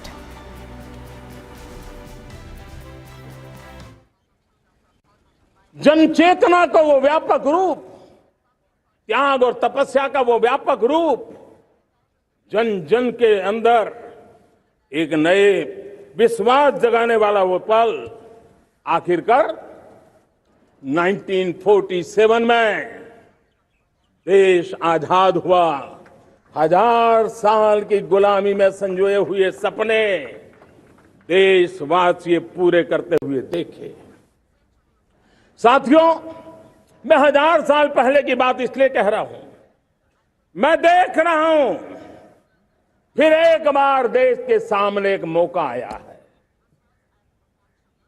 इस ऐसे कालखंड में हम जी रहे हैं, ऐसे कालखंड में हमने प्रवेश किया है, और ये हमारा सौभाग्य है कि भारत के ऐसे अमृत काल में, ये अमृत काल का पहला वर्ष है। या तो हम जवानी में जी रहे हैं, या हम मां भारती की गोद में जन्म ले चुके हैं।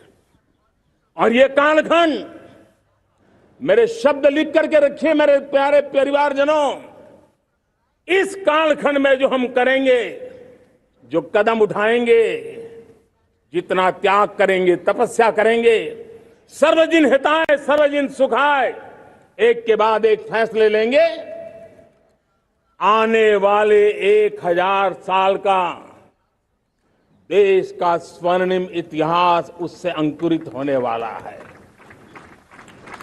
इस कालखंड में होने वाली घटनाएं आगामी 1000 साल के लिए इसका प्रभाव पैदा करने वाली है। गुलामी की मानसिकता से बाहर निकला हुआ देश पंच प्राण को समर्पित होकर के एक नए आत्मविश्वास के साथ आज आगे बढ़ रहा है। नए संकल्पों को सिद्ध करने के लिए वो जी जान से जुड़ रहा है। मेरी भारत माता, जो कभी ऊर्जा का सामर्थ्य था लेकिन राख के ढेर में दबी पड़ी थी, वो भारत मां 140 करोड़ देशवासियों के पुरुषार्थ है, उनकी चेतना से, उनकी ऊर्जा से फिर एक बार जागृत हो चुकी है। मां भारती जागृत हो चुकी है। और मैं साफ देख रहा हूं दोस्तों, यही कालखंड है, पिछले 9-10 साल हमने अनुभव किया है। विश्व भर में भारत की चेतना के प्रति, भारत के सामर्थ्य प्रति एक नया आकर्षण, नया विश्वास, नई आशा पैदा हुई है। और ये प्रकाश पुंज जो भारत से उठा है, वो विश्व को उसमें अपने लिए ज्योति नजर आ रही है। विश्व को एक नया विश्वास पैदा हो रहा है। हमारा सौभाग्य है, कुछ ऐसी चीजें हमारे पास हैं जो हमारे पूर्वजों ने हमें विरासत में दी है और वर्तमान कालखंड ने गढ़ी है। आज हमारे पास डेमोग्राफी है, आज हमारे पास डेमोक्रेसी है, आज हमारे पास डाइवर्सिटी है। डेमोग्राफी, डेमोक्रेसी और डाइवर्सिटी की ये त्रिवेणी भारत के हर सपने को साकार करने का सामर्थ्य रखती। आज पूरे विश्व में वहां देशों की उम्र ढल रही है, ढलाव पर है, तो भारत युवान की तरफ ऊर्जावान होकर के बढ़ रहा है। कितने बड़े गौरव का कालखंड है कि आज 30 साल की कम आयु की जनसंख्या दुनिया में सर्वाधिक कहीं है तो ये मेरे भारत मां की गोद में है, ये मेरे देश में है। और 30 साल से कम उम्र की नौजवान हो मेरे देश के पास हो, कोटि कोटि भुजाएं हो, कोटि कोटि मस्तिष्क हो, कोटि कोटि सपने, कोटि कोटि संकल्प हो, तो भाइयों बहनों, मेरे प्रिय परिवारजनों, हम इच्छित परिणाम प्राप्त करके रह सकते हैं।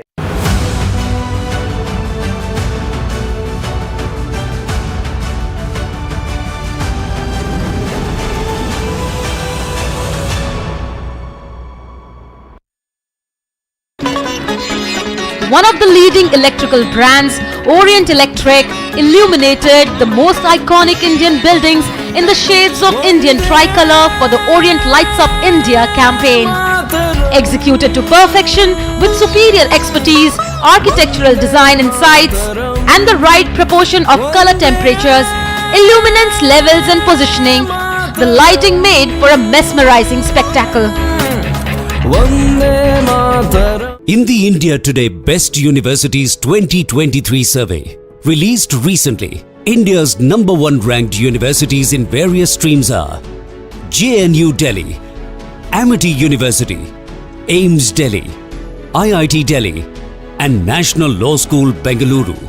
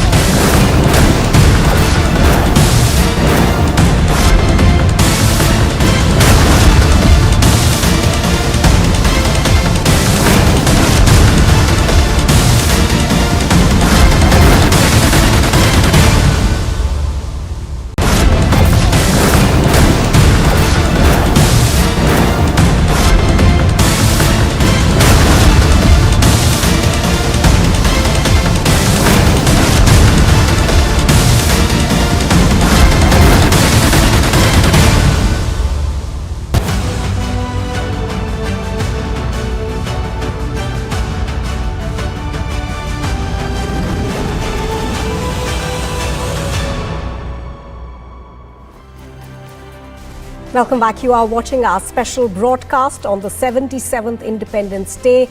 Joining me on the broadcast is Shravan Sen, my colleague. He's reporting from Sansad Chowk. He's also joined by several guests over there. Also joining me from our studios in Delhi is Major General A.K. Sivach joining us on the broadcast. Also is Lieutenant General K.J. Singh, and Major Gaurav Arya continues to be with us in our Delhi studios. Lieutenant General K.J. Singh, if I could come to you, you know, the Prime Minister spoke at length today, and one of the things that he touched upon was the reforms in the defense sector. He spoke about the fact, and I'm quoting what he said, the process to bring in reforms in the armed forces is already underway. Now, this obviously assumes significance because India has been locked in a protracted military standoff with China, and there are certain measures that have already been put in place, and certain which are going to take place, over the period of, say, the next 5 years, looking at the theatre commands and all of that. So what do you make of it, and how do you see this essentially unfolding?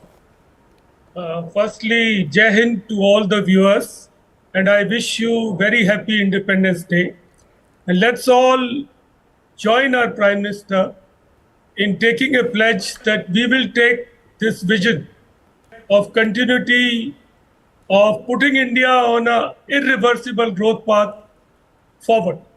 Now, see, I have grown up in a generation where defense reforms were always spoken of. Kargil war happened, and there was a Kargil Review Committee, and they said make a CDS, make theatre commands, but nothing happened. Some few things happened. Headquarter IDS came up, but CDS never came up. Theatre commands never came up. Only Strategic Forces Command came up, and Andaman Nicobar Command. Thereafter, after 2 decades or so, when I was Additional Director General in Perspective Planning, there was Naresh Chandra Task Force. Once again, bureaucratic work and few recommendations, but it didn't get significant push forward. So it was from the ramparts of same Red Fort when Prime Minister Modi surprised everybody. Actually, he surprised everybody by saying that CDS will be appointed.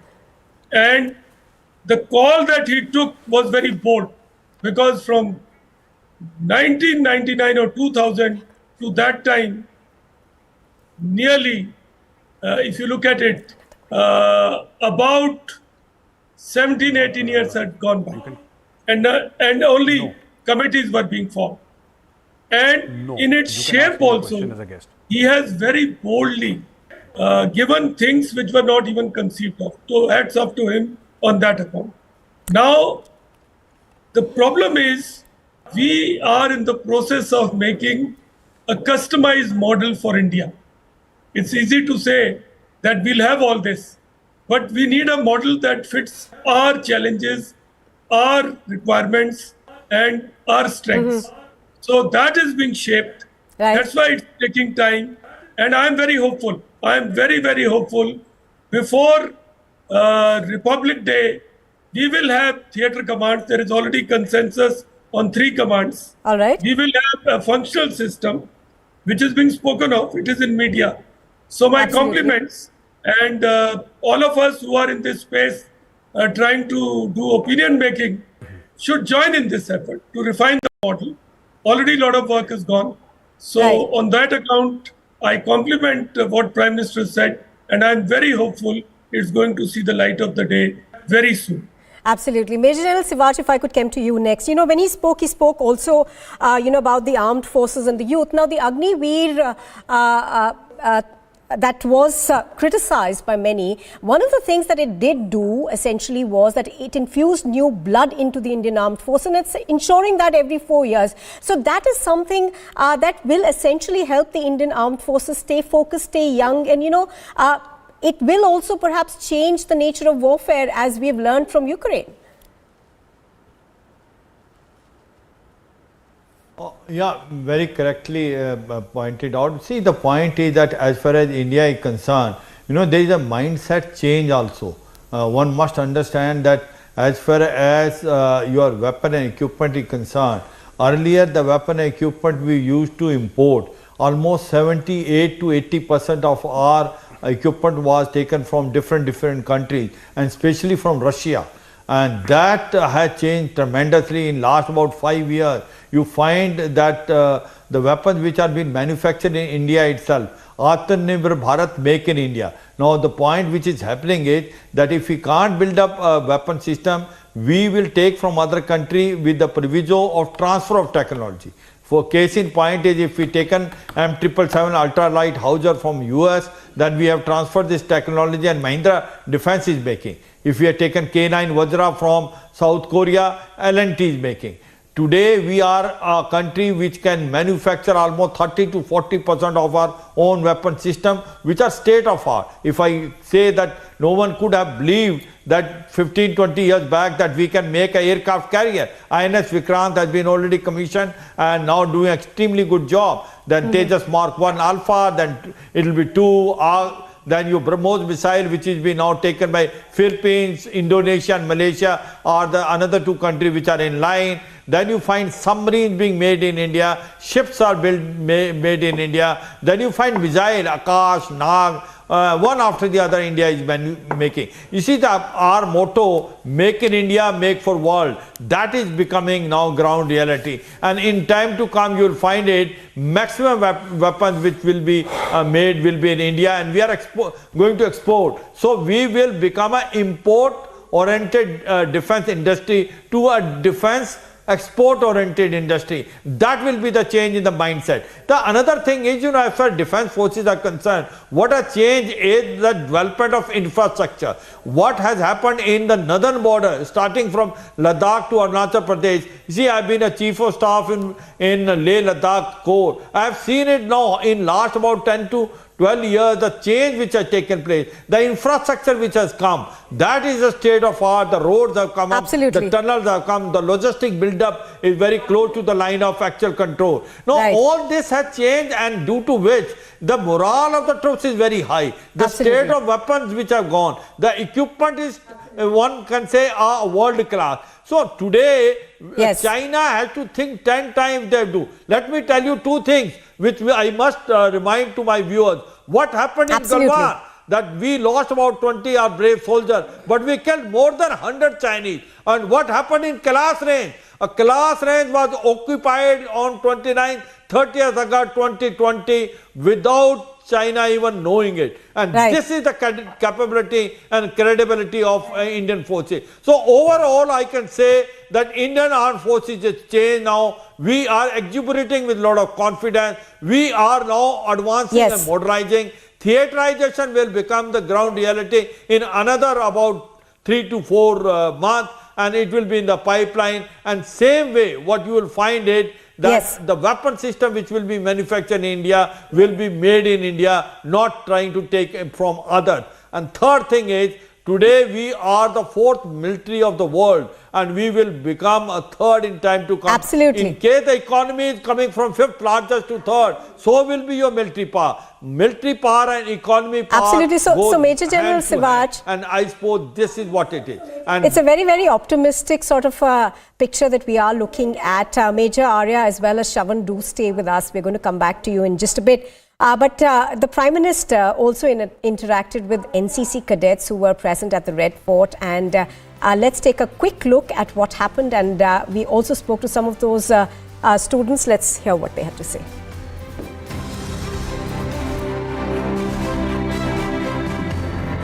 इस वक्त हम लाल किले में हैं और उन तमाम बच्चों के बीच है जिनके बीच में प्रधानमंत्री नरेंद्र मोदी खुद पहुंचे थे इनसे मिलने के लिए। ये सारे के सारे जो युवा हैं अलग अलग स्कूल से पहुंचे हैं, लेकिन जो जोश है वो भरपूर देखा जा सकता है, क्योंकि प्रधानमंत्री ने लाल किले की प्राचीर से जो पूरा संबोधन किया उससे इन युवाओं ने भी सुना है। बहुत ज्यादा जितना भी हमने प्रधानमंत्री जी से सुना है वो उन्होंने वही बताया कि जो अभी चल रहा है। जैसे अभी जो भी अर्थव्यवस्था हमारी 10वें नंबर से 5वें नंबर पे आ गई है, और मोदी जी का ये है कि इसको हम उठा करके 3रे नंबर पे लाएं, तो उसके ऊपर जो भी काम हुआ है वो सारा बताएं और इसको और कैसे और आगे ले जाएं उसके बारे में। अच्छा, सब लोग का पहला ये सेरेमनी है 15 अगस्त का, या इससे पहले भी आप लोगों ने अटेंड किया?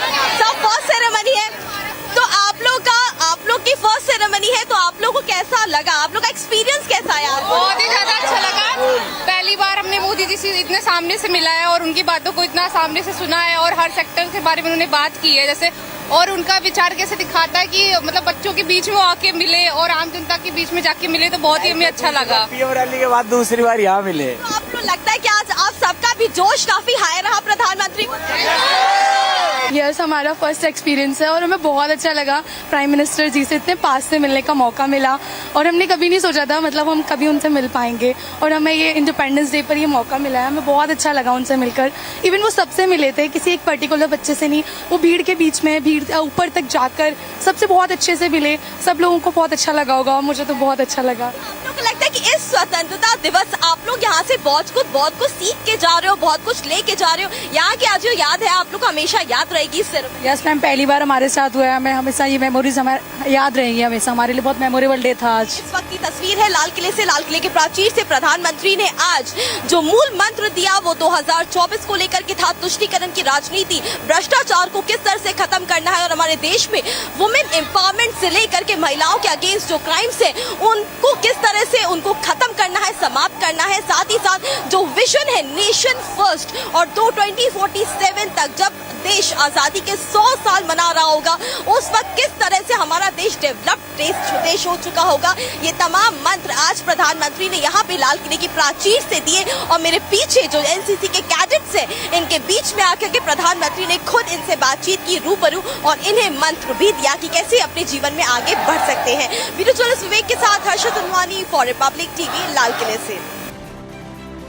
Well, of course, it is a bright, hot day in the national capital, and Shravan continues to be with us from Sansad Chowk. I'm going to request you, Shravan, to stay on. I'm going to come to you in just a bit. Quick question with Major Arya. Major Arya, you know, Major Sivat spoke about infrastructure. Now, that's been a key hallmark of this government. We've seen it in all spheres, whether it is infrastructure in terms of roads, rail services, or infrastructure that's been built specifically in the Northeast. But apart from that, the armed forces reforms have spanned everything, whether it's equipment or it's, the cantonment boards that essentially the government was looking to disband, or various other areas like the Agniveer scheme. Your thoughts on that? No, absolutely, Nupur. I think there has been a 360-degree change in the way the government is looking at the armed forces. It is not just the Agniveer. It is not just, it is not just about, the new weapons and equipment. There is a holistic change. For example, you see a lot more involvement of senior military brass in what we know as military diplomacy, right? It is not that the chiefs have started going outside just now.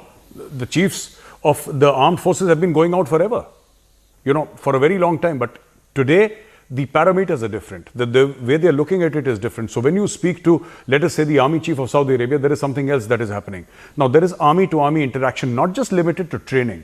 There is actually military diplomacy happening. And beyond it, if you look at the national security paradigm, beyond simply military, but national security paradigm, you always see whenever the Prime Minister is on a visit, on his right hand, if you see Dr. S. Jaishankar, on his left hand, you will always see Mr. Ajit Doval, the National Security Advisor. So this entire thing of national security, how India approaches a situation, right? And armed forces are a very, very integral and extremely important part of the national security apparatus of this country. So it is happening in a certain manner where all the wheels of the state or all the wheels of the national security are being put into motion. Yes, Agniveer is very important. New weapons and equipment is important. This cantonment board issue that you mentioned, very important. And Make in India, extremely important. This is one of the primary learnings from the Russia-Ukraine war, that we cannot be dependent on our outside power for weapons and equipment. What happens if we are in a protracted conflict? So Make in India is extremely important, but also the way the armed forces are now being projected, more exposure is being given at all levels, and people here in the armed forces are learning about the world. This used to happen earlier also. This is not to say that this has started under Prime Minister Modi's regime. I'm not saying that. I'm saying that now this has happened 10x. That is what I'm saying. It's really, really improved. Right. Absolutely. I'm going to go across to Shravan right now. Shravan, today's speech spanned about 90 minutes. It was as much a forward-looking speech where the Prime Minister spoke about his government's achievements, also, in a sense, laying down the framework for, the next 1,000 years. He did mention that. But politically, Shravan, what were the takeaways that you would look at as a journalist he did, talk politics to a large part of that speech.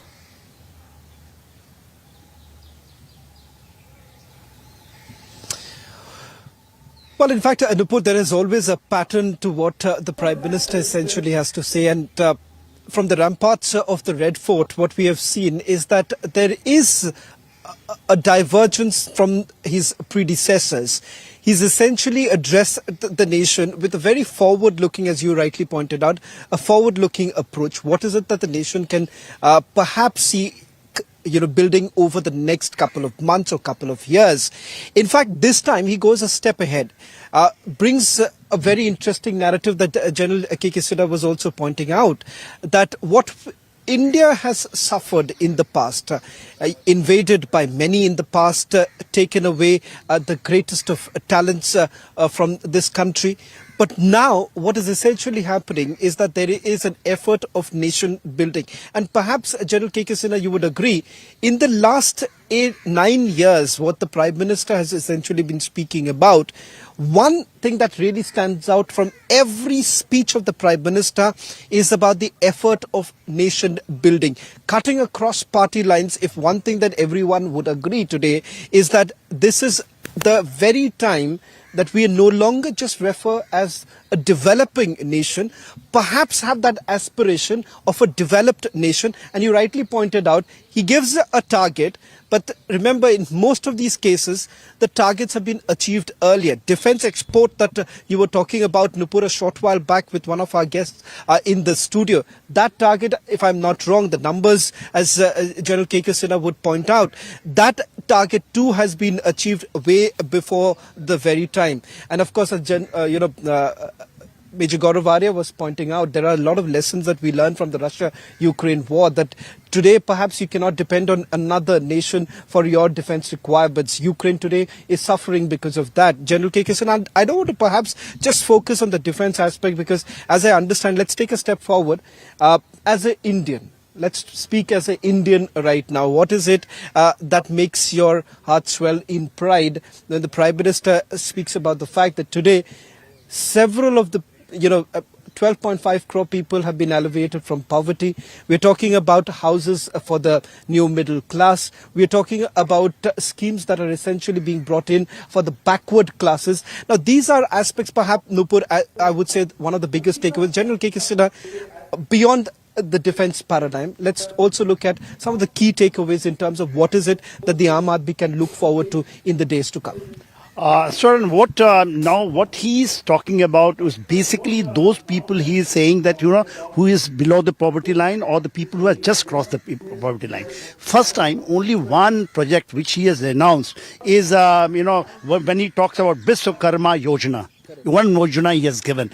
What is this Biswakarma Yojana? He is talking about Biswakarma. He's saying, those classes who are actually the skilled.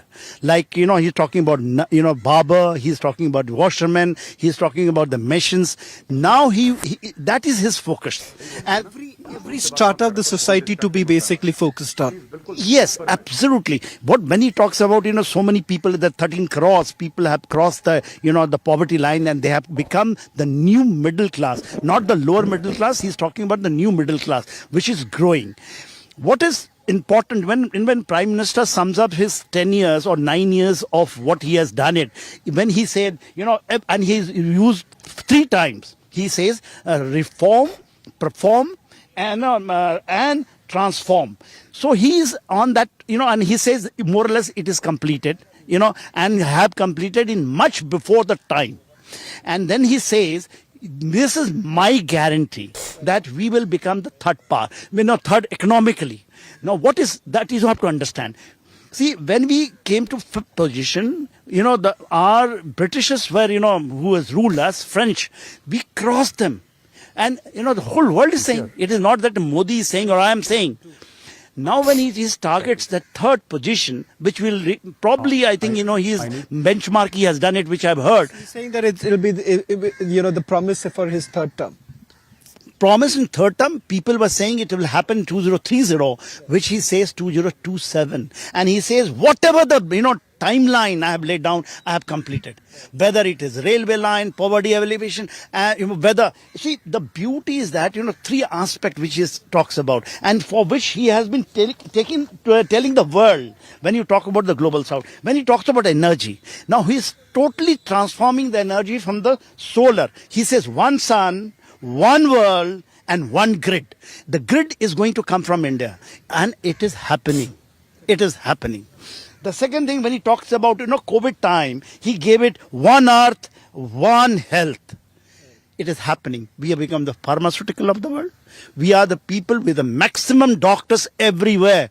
This 65% of the youth, which is talking about 30 years and below, today, starting from the nursing, including the cutting edge, in that area, he is saying that we are pushing. Now what he says, the third thing, which I said earlier also, one world, one family, one future. Now, I think, Saban, you will see that if he stays around, because, in a lifetime of a country, sometime you get a leader which comes by the divine grace. It doesn't come by, we are all part of the divine, that 140 crore people who has put the man over there. I'm not backing, Narendra Modi, but I'm also his biggest critics if something goes wrong. But the critic, no, you have to, you have to understand this. Packing it in this time of 91 minutes, it is so difficult. I would say, General Kekesera, as the Prime Minister was basically talking about, 140 crore people of this country has basically emboldened him to essentially usher in the much needed reform. As a journalist, ladies and gentlemen, there's one big reform that we would like to speak about. That is what really happened on 5th of August 2019. The abrogation of Article 370. A lot of criticism that was faced by the government. In fact, it is being heard in the Supreme Court even today. But what does it essentially mean for the ordinary Kashmiris, and what has really changed for them? One symbol, I would say, is General Kekesera, is the Lal Chowk. I remember for the longest time that I have covered Jammu and Kashmir, I have only gone to Lal Chowk, seeing barricades, security, layers of security being there. But the image that was sent in by our reporter Zeenat just about a few days ago, as part of the pre-independence shoot, was a refurbished Lal Chowk with people all around, and I could barely count too many security personnel, Nikita. So that I would say is just one aspect of it. There are several aspects of the abrogation of Article 370. Many would say I'm looking at it from a very simplistic point of view. But take a look at this report filed by my colleague Zeenat, coming in from Lal Chowk, and then we go across to my colleague Nikita and Colonel Shailendra Singh, taking forward the other aspects of what the Prime Minister spoke about.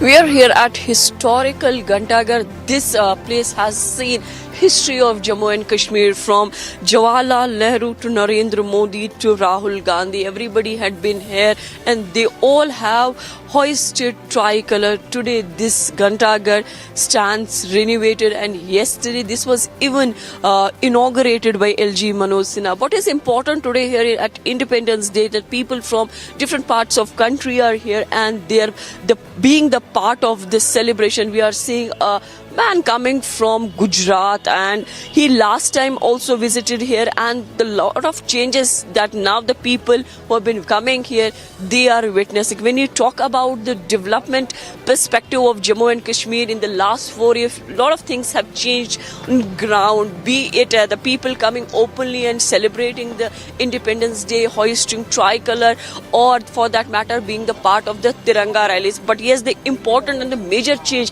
that has come up in these 4 years is the security arrangements. The security have completely changed on ground. Earlier during these kind of functions, people had to face lot of inconvenience. There used to be barricading.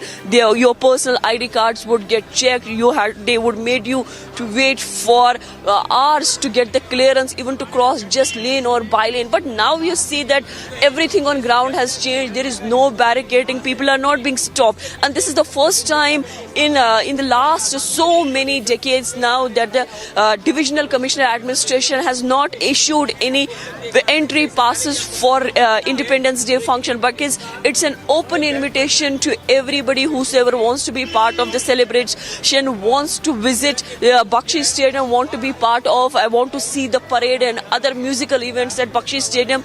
It's an entry for all. This tells you how the situation on ground has changed. And another part of the important here is that there is no internet ban this time. The internet services have not been banned by this Jammu and Kashmir.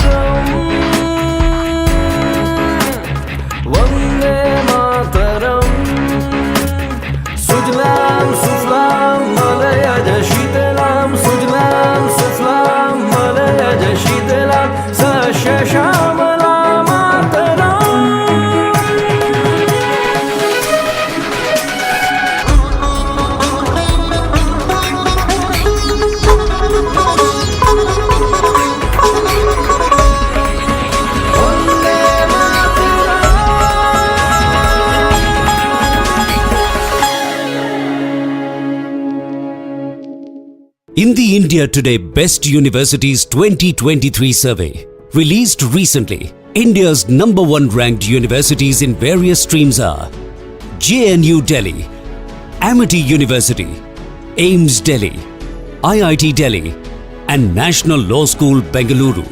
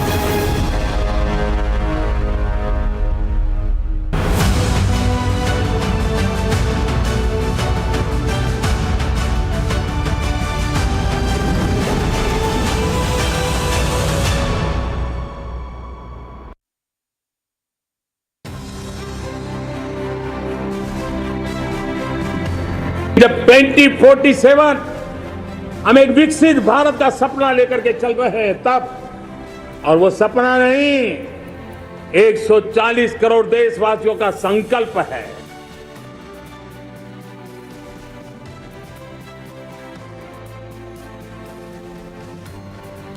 From the ramparts of Red Fort, Prime Minister Modi promises a developed India by 2047.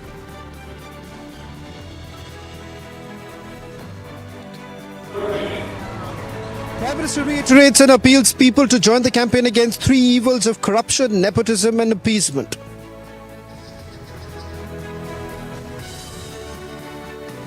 Prime Minister Modi announces three new schemes: Vishwakarma Yojana, Drone Scheme and Scheme for Urban Home Buyers.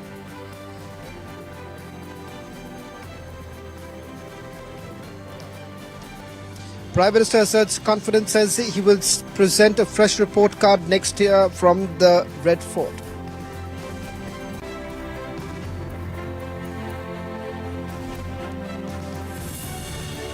PM calls upon the people, says our actions today will decide the destiny of the nation for the next millennium.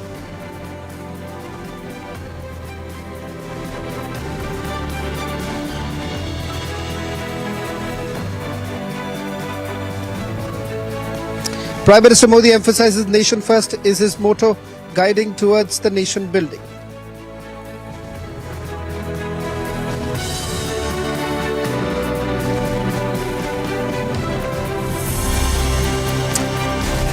Hello and welcome, you watching a special broadcast from outside the Parliament in the national capital. As the Prime Minister says, nation first. Ladies and gentlemen, the roadmap for 2047 laid down by the Prime Minister. Several takeaways on what does this essentially mean for every individual. Today the Prime Minister has announced three big schemes targeting the urban home buyers, and not just that, the backward classes too now being taken care of. What is it that the Prime Minister essentially had to indicate with him saying, Nikita, that he's going to come back next year presenting the report card? Let's take a look at perhaps what the Prime Minister and his government has essentially achieved over the last 9 years, the 10th year coming in. Now, with the Prime Minister saying that what has really changed, it is only because 140 crore people has essentially emboldened not just him, but his government to usher in the much needed reforms. Let's take our viewers through the big takeaways of what the Prime Minister had to say from the ramparts of the Red Fort. And of course, we also have our distinguished guest joining us on this special broadcast. On my right is General K.K. Sinha, and on my left is Colonel Shailendra Singh. Over to you, Nikita, as you take forward through the big takeaways of what the Prime Minister had to say. Yes, Shravan, today absolutely the Prime Minister, he highlighted how India is emerging as a global power and everybody is noticing our country today. With a very successful lunar mission, Chandrayaan-3, and heavy empowerment of the Indian Armed Forces with a recent deal of Rafales, when our Prime Minister went to France to celebrate its Bastille Day, we are definitely experiencing a new India, a confident India, an India that speaks its mind and is not afraid to move ahead and to face the world as it is. Even we saw in Kashmir a lot of locals roaming around, running with the Indian flags, the tirangas, which has never been a sight before. It used to be a difficult task even to hoist the flag at the Lal Chowk. But today, after the abrogation of the 370, we can see the locals running around happily, openly, proudly celebrating the Independence Day, declaring it we are a part of this country and how much we love this nation. Apart from defense, science and the young people and believing in the power of the young people of our nation, the Prime Minister also invited the common citizen today. It was amazing to see when some 1800 common people were invited from different parts of the country to participate in our 77th Independence Day celebration. Not just that, we also had 75 couples who were invited from different states of our country wearing their ethnic attires, highlighting again and again declaring who we are, where we come from, and how proud we are of our origins. Colonel Shailendra, what I want to ask you is that as the Prime Minister said, and he highlighted how every sector of the country is important to take India ahead and fulfill its dreams, he also in the same breath spoke about the politics of appeasement, which is somewhere acting as a termite to the very foundation and the roots of this big dream, this big global dream that we have for our country. What do you have to talk about that? And how would you also highlight that all these achievements, which is so aspiring, how it turns out to be in contrast with something such local domestic politics? If you can allow me, Shravan had used a particular word at a time that we were always under rule of somebody or the other. The biggest change which has come in last maybe 10 years, maybe whatever up and down of that, is the basic change is this 140 people, 140 crore people will never let it happen. You take my word on it, because they are on that kind of spirit. The way we are talking about today Srinagar, or for that matter J&K, the same is the spirit in the whole country. When we are talking about the youth, who's the youth? You are the youth. I am not so youth, but I am the youth. Shravan is also a youth. This 140 crore people are the youth. We will not let down our country. I think this is the biggest change which has come. Everybody is associating himself or herself with the country first. Every day we have hundreds and thousands of examples where people are showing that confidence that ab kuch bhi ho jaye, we will do something for our country. वो कर पाएगा या नहीं कर पाएगा is the second stage, but the jasba is very, very important. People are talking about 370 criticizing. Who is criticizing? I want to know. Abdullahs, Muftis, that's it? That's it? Are these two people representing J&K? They could not secure a seat in parliament and we call them, trying to be opposing that? What for? If the Srinagar is not opposing, J&K is not opposing, I don't think you two are the representative of that particular state. You were talking about appeasement. I'm absolutely 100% for the appeasement. Go for good employment. It is appeasing me, appeasing the youth. But you want to give that 1 rupee, 2 rupee, you want to make me a bhikari? Why? Why this financial? Always, every time.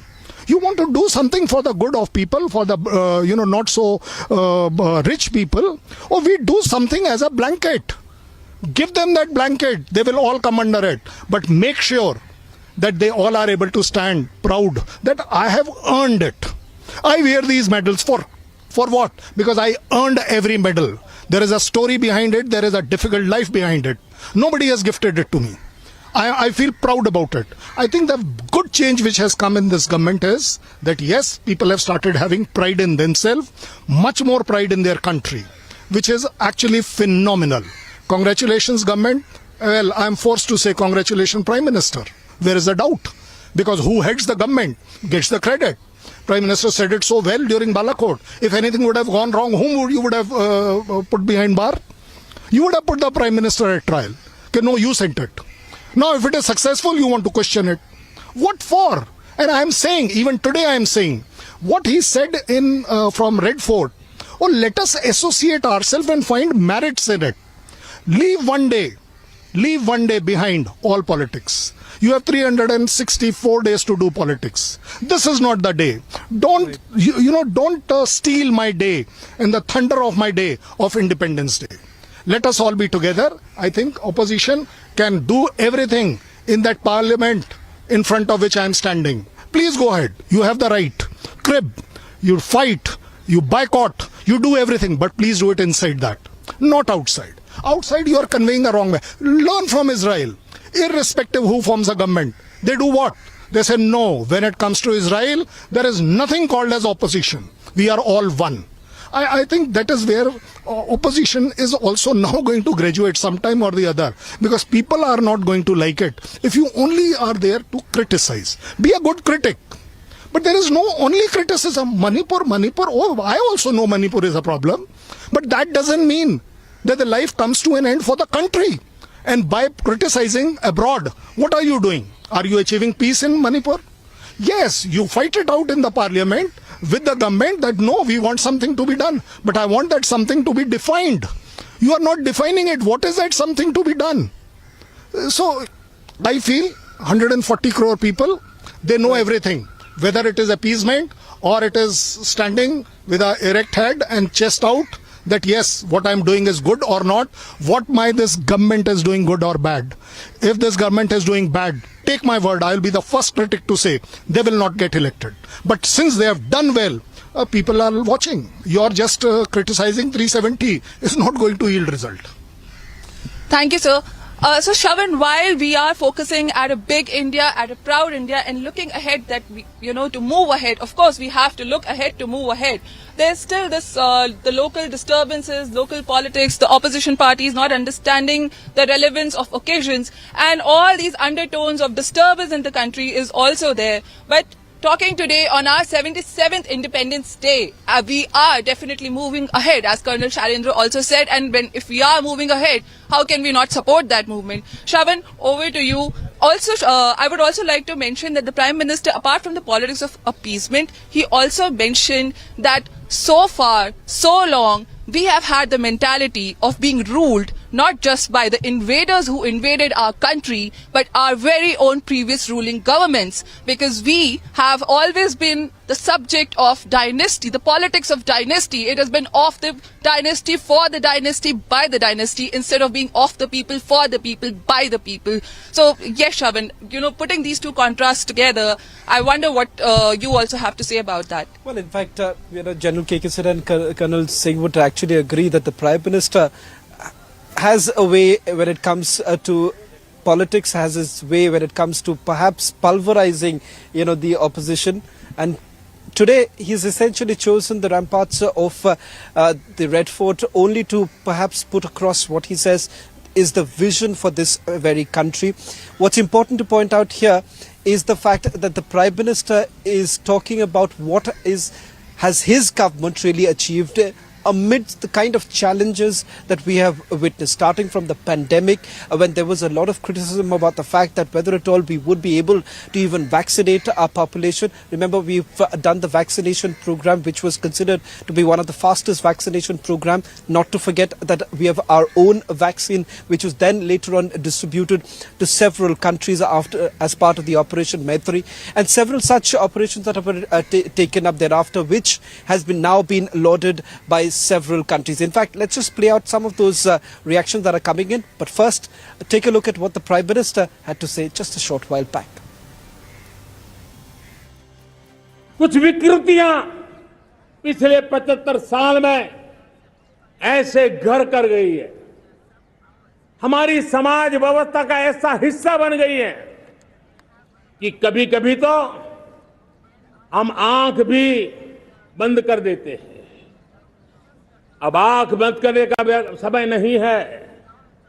अगर सपनों को सिद्ध करना है, संकल्प को पार करना है, तो हमें ये आंख मिचौली बंद करके, आंख में आंख मिला करके तीन बुराइयों से लड़ना बहुत समय की मांग है.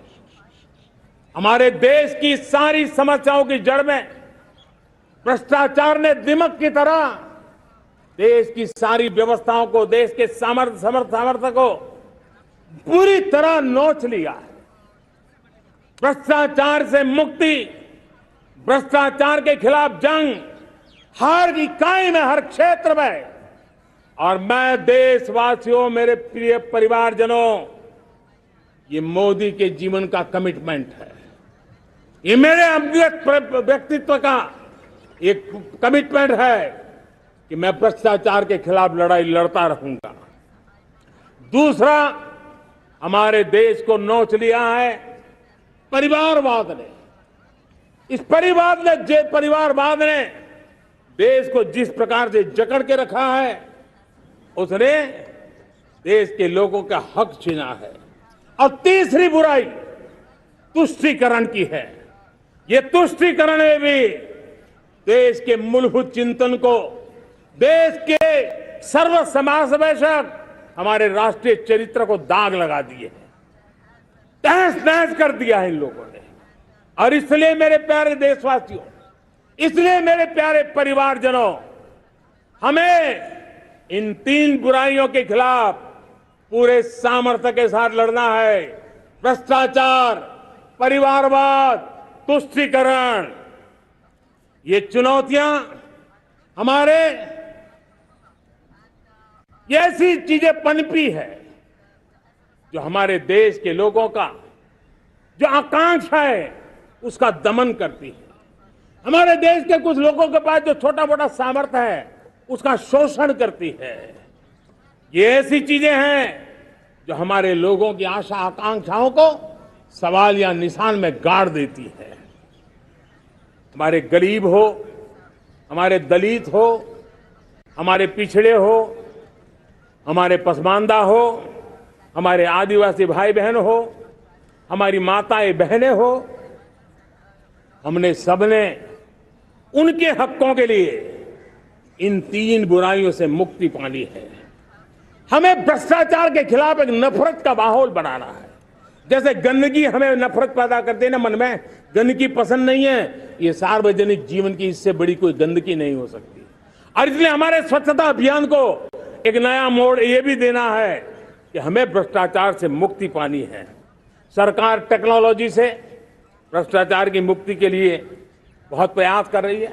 आपको जानकर के हैरानी होगी, इस देश में पिछले 9 साल में एक काम मैंने ऐसे किया, आंकड़ा सुनोगे तो लोग कहेंगे मोदी ऐसा करता है।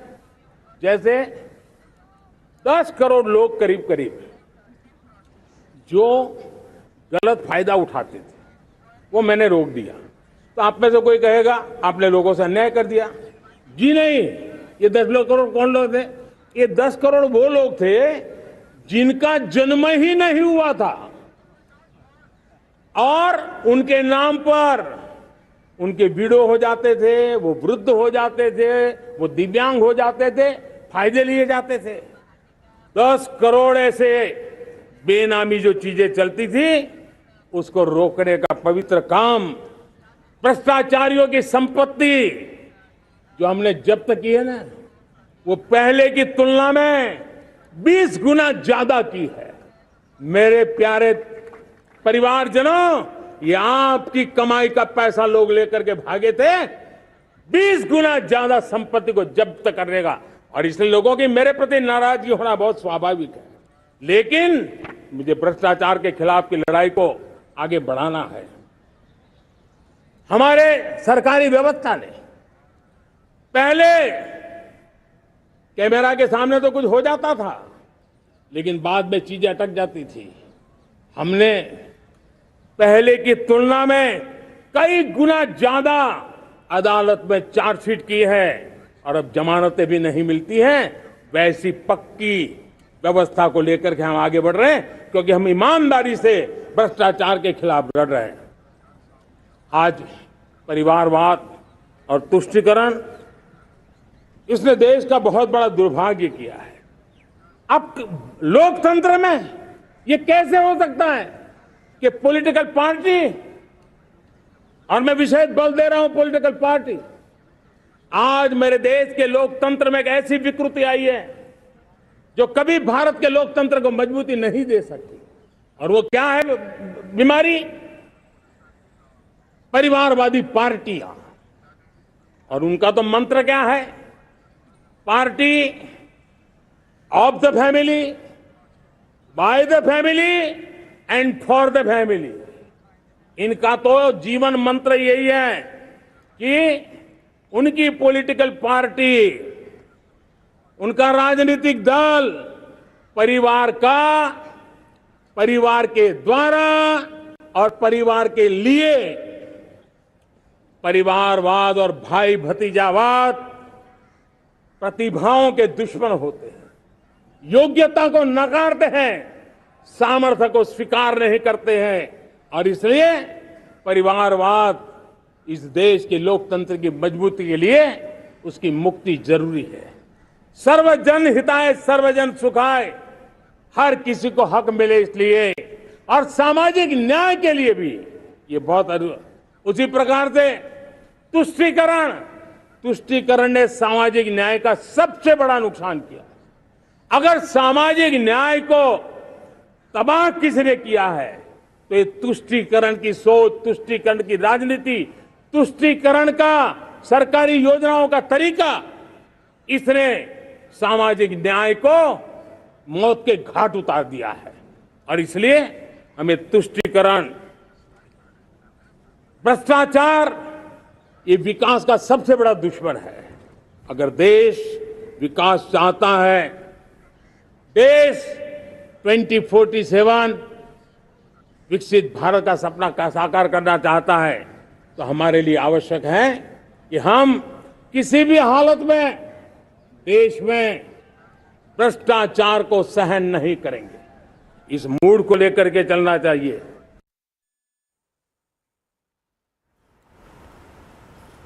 You are watching a special broadcast as India celebrates its 77th Independence Day. We slip into a short break, but we leave you with these visuals of the ceremonial 21-gun salute to our brave hearts on the occasion of the 77th Independence Day.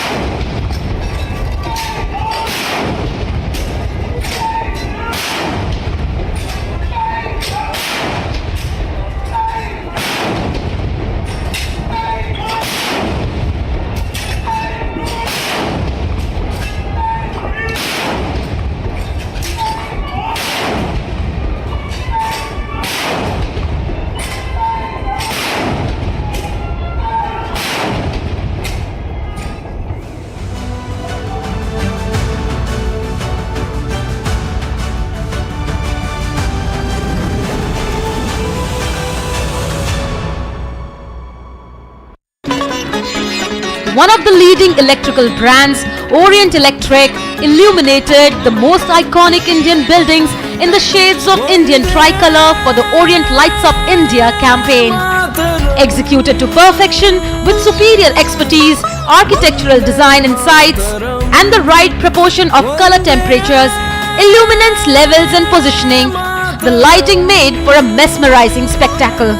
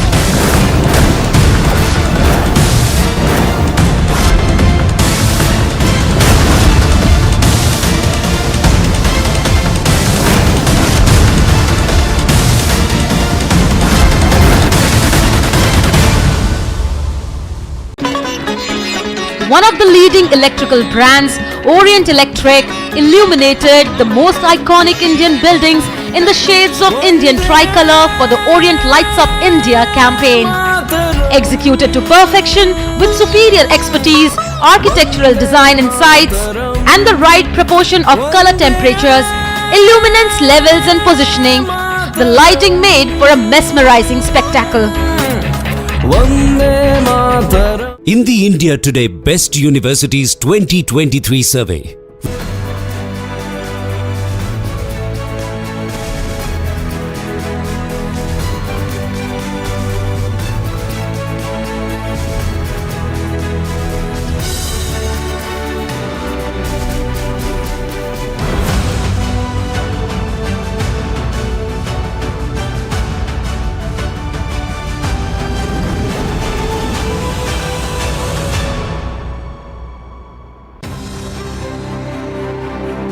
जब 2047 हम एक विकसित भारत का सपना लेकर के चल रहे हैं तब, और वो सपना नहीं 140 करोड़ देशवासियों का संकल्प है.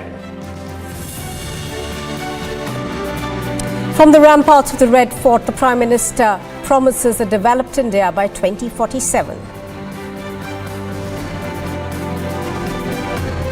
अब आंख बंद करने का समय नहीं है. अगर सपनों को सिद्ध करना है, संकल्प को पार करना है, तो हमें ये आंख मिचौली बंद करके, आंख में आंख मिला करके तीन बुराइयों से लड़ना बहुत समय की मांग है. Prime Minister Modi reiterates and appeals to the people to join the campaign against three evils of corruption, nepotism and appeasement. हमारे एग्रीकल्चर सेक्टर में टेक्नोलॉजी आए, एग्री टेक को बल मिले, इसलिए विमेन सेल्फ हेल्प ग्रुप की बहनों को हम ट्रेनिंग देंगे. ड्रोन चलाने की, ड्रोन रिपेयरिंग की हम ट्रेनिंग देंगे. Three new schemes, the Vishwakarma Yojana, the drone scheme and the scheme for urban home buyers is announced by the Prime Minister. और अगली बार 15 अगस्त को इसी लाल किले से मैं आपको देश की उपलब्धियां, आपके सामर्थ्य, आपके संकल्प, उसमें हुई प्रगति, उसकी जो सफलता है, उसके गौरवगान, उससे भी अधिक आत्मविश्वास के सामने, आपके सामने मैं महसूस करूंगा. The Prime Minister asserts confidence as he will present a fresh report card next year from the Red Fort. कितने बड़े गौरव का कालखंड है कि आज 30 साल की कम आयु की जनसंख्या दुनिया में सर्वाधिक कहीं है, तो ये मेरे भारत मां की गोद में है. Prime Minister calls upon citizens as our actions today will decide the destiny of the nation for the next millennia.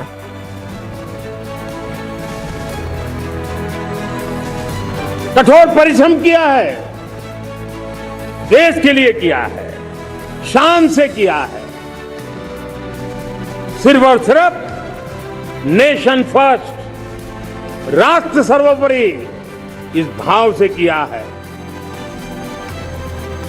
The Prime Minister says Nation First calls for collective efforts in nation building.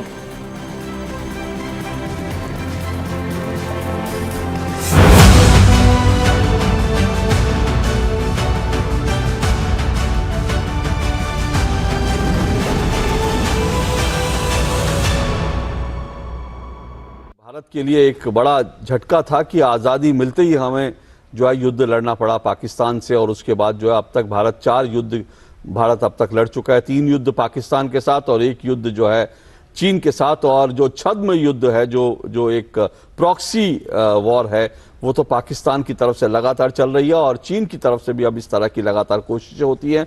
और इसीलिए जो है इन युद्धों में जो भारत के जवान शहीद हुए उनको श्रद्धांजलि देते हुए राष्ट्रपति Draupadi Murmu.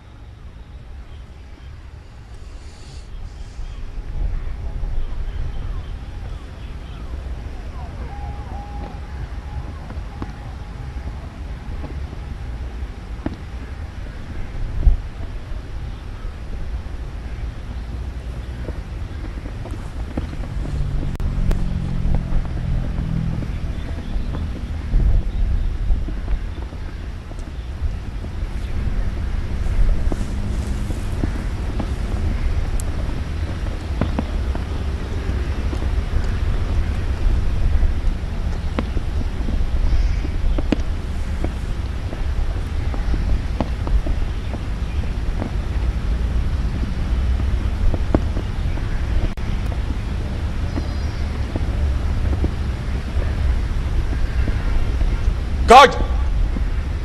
Antarsnakot! Slamat! Just!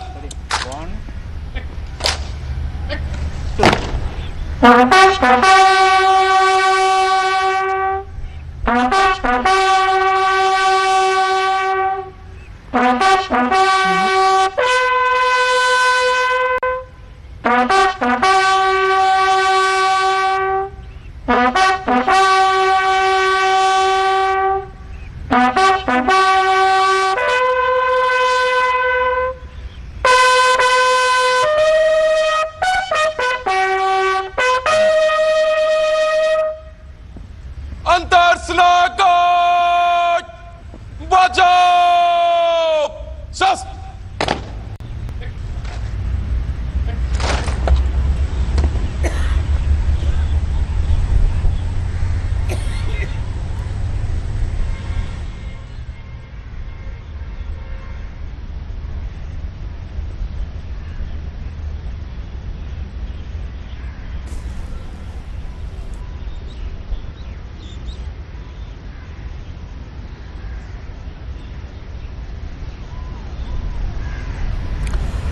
तो राष्ट्रीय समर स्मारक से आप सीधा प्रसारण देख रहे हैं। दूर इस समर स्मारक से आगे नेताजी सुभाष चंद्र बोस दिखाई दे रहे हैं आपको, और पीछे जो है इंडिया गेट और चारों तरफ तिरंगा। आज इंडिया गेट को खास तौर से जो है इंडिया गेट, उसके आसपास और दिल्ली के तमाम प्रमुख जो स्थान हैं उनको आज विशेष रूप से सजाया गया है। और राष्ट्रपति द्रौपदी मुर्मू इस वक्त जो है श्रद्धा सुमन अर्पित करने के बाद समर स्मारक से बाहर निकलती हुई, रक्षा मंत्री राजनाथ सिंह उनके साथ हैं और रक्षा राज्य मंत्री Ajay Bhatt.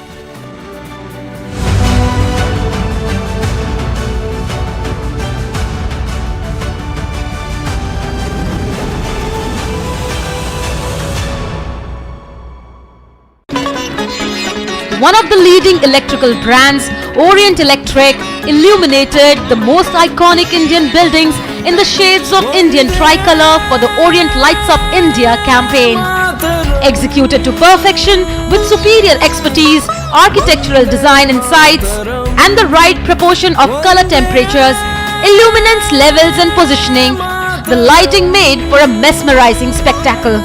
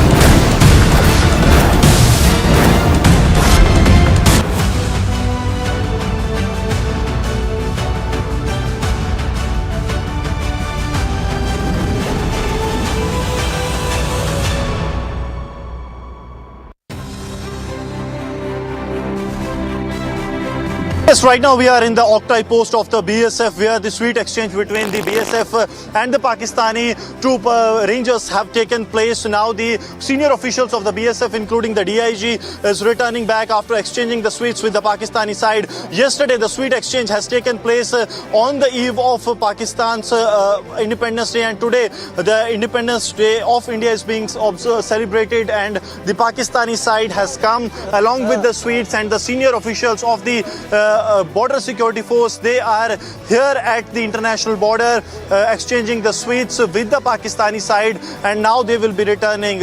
It is important to mention that post the ceasefire pact that was re-stitched between both the armies in 2021, there has been peace prevailing on the international border. Otherwise, this area has been completely under the shelling of the Pakistani side, but now the peace has prevailed, and the senior officials of the BSF, including the DIG BSF, they are also returning from the Pakistani side after the sweet exchange. Sir, Independence Day पे क्या संदेश रहेगा देशवासियों के लिए? देखिए, सबसे पहले तो मैं पूरे देशवासियों को पुनः बहुत बहुत शुभकामनाएं और बधाई देना चाहता हूं। आज पूरा देश स्वतंत्रता दिवस का पर्व मना रहा है। आज स्वीट एक्सचेंज हुआ है पाकिस्तान? हाँ, बिल्कुल हुआ। ये एक कस्टमरी हमारा रिवाज है। हर साल की बात ही इस साल भी अपने स्वतंत्र दिवस पे हमने उनको मिठाई दी है और कल उन्होंने हमें भी मिठाई दी। So the sweet exchange has taken place. The BSF troops have exchanged the sweets that the Pakistani side has given to the India, and now the 131 feet long tricolor is flying high here at the border outpost Oktay. This is one of the forward areas where the Indian Army carries out this ceremony of the Independence Day as well as Republic Day, and sending a clear-cut message to the Pakistan.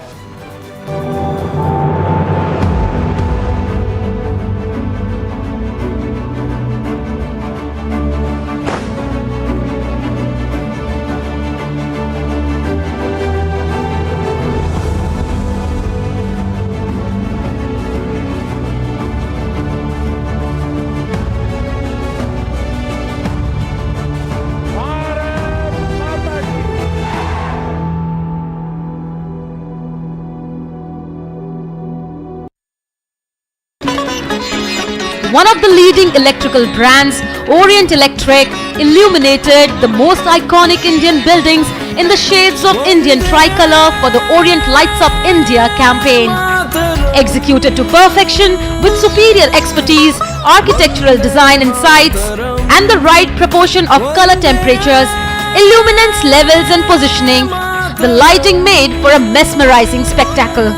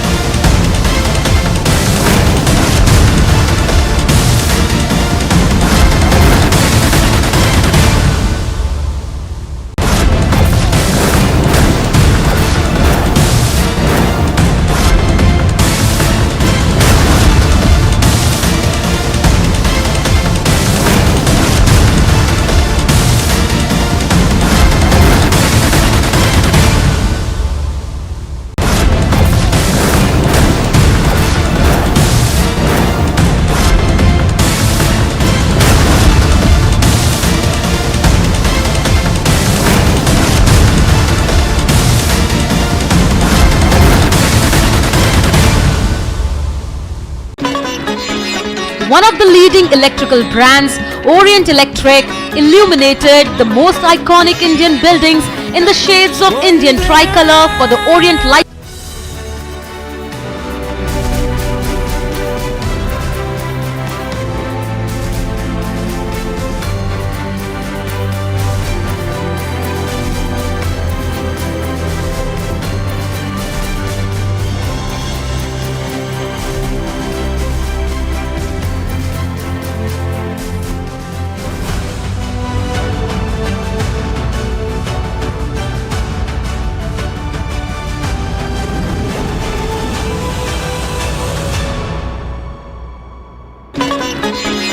One of the leading electrical brands, Orient Electric, illuminated the most iconic Indian buildings in the shades of Indian tricolor for the Orient Lights Up India campaign. Executed to perfection with superior expertise, architectural design insights, and the right proportion of color temperatures, illuminance levels and positioning, the lighting made for a mesmerizing spectacle. In the India Today Best Universities 2023 survey, released recently, India's #1 ranked universities in various streams are JNU Delhi, Amity University, AIMS Delhi, IIT Delhi, and National Law School Bengaluru.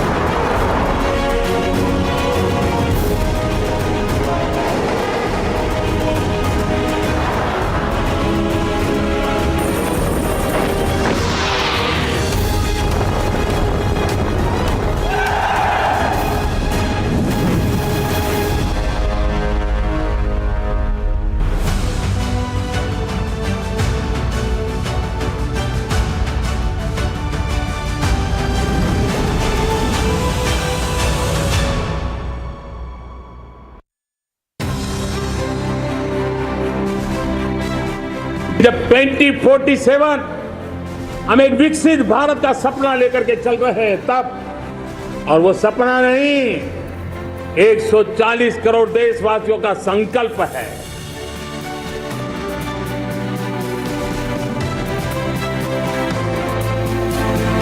From the ramparts of Red Fort, Prime Minister Modi promises a developed India by 2047. अब आंख बंद करने का समय नहीं है। अगर सपनों को सिद्ध करना है, संकल्प को पार करना है, तो हमें ये आंख में चोली बंद करके, आंख में आंख मिला करके तीन बुराइयों से लड़ना बहुत समय की मांग है।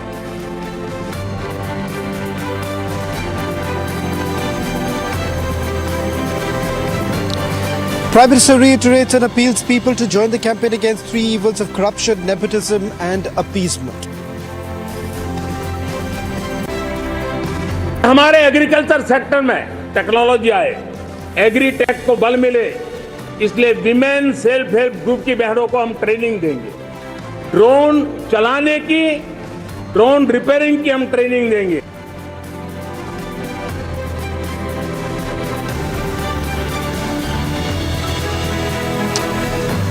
Three new schemes, Vishwakarma Yojana, drone scheme and the scheme for urban home buyers, announced by the Prime Minister from Red Fort. और अगली बार 15 अगस्त को इसी लाल किले से मैं आपको देश की उपलब्धियां, आपके सामर्थ्य, आपके संकल्प, उसमें हुई प्रगति, उसकी जो सफलता है, उसके गौरवगान, उससे भी अधिक आत्मविश्वास के सामने, आपके सामने मैं महसूस करूंगा।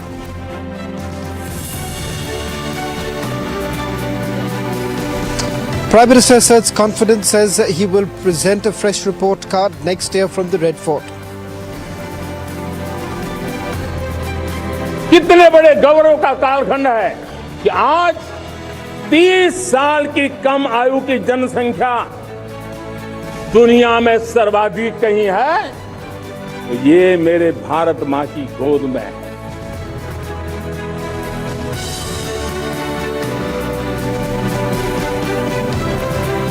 Prime Minister calls upon the citizens, says our actions today will decide the destiny of the nation for the next millennium.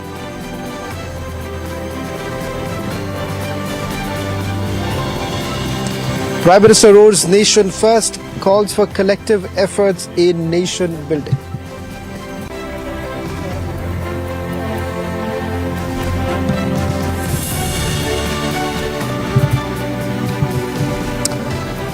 Hello and welcome viewers, you're watching a special broadcast from outside the parliament as we get you special voices, as we said, through the day, unsung heroes and those who've helped us in building the nation where it stands today. As the Prime Minister says that every Indian plays a crucial role in nation building. Several takeaways from the Prime Minister's fourth longest speech during the Independence Day. Big takeaways for the Aam Aadmi too. Several schemes that have also been announced. Joining us on this special broadcast is my colleague Nikita, as well as Captain Akhilesh Sharma and Sonal Mansingh joining us on this broadcast. Thank you very much for joining us and putting things into perspective as to what perhaps India can expect, and as we strive towards making India a stronger country by 2047. Sonal Mansingh, if I can begin by asking you, one big takeaway, I would say, something that hasn't been spoken much about, and I see that as a pattern in the Prime Minister's speech almost every time that he's spoken from the ramparts of the Red Fort. That is about Nari Shakti. And as far as women empowerment is concerned, he's also spoken about the atrocities that women have faced in our country, talking about Manipur, and also the fact that the schemes that are now being brought in is dedicated for women. We have seen several first as far as the women's involvement in our forces is concerned. Sonal Mansingh, I want to perhaps draw your attention to what the Prime Minister spoke about women empowerment. How do you really see that? Is that what many would say, a promise that is essentially made by a politician, or would you say that you have actually witnessed that change actually coming in?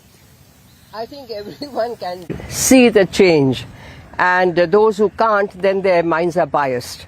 Now again, women and young ladies being trained for drones. This is something amazing.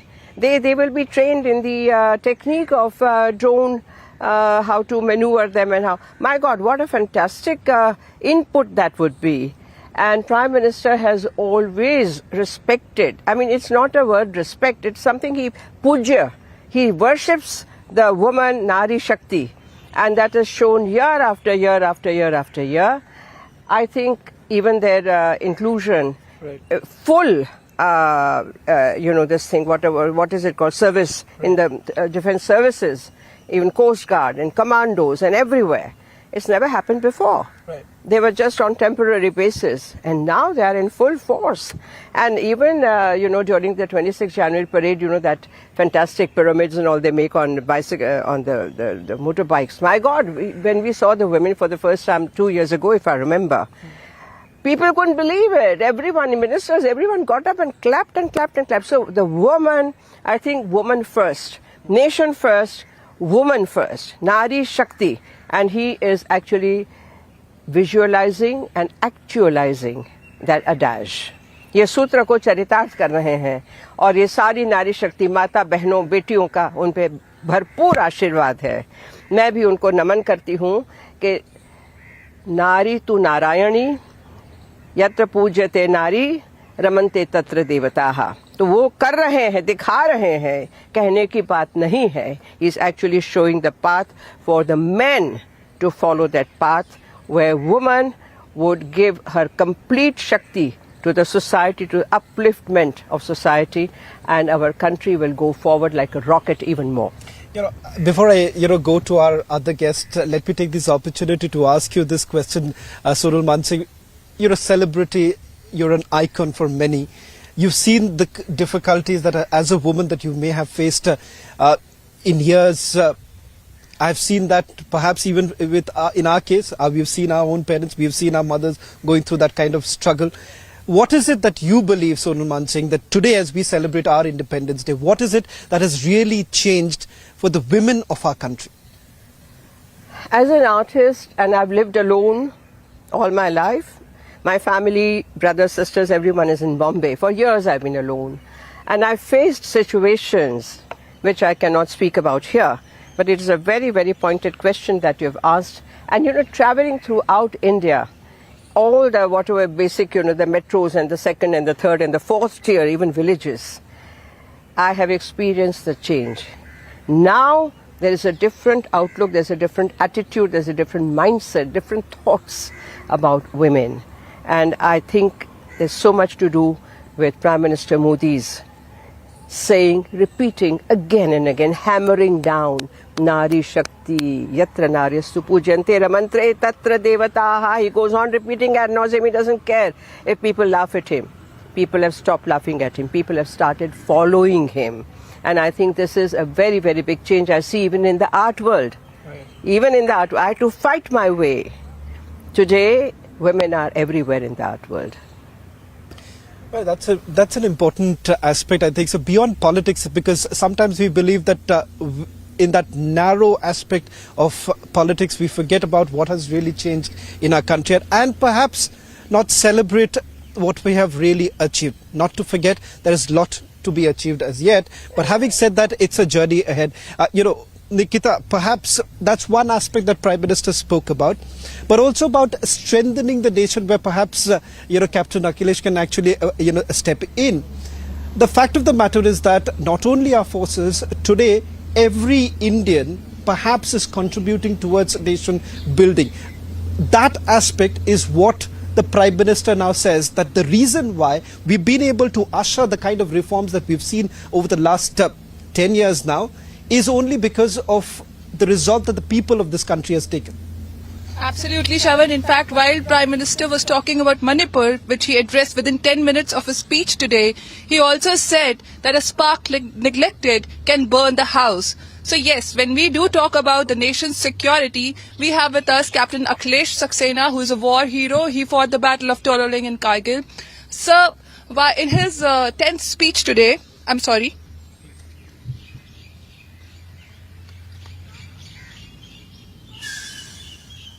In his 10th speech today, the Prime Minister said that India is moving ahead. We are moving ahead by leaps and bounds in terms of global development, our presence in the world, India not being a third world nation anymore, but India being the voice of the global south. So what I would like to ask you is that with all these domestic issues that we keep having with us, let it be what is in the recent past, if I talk about the tragedy of Manipur, Manipur has been burning and a lot of internal clashes are happening. Then if we go about J&K, which we saw a very big positive change today after the abrogation of Article 370, the locals are actually hoisting the flag and running around, showing their pride in the nation. And also when we talk about the Ladakh borders and trouble with China, so while we talk about a global presence, we talk about our development, to go ahead to actually achieve that dream, how should we actually go about securing our borders, which are not very well sealed, courtesy our past? So how should we totally look at it, sir? No, thanks. I think that's a very important question, Nikita. And first of all, my greetings to all the countrymen for the Independence Day. Now, one thing I will like to say, this period is a very important period in the destiny of our country. It's a transformation which is happening in our country, and this period will decide whether India will become superpower or not. Now, if I just quote Prime Minister Modi, he started his speech by paying homage to our brave soldiers and all those who sacrifice their life for the country so that we are having this freedom, right? We can sleep peacefully at home. We know somebody is guarding our border. And always remember, this country or this India will remain a land of free till the time it's a land of brave. So we will always need somebody who is going and securing our borders. We have got very hostile neighbors and we really need to guard them. We cannot believe them. You have seen what's happening during Kargil war, right? One side there was a peace dialogue happening and other side there was a planning for the Kargil war. So we need to ensure that our borders are secured. And the key step for this is using of technology, using of different technologies, best of the aircraft, guns, and the most important part is the human resource. And I'm very proud to say that since independence, India was always #1 globally in the world for human resource, the bravery of the soldiers and officers on the battlefield, which defied all the logic. So I think, we have got a very strong army, and with the kind of modernization of armed forces, we will be able to secure our border so that we can go for the higher purpose. And I'll talk about what's changing in last so many years, last few years, what has changed. The entire world after COVID, I think Prime Minister also mentioned, the geopolitical equation has changed a lot. Whereas now India has come out as a very strong leader, as a very strong voice. They are not dependent on the opinion of others to be guided by opinion of others, right? Even the Russia-Ukraine war, India took a stand, which was a very, very neutral stand. And they say, we will do whatever is the best for the interest of the nation. So for them, nation comes first, always and every time. I'll talk about the digitization.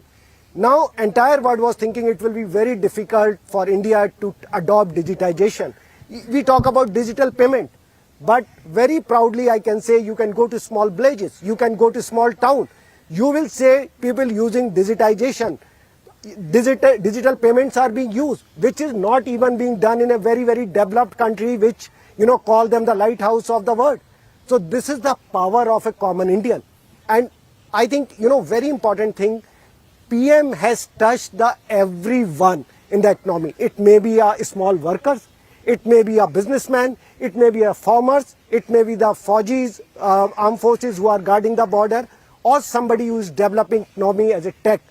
Because if we really want to have our ambition to be the superpower, both in terms of economy, our trade, also in terms of the way we look at our country, the influence we have. Now we have been given the honor of presidency for G20, right? That's a great opportunity for us to showcase the entire world that India has got the might and the infrastructure and capability to guide the world in the right direction.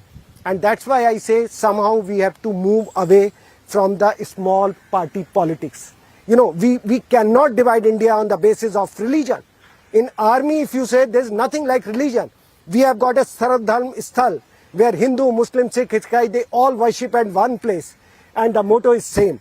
Nation comes first, always and every time. Whatever is happening in Manipur, right? You touched about it, Nikita. And whatever is happening in J&K. I think these are all the act to pull us down. And we definitely have the hands of our enemies and all those who do not want to see India progress on the great height. But as an Indian, I think we all should come together. Our purpose should be higher to take us to the global economy. And if everyone thinks, I am a Fauji, you are a media person, whatever job you are doing, but for you, if everyone, nation first, I think this is the theme of our Independence Day. Nation comes first, always and every time. Right. We can definitely make India a superpower very soon. So, Shravan, while we are talking about moving ahead and securing our borders and being actually strong, also highlighting the power of youth today and how much depends on them, we also have a lot of foreign companies coming and investing in our infrastructure. And I think that is actually working on the guidelines of the present government's decisions. Well, in fact, the Prime Minister makes that assurance that in his third term, India becomes the top 3 in the world economy, and that perhaps is one big takeaway too. Let's also play out some of the reports that are coming in from the other parts of the country. In fact, this report comes in from Sikandrabad. My colleague Aneri has filed this report.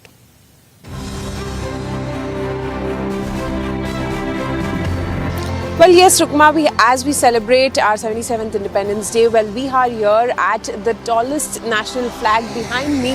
As you can see now, the flag is being brought down, and after some time we will be seeing that the national flag will be unfurled here as well. But also at the same time, Telangana Chief Minister K. Chandrasekhar Rao will also be holding the celebrations at the Golconda Fort, and also he will be taking part at the War Memorial in some time from now, where we will be seeing Telangana Chief Minister K. Chandrasekhar Rao also participating in the Independence Day celebrations. Well, very important also at this point in time, because Telangana will also be seeing the polls just a few months from now. So definitely Telangana will have to wait and watch what comes out from the Chief Minister of Telangana. But yes, as we celebrate Independence Day today, very important, because very high celebrations are expected along the day. So we'll have to wait and watch how Independence Day is being celebrated here.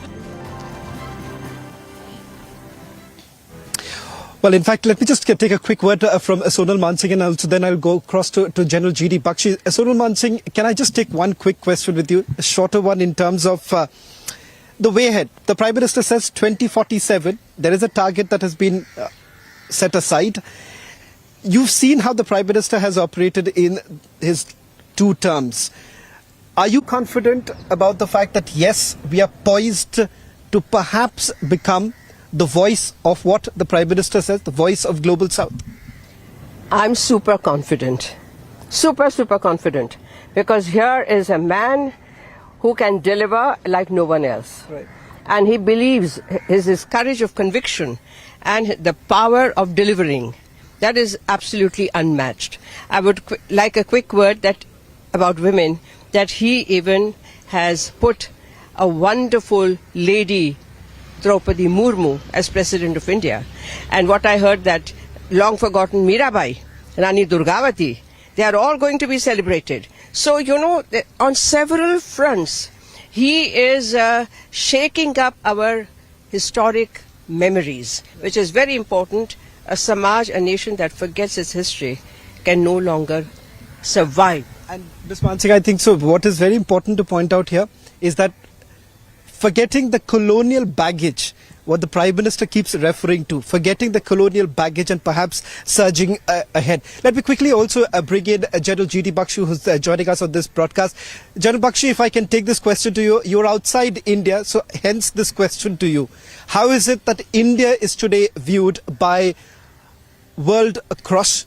And more importantly, as the Prime Minister says, that we should be proud of what we have achieved. There is a lot more to achieve, but the fact of the matter is that today we can perhaps hold our heads high and move around?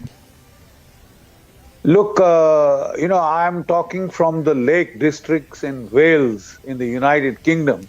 And just midnight, the people of the diaspora had gotten together to toast in our eve of our independence, right? The simple fact is that today we are the fifth largest economy in the world, and in the next 2 years, we will be the third largest. The simple fact is that we are a nuclear power, that we are a space power of consequence. And on the 28th of this month, our lander will be on the moon. We are reaching out to the moon and to Mars. We've already orbited Mars. The simple fact is today we have the second largest army, the fourth largest air force, and the fifth largest navy in the world. You are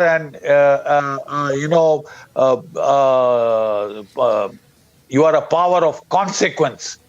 I would say that India is already a superpower in the big league of nations. And we have shown our will, our autarky, our independence of thinking, and the way we give primacy to our national interests. We are an agricultural power of consequence. There was a time in India once when we were on a ship-to-mouth existence, PL 480. Today, we export grain to the world. We give it free to the world. We are equally manufacturing power in terms of medicine. And everybody saw how during Corona, India gifted medicines. We didn't go around trying to make a profit out of misery, but we gifted medicine to many countries in the world, and especially the poor third world countries of the world. They look up to us. We have the chairmanship of the G20 and of the the SCO, the Shanghai Cooperation Organization, etc. And we are on the big league, and you realize it when you go outside your country. The way the Indian passport is treated with respect, the way people look up to you, smile, and greet you.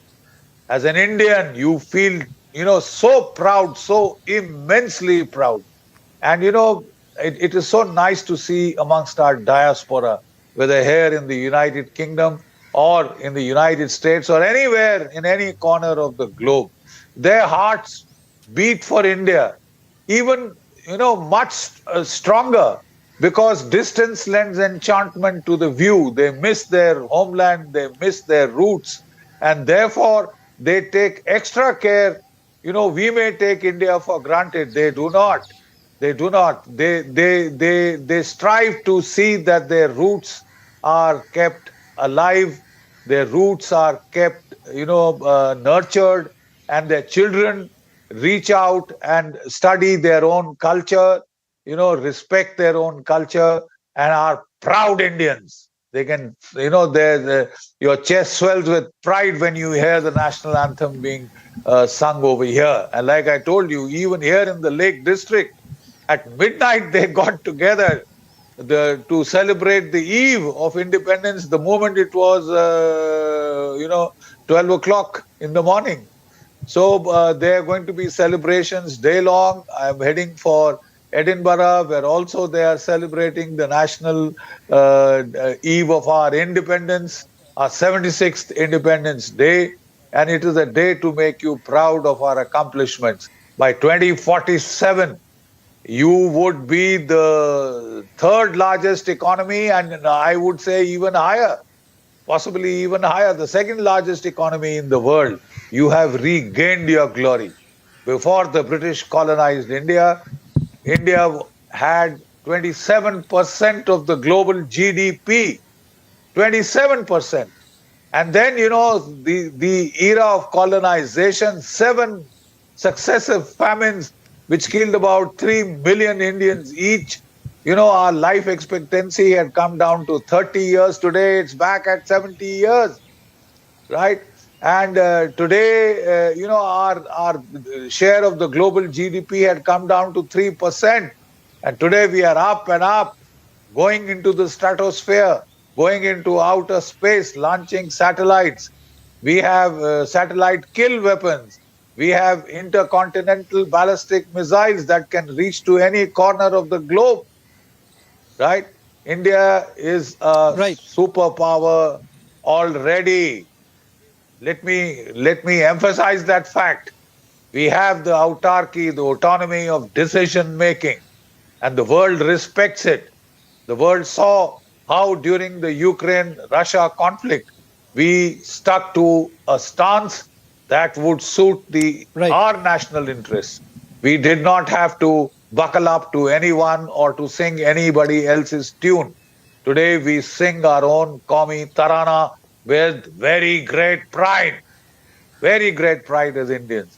It has been my privilege to serve this country for 37 years in the army.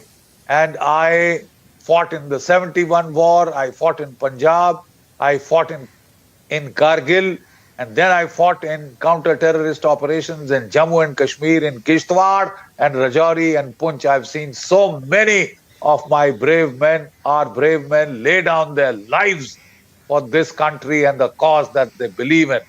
The country comes first, always and every time. Duty, honor, country. That is the credo of the armed forces with which they serve the nation. It has been my privilege to serve this country, and I will look forward, to seeing it rise even further. Nabha Sparsha Deeptam, as the Air Force motto goes. We will touch the sky with glory. Right. Well, thank you very much, General G.D. Bakshi, for putting this into perspective. There's absolutely no doubt about the fact that we are poised to become a superpower. As you say, that we are already perhaps could call ourselves one. But having said that, lots more to achieve, but there is also a lot to celebrate. Thank you very much, General G.D. Bakshi. Sonal Mansingh, of course, this is a hot and humid day from where we are doing our broadcast. But thank you so much for joining us and perhaps also speaking to our viewers, putting across several of your views. And privilege and honor and a pleasure. Can't be anything greater. Thank you so much, Sonal Mansingh, Captain Saxena, for putting this into perspective and how perhaps is a way forward. Very optimistic, as many would say today. And also, as we were pointing out, with our head held high, moving and surging ahead. Thank you very much for watching our special broadcast. Slipping at a short break. On the other side, news and updates continue.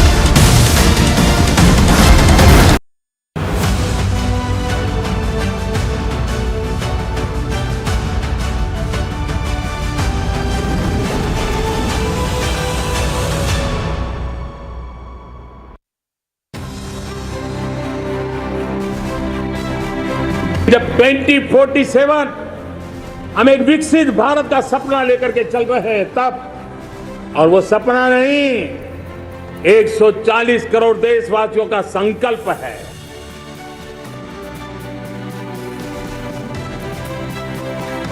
अब आंख बंद करने का समय नहीं है।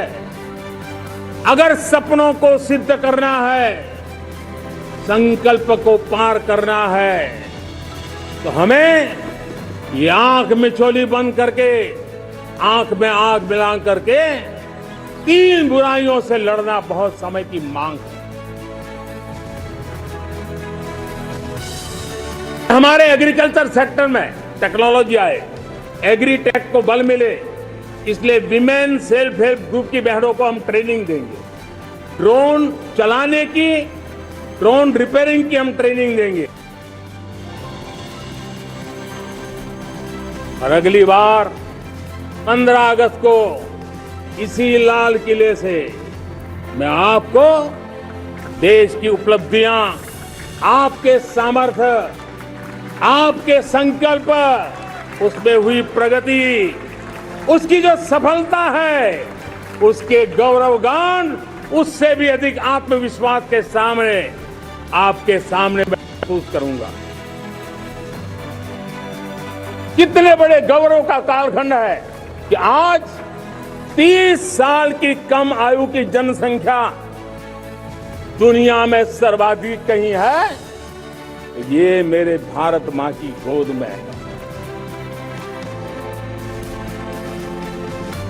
कठोर परिश्रम किया है, देश के लिए किया है, शान से किया है,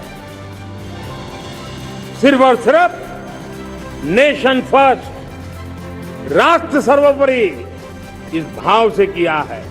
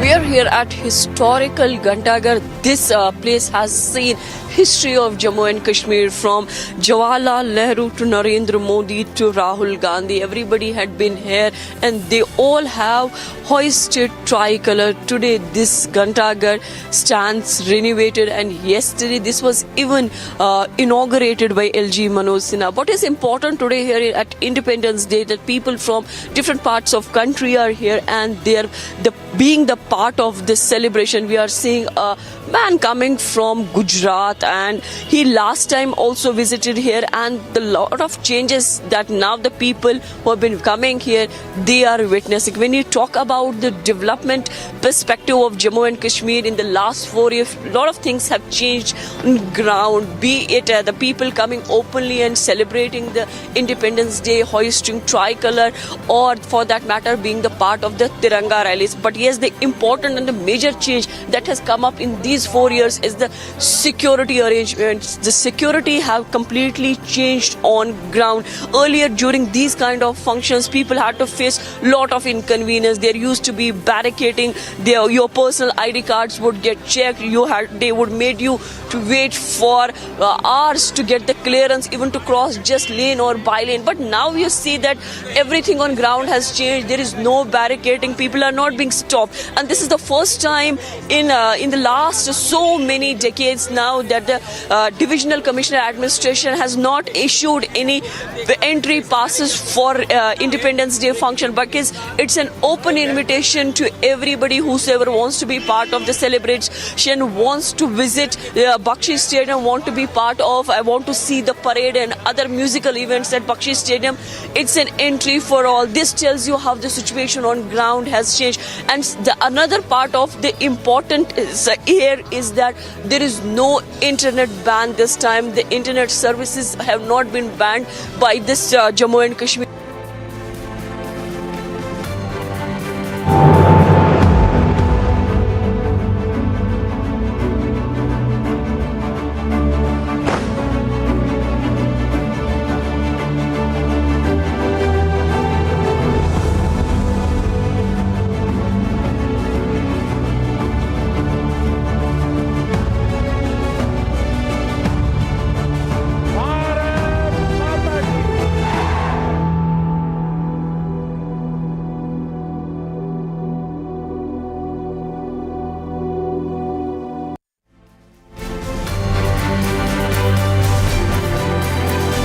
वाले हजारों साल तक भारत विश्व की विचारों को प्रभावित करे, इसी आज आह्वान प्रधानमंत्री जी ने किया। मैं मानता हूं देश प्रधानमंत्री जी की इस आह्वान भ्रष्टाचार के खिलाफ, परिवारवाद के खिलाफ, तुष्टीकरण के खिलाफ उस आंदोलन पे खुद को शामिल करेगा। आइए प्रधानमंत्री श्रीमान नरेंद्र मोदी जी के नेतृत्व में वैभवशाली, गौरवशाली, संपन्न, समृद्ध और शक्तिशाली भारत के निर्माण में अपना योगदान दें और मध्य प्रदेश को समृद्ध और विकसित बना के अपने देश की प्रगति और विकास में अपनी सहभागिता करें। 25 वर्ष के बाद सन 2047 के भारत का कैसा चित्र होगा, कैसी तस्वीर होगी, उसके निर्माण के लिए अगले 5 वर्ष की क्या योजना रहेगी, इसके बारे में भी देश के साथ अपने विचार साझे किए और ये कहा कि अगले वर्ष 15 अगस्त के दिन जब उसी परिसर से देश को संबोधित करेंगे तो आगे की योजनाओं के बारे में और जो उपलब्धियां इस वर्ष की हुई होंगी उसका भी विस्तार पूर्वक वर्णन करके हमारा मार्गदर्शन करेंगे।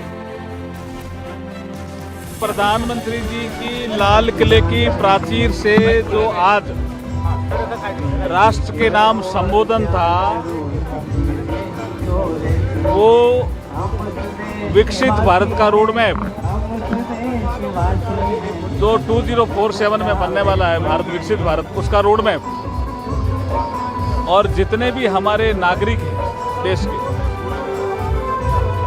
उनके लिए आशाओं से, आकांक्षाओं से, उनके सपने पूरे होने वाले प्रयत्नों से भरा हुआ भाषण किया।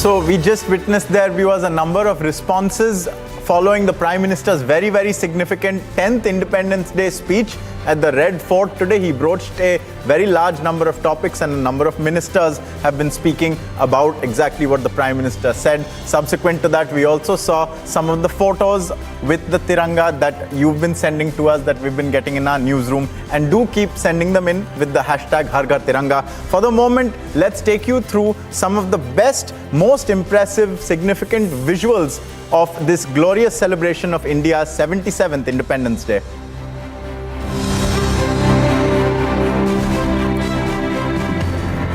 Prime Minister Narendra Modi met guests who participated in the Indian Independence Day celebrations at the Red Fort in Delhi. An Indian Air Force helicopter showered petals after the flag hoisting was performed by PM Modi at the Red Fort on India's 77th Independence Day. Balloons in the colors of the Tiranga were released as PM Modi concluded his address to the nation from the ramparts of the Red Fort. Marking the 77th Independence Day, the Indian Air Force headquarters, the Vayu Bhavan in the national capital Delhi, was illuminated in the tricolour. 105 mm light field guns fired as part of the ceremonial salute today. This is the first time that these indigenous guns have been used for ceremonial firing at the Independence Day celebrations.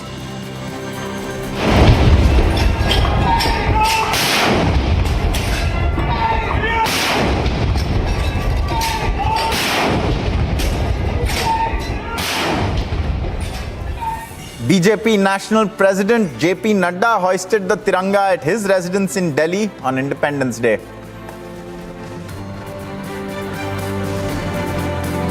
Uttar Pradesh Chief Minister Yogi Adityanath hoisted the Tiranga at his residence in Lucknow this morning on Independence Day as well. Celebrating Independence Day, Tamil Nadu Chief Minister M.K. Stalin hoisted the Tiranga at the State Secretariat in Chennai this morning. Underwater hoisting of the national flag was conducted by the Indian Coast Guard personnel near Rameswaram in Tamil Nadu. Bihar Chief Minister Nitish Kumar participated in the Independence Day celebrations at the Gandhi Maidan in Patna.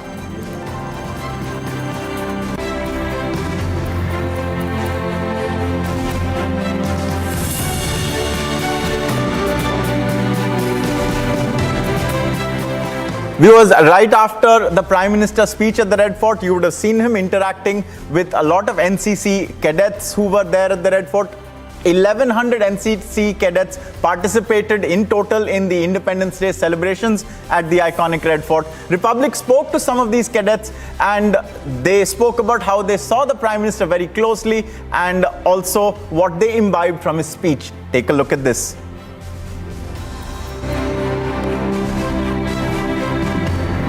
इस वक्त हम लाल किले में हैं और उन तमाम बच्चों के बीच है जिनके बीच में प्रधानमंत्री नरेंद्र मोदी खुद पहुंचे थे इनसे मिलने के लिए। ये सारे के सारे जो युवा हैं अलग अलग स्कूल से पहुंचे हैं, लेकिन जो जोश है वो भरपूर देखा जा सकता है क्योंकि प्रधानमंत्री ने लाल किले की प्राचीर से जो पूरा संबोधन किया उससे इन युवाओं ने भी सुना है। बहुत ज्यादा जितना भी हमने प्रधानमंत्री जी से सुना है वो उन्होंने वही बताया कि जो अभी चल रहा है। जैसे Thank you so much for taking out time and talking to us, ma'am. और आज निर्मला जी मुझे पता चला कि बहुत दिनों बाद, बल्कि मैं बोलूं वर्षों बाद, नमस्कार, कि आज हम आपसे हिंदी में भी बात कर पाए. You are giving interviews in Hindi also, ma'am. That's a good news. नहीं तो I still remember the old days जब हम आपको तंग करते थे and you were always say Aishwarya. First in English, then in Hindi, first in Hindi, then in English. Thank you so much, ma'am. Today is a very happy day. I won't ask what the opposition is saying.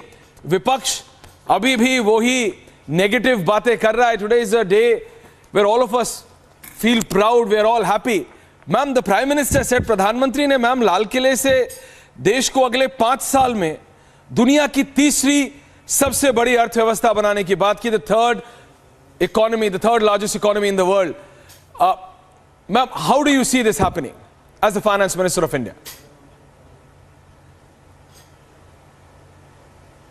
Well, I suppose between 2014 and 19, a lot of groundwork was undertaken and completed as well. And between 19 and now, you see most of the schemes have reached a saturation level. If anything, let's say 3, 4, 5% gap is also being filled in.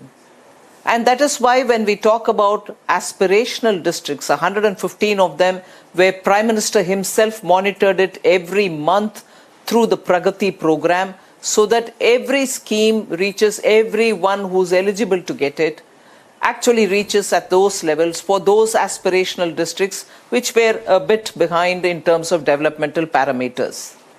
Now that is achieved and we are going down further to the block levels. So all over the country, in the spirit of Sabka Saath, Sabka Vikas, without letting out any one state or one region or one district for one or the other reason, saying it's not ruled by my party or it's not a party, it's not a region I see any potential, none of that.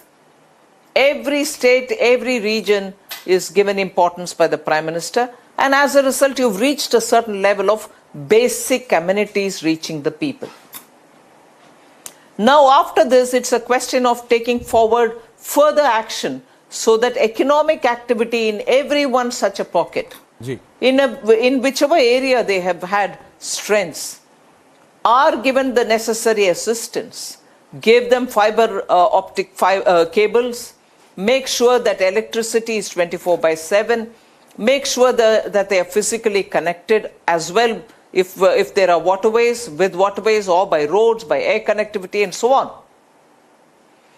So that the momentum for growth is given that kind of a stimulus from all the regions. So that's going on, and therefore we think it is possible to reach the third rank.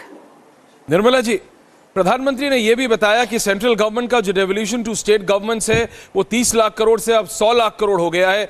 Local development spend अब 70,000 करोड़ से बढ़ के 3 लाख करोड़ हो गए हैं। Affordable housing 90,000 crore से अब 4 लाख करोड़ पहुंच गई है। यूरिया फर्टिलाइजर की जो 3,000 रुपए से अब कीमत 300 रुपए आ गई है।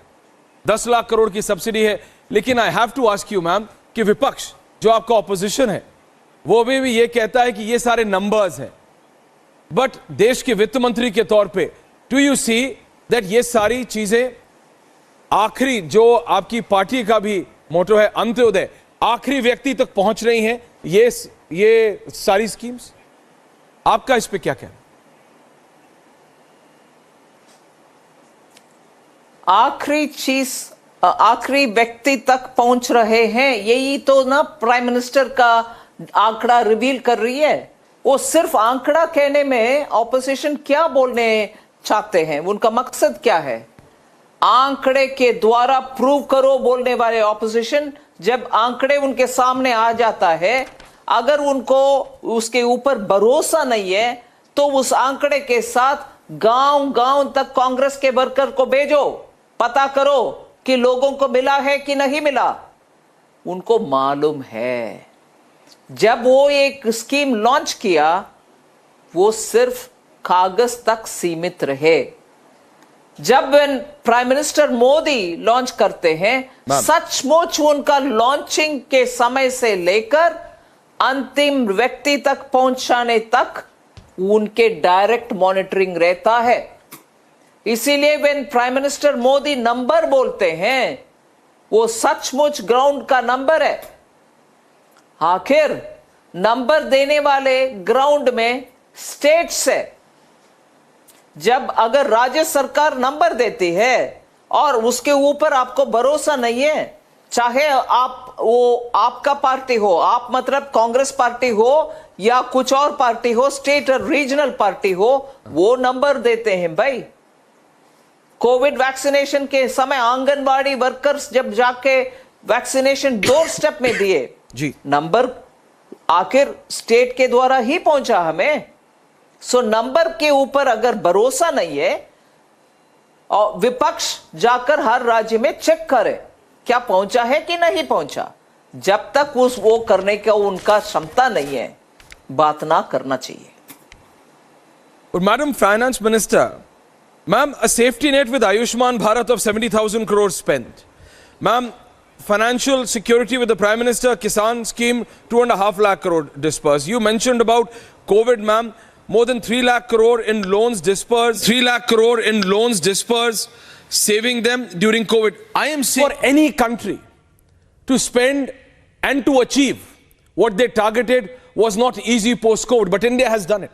But the whole irony is that the opposition which seems to only and only concentrate on 24 elections, has completely forgotten that what good these schemes have been able to achieve for the people, to the point that they have come that calling the voter, ma'am, I'm asking you on the day of independence today, that the voter which votes for BJP, they are calling them demon. They have become so frustrated now, वो इतना frustrate हो गए निर्मला जी कि वो voter को राक्षस बुलाने लगे.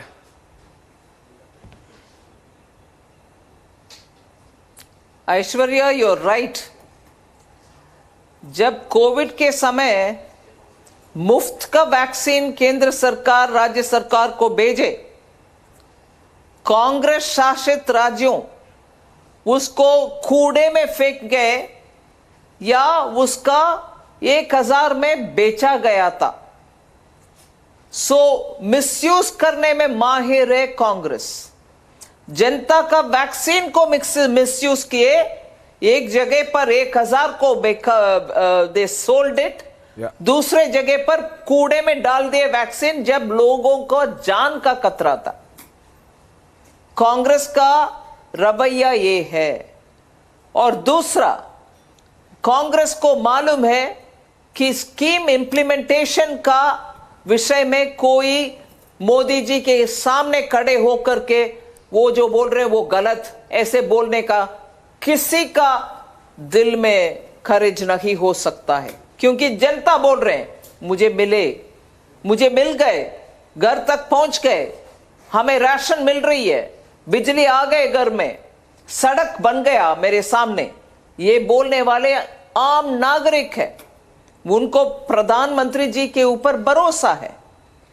इसीलिए उनके बोखलाहट के वजह से कल हरियाणा में कांग्रेस के एक नेता जो मोदी को वोट करेंगे वो राक्षस तुल्य है ऐसे एक बयान दिया है. वोटर को राक्षस बोलने वाला उसी वोटर के सामने जाकर के कैसे वोट मांगेंगे? ये अलायंस जो डॉट डॉट डॉट का अलायंस है, उनका कमजोरी यही है. जनता के सामने खड़े होकर के बात करने का कोई कुछ उनके अंदर नहीं है, सिर्फ नाटकबाजी. और उनके मुंह में ताला लगाना चाहिए ऐसे बात करने में. जनता को राक्षस बोलने वाला नेता राजनीति में आज तक है और दोबारा वो जनता के सामने खड़े होकर के वोट मांगेगा? जनता सबक सीखेंगे, जनता सबक सिखाएंगे. They will teach them a lesson. Absolutely, ma'am. And last question on that point. As the Finance Minister of India, how confident are you that we are not only going to be the third largest economy, ma'am? Prior to 24 elections, there are going to be a lot of questions, a lot of fingers being pointed on you as well. Not because they feel that there is something they can have, but they question the Prime Minister and your government policies. They question your financial policies, they question your financial decisions. So how confident are you that you can take them on, politically speaking as well, prior to 24, ma'am?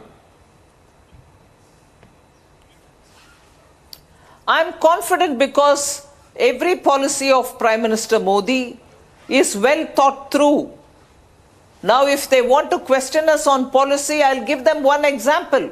If I had gone by their advice and printed notes to distribute during COVID, there are countries where this has happened based on some advice given by somebody there. Ma'am. You see their halat today. Bharat का हालात वही होता था अगर I have gone by that advice of printing notes. So ऐसे गलत नीति को हमारे सामने आकर के सजेशन के नाते देने वाले ऑपोजिशन लीडर्स आज मोदी जी के पॉलिसी को क्वेश्चन कर रहे हैं. कोविड के बाद हम टारगेटेड वे में जिनको मदद दिलाना है उनको दिला करके आज रिकवरी के पाथ में आए और आज सबसे तेजी से बढ़ाने वाले इकोनॉमी भारत का है. ऐसे केयरफुली पॉलिसी बनाने वाले मोदी जी के पॉलिसी को क्वेश्चन करने वाले कौन लोग हैं? ये ही लोग हैं जो करेंसी नोट को प्रिंट करके सबको बंटवारा करने का सुझाव देने वाले विपक्ष है।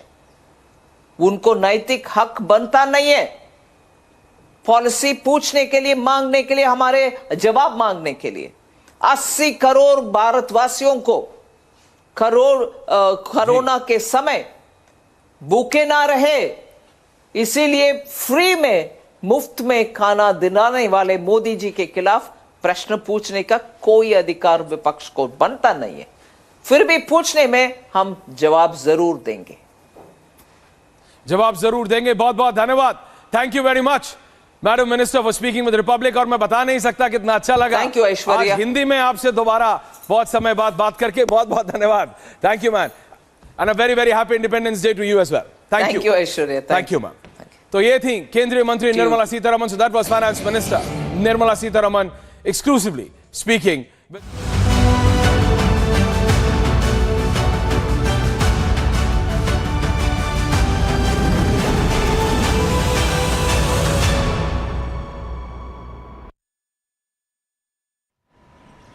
मेरे प्रिय 140 करोड़ परिवारजन,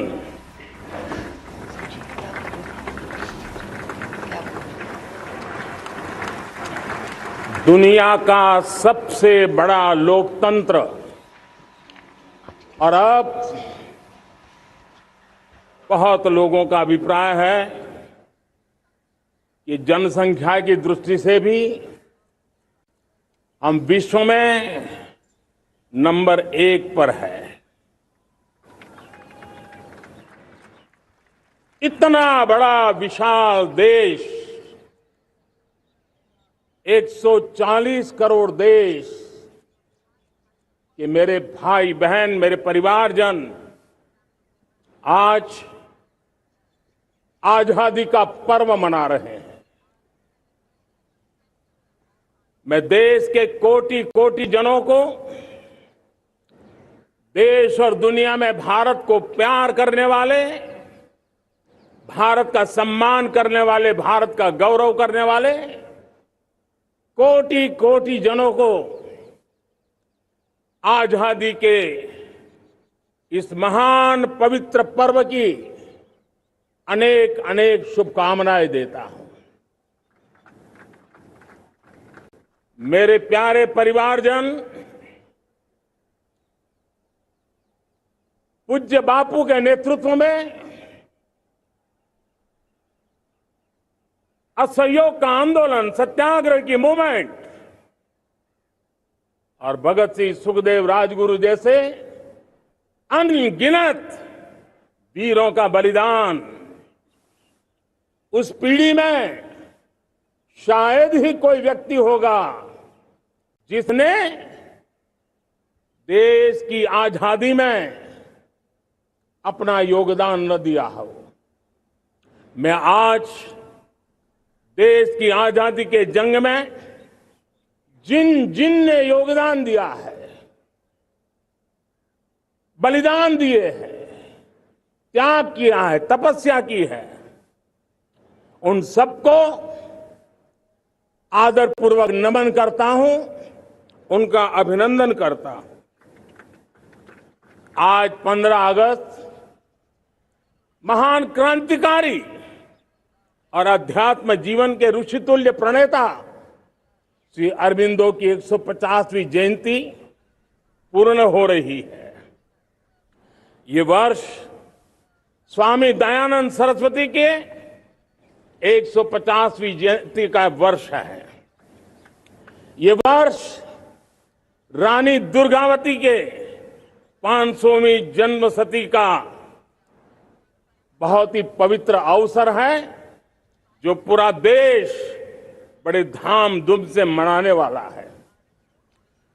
ये वर्ष मीराबाई, भक्ति योग की सिरमौर मीराबाई के 525 वर्ष का भी ये पावन पर्व है। ये बार जो 26 जनवरी हम मनाएंगे वो हमारे गणतंत्र दिवस की 75वीं वर्षगांठ होगी।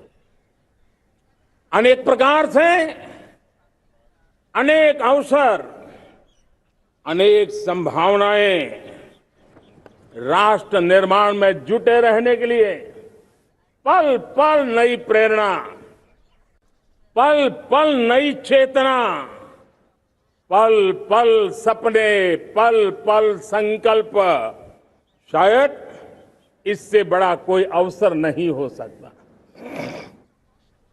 मेरे प्यारे परिवारजन, इस बार प्राकृतिक आपदा ने देश के अनेक हिस्सों में अकल्पनीय संकट पैदा किए। जिन परिवारों ने इस संकट में सहन किया है, मैं उन सभी परिवारजनों के प्रति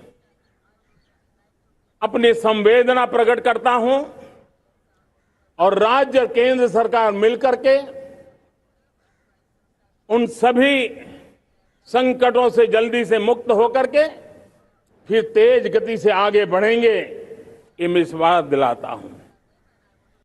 मेरे प्यारे परिवारजनों, पिछले कुछ सप्ताह नॉर्थ ईस्ट में, विशेषकर मणिपुर में और हिंदुस्तान के भी अन्य कुछ भागों में, लेकिन विशेषकर मणिपुर में जो हिंसा का दौर चला, कई लोगों को अपना जीवन खोना पड़ा, मां बेटियों के सम्मान के साथ खिलवाड़ हुआ। लेकिन कुछ दिनों से लगातार शांति की खबरें आ रही हैं। देश मणिपुर के लोगों के साथ है। देश मणिपुर के लोगों को पिछले कुछ दिनों से जो शांति बनाए रखी है, उस शांति के पर्व को आगे बढ़ाए और शांति से ही समाधान का रास्ता निकलेगा और राज्य और केंद्र सरकार मिलकर के उन समस्याओं के समाधान के लिए भरपूर प्रयास कर रही है, करती रहेगी। मेरे प्यारे परिवारजनों, जब हम इतिहास की तरफ नजर करते हैं तो इतिहास में कुछ पल ऐसे आते हैं जो अपनी अमिट छाप छोड़ करके जाते हैं और उसका प्रभाव सदियों तक रहता है। और कभी कभी शुरुआत में वो बहुत छोटा लगता है, छोटी सी घटना लगती है, लेकिन वो अनेक समस्याओं की जड़ बन जाती है। हमें याद है 1200 साल पहले इस देश पर आक्रमण हुआ। एक छोटे से राज्य के छोटे से राजा का पराजय हुआ, लेकिन तब पता तक नहीं था कि एक घटना भारत को 1000 साल की गुलामी में फंसा देगी। और हम गुलामी में जकड़ते गए, जो आया लूटता गया, जो जिसका मन चाहा हम पे आके सवार हो गया। कैसा विपरीत काल रहा होगा वो 1000 साल का। मेरे प्यारे परिवारजनों, घटना छोटी क्यों ना हो, लेकिन 1000 साल तक प्रभाव छोड़ के रही है। लेकिन मैं आज इस बात का जिक्र इसलिए करना चाहता हूं कि भारत के वीरों ने इस कालखंड में कोई भूभाग ऐसा नहीं था, कोई समय ऐसा नहीं था जब उन्होंने देश की आजादी के लौ को गलता न रखा हो, बलिदान की परंपरा न बनाई हो। मां भारती बेड़ियों से मुक्त होने के लिए उठ खड़ी हुई थी, जंजीरों को झकझोर रही थी और देश की नारी शक्ति, देश की युवा शक्ति, देश के किसान, देश के गांव के लोग, मजदूर, कोई हिंदुस्तानी ऐसा नहीं था जो आजादी के सपने को लेकर के जीता न हो। आजादी को पाने के लिए मर मिटने के लिए तैयार होने वालों की एक बड़ी फौज तैयार हो गई थी। जेलों में जवानी खपाने वाले अनेक महापुरुष हमारे देश की आजादी को, इन गुलामी की बेड़ियों को तोड़ने के लिए लगे हुए थे। मेरे प्यारे परिवारजनों, जन चेतना का वो व्यापक रूप, त्याग और तपस्या का वो व्यापक रूप, जन जन के अंदर एक नए विश्वास जगाने वाला वो पल आखिरकार 1947 में देश आजाद हुआ। 1000 साल की गुलामी में संजोए हुए सपने देशवासी पूरे करते हुए देखे। साथियों, मैं 1000 साल पहले की बात इसलिए कह रहा हूं, मैं देख रहा हूं फिर एक बार देश के सामने एक मौका आया है। इस ऐसे कालखंड में हम जी रहे हैं, ऐसे कालखंड में हमने प्रवेश किया है और यह हमारा सौभाग्य है कि भारत के ऐसे अमृत काल में, ये अमृत काल का पहला वर्ष है। या तो हम जवानी में जी रहे हैं या हम मां भारती की गोद में जन्म ले चुके हैं।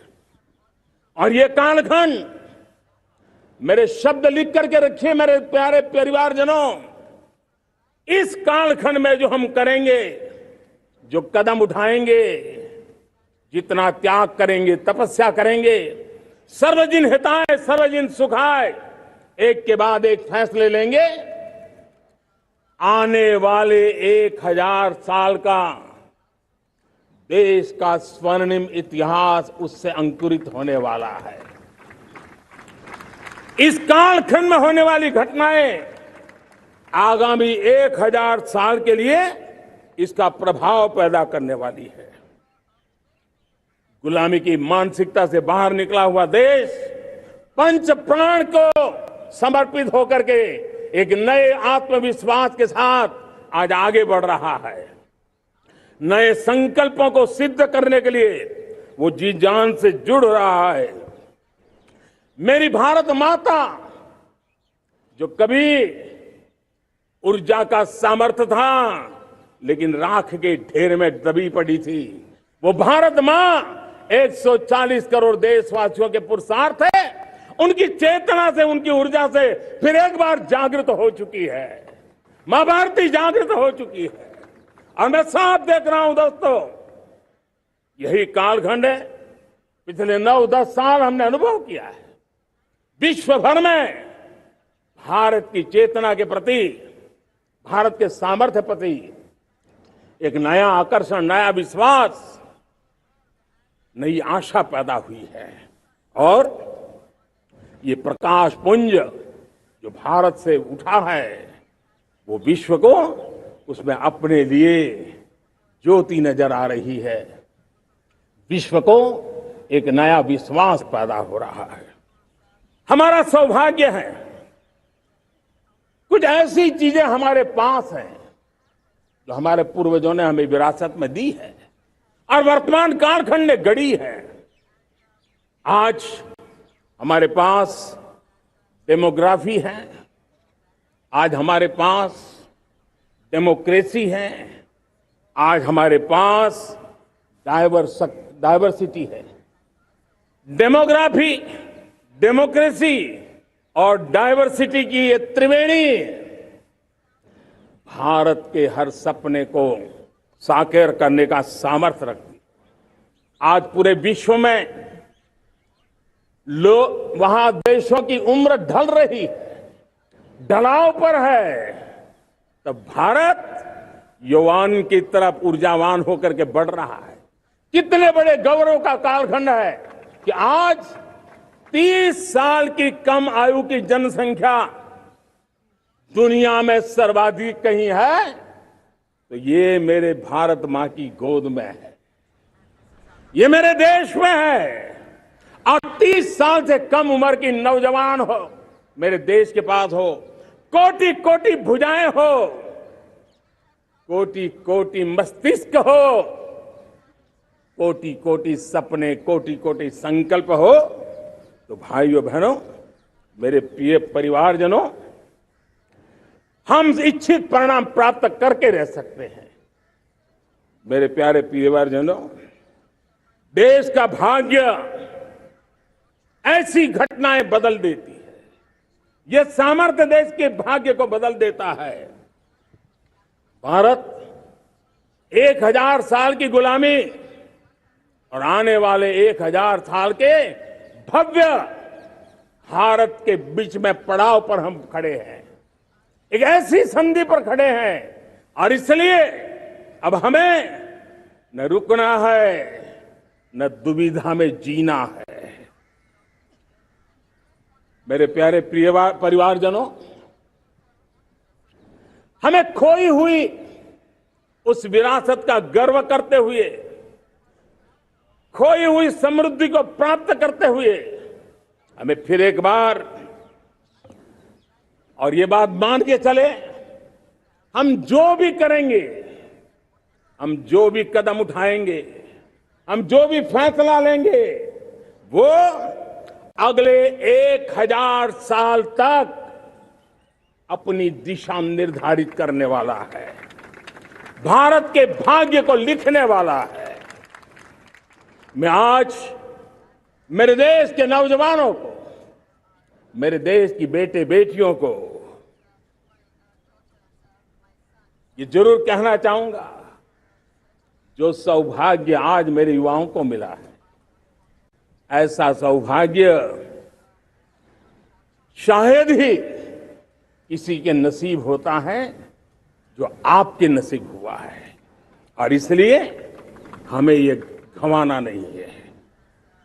युवा शक्ति पर मेरा भरोसा है, युवा शक्ति में सामर्थ्य है और हमारी नीतियां, हमारी रीतियां भी उस युवा सामर्थ्य को और बल देने के लिए है। आज मेरे युवाओं ने दुनिया में पहले 3 स्टार्टअप इकोसिस्टम में भारत को स्थान दिला दिया है। विश्व के युवाओं को अचंबा हो रहा है भारत के इस सामर्थ्य को लेकर के, भारत की इस ताकत को देख करके। आज दुनिया टेक्नोलॉजी ड्रिवन है और आने वाला युग टेक्नोलॉजी से प्रभावित रहने वाला है और तब टेक्नोलॉजी में भारत की जो टैलेंट है उसकी एक नई भूमिका रहने वाली है।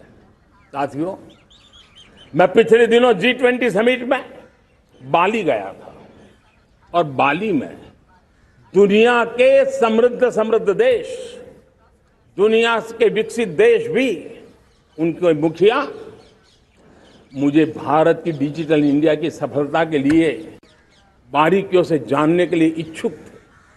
हर कोई इसका सवाल पूछता था और जब मैं उनको कहता था कि भारत ने जो कमाल किया है ना, वो दिल्ली, मुंबई, चेन्नई तक सीमित नहीं है। भारत ने जो कमाल कर रहा है, मेरे टियर 2, टियर 3 सिटी के युवा भी आज मेरे देश का भाग्य गढ़ रहे हैं। छोटे छोटे स्थान के मेरे नौजवान, और मैं आज बड़े विश्वास से कहता हूं, देश का ये जो सामर्थ्य नया नजर आ रहा है, और इसलिए मैं कहता हूं, हमारे छोटे शहर आकार और आबादी में छोटे हो सकते हैं। ये हमारे छोटे छोटे शहर, हमारे कस्बे आकार और आबादी में छोटे हो सकते हैं, लेकिन आशा और आकांक्षा, प्रयास और प्रभाव वो किसी से कम नहीं है। वो सामर्थ्य उनके अंदर है। नए ऐप्स, नए सॉल्यूशन, टेक्नोलॉजी डिवाइस। अब खेलों की दुनिया देखिए, कौन बच्चे हैं? झुग्गी झोंपड़ी से निकले हुए बच्चे आज खेलों की दुनिया में पराक्रम दिखा रहे हैं। छोटे छोटे गांव के, छोटे छोटे कस्बे के नौजवान, हमारी बेटे बेटियां आज कमाल दिखा रही हैं। अब देखिए, मेरे देश की 100 जितनी स्कूल ऐसी हैं जहां के बच्चे सैटेलाइट बना करके सैटेलाइट छोड़ने की तैयारियां कर रही है। आज हजारों टिंकरिंग लैब नए वैज्ञानिकों का गर्भाधान कर रही है। आज हजारों टिंकरिंग लैब लाखों बच्चों को साइंस और टेक्नोलॉजी की राह पर आगे बढ़ने के लिए प्रेरणा दे रही हैं।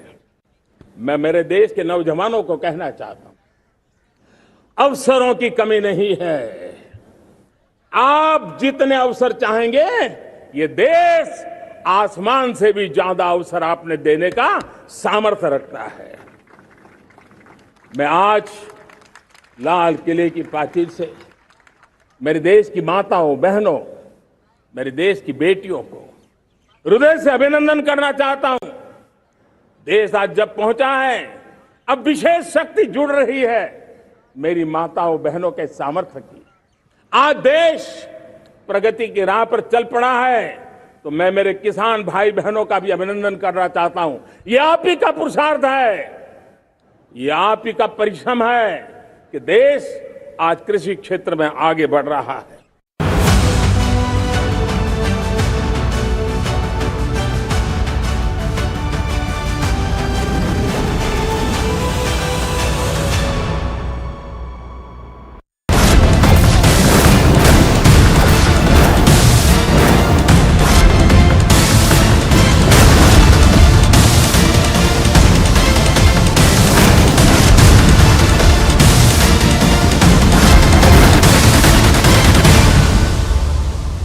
A quick question with Major Arya. Major Arya, you know, Major Sivat spoke about infrastructure. Now, that's been a key hallmark of this government. We've seen it in all spheres, whether it is infrastructure in terms of roads, rail services, or infrastructure that's been built specifically in the Northeast. But apart from that, you know, the armed forces reforms have spanned everything, whether it's equipment or it's, you know, the cantonment boards that essentially the government was looking to disband, or various other areas like the Agniveer scheme. Your thoughts on that? No, absolutely, Nupur. I think there has been a 360-degree change in the way the government is looking at the armed forces. It is not just the Agniveer. It is not just, it is not just about, the new weapons and equipment. There is a holistic change. For example, you see a lot more involvement of senior military brass in what we know as military diplomacy, right? It is not that the chiefs have started going outside just now. The chiefs of the armed forces have been going out forever, for a very long time. But today, the parameters are different. The way they are looking at it is different. So when you speak to, let us say, the army chief of Saudi Arabia, there is something else that is happening. Now, there is army-to-army interaction, not just limited to training. There is actually military diplomacy happening. And beyond it, if you look at the national security paradigm, beyond simply military, but national security paradigm, you always see whenever the Prime Minister is on a visit, on his right hand, if you see Dr. S. Jaishankar, on his left hand, you will always see Mr. Ajit Doval, the National Security Advisor. So this entire thing of national security, how India approaches a situation, right? And armed forces are a very, very integral and extremely important part of the national security apparatus of this country. So it is happening in a certain manner where all the wheels of the state or all the wheels of the national security are being put into motion. Yes, Agniveer is very important. New weapons and equipment is important. This cantonment board issue that you mentioned, very important. And Make in India, extremely important. This is one of the primary learnings from the Russia-Ukraine war, that we cannot be dependent on our outside power for weapons and equipment. What happens if we are in a protracted conflict? So Make in India is extremely important, but also the way the armed forces are now being projected, more exposure is being given at all levels, and people here in the armed forces are learning about the world. This used to happen earlier also. This is not to say that this has started under Prime Minister Modi's regime. I'm not saying that. I'm saying that now this has happened 10x. That is what I'm saying. It's really, really improved. Right. Absolutely. I'm going to go across to Shravan right now. Shravan, today's speech spanned about 90 minutes. It was as much a forward-looking speech where the Prime Minister spoke about his government's achievements, also, in a sense, laying down the framework for, the next 1,000 years. He did mention that. But politically, Shravan, what were the takeaways that you would look at as a journalist? But the Prime Minister also interacted with NCC cadets who were present at the Red Fort, and let's take a quick look at what happened. And we also spoke to some of those students. Let's hear what they had to say.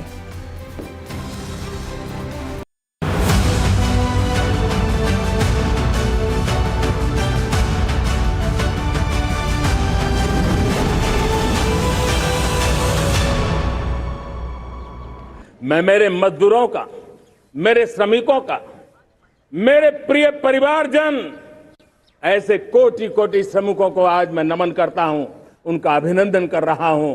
देश आज जो आधुनिकता की ओर बढ़ रहा है, विश्व की तुलना करने वाले सामर्थ्य के साथ नजर आ रहा है, उसके पीछे मेरे देश के मजदूरों का, मेरे देश के श्रमिकों का बहुत बड़ा योगदान है। आज समय कहता है कि लाल किले की प्राचीर से मैं उनका अभिनंदन करूं, उनका अभिवादन करूं, और ये मेरे परिवारजन 140 करोड़ देशवासी, मेरे इन श्रमिकों का, रेहड़ी पटरी वालों का, फूल सब्जी बेचने वालों का हम सम्मान करते हैं।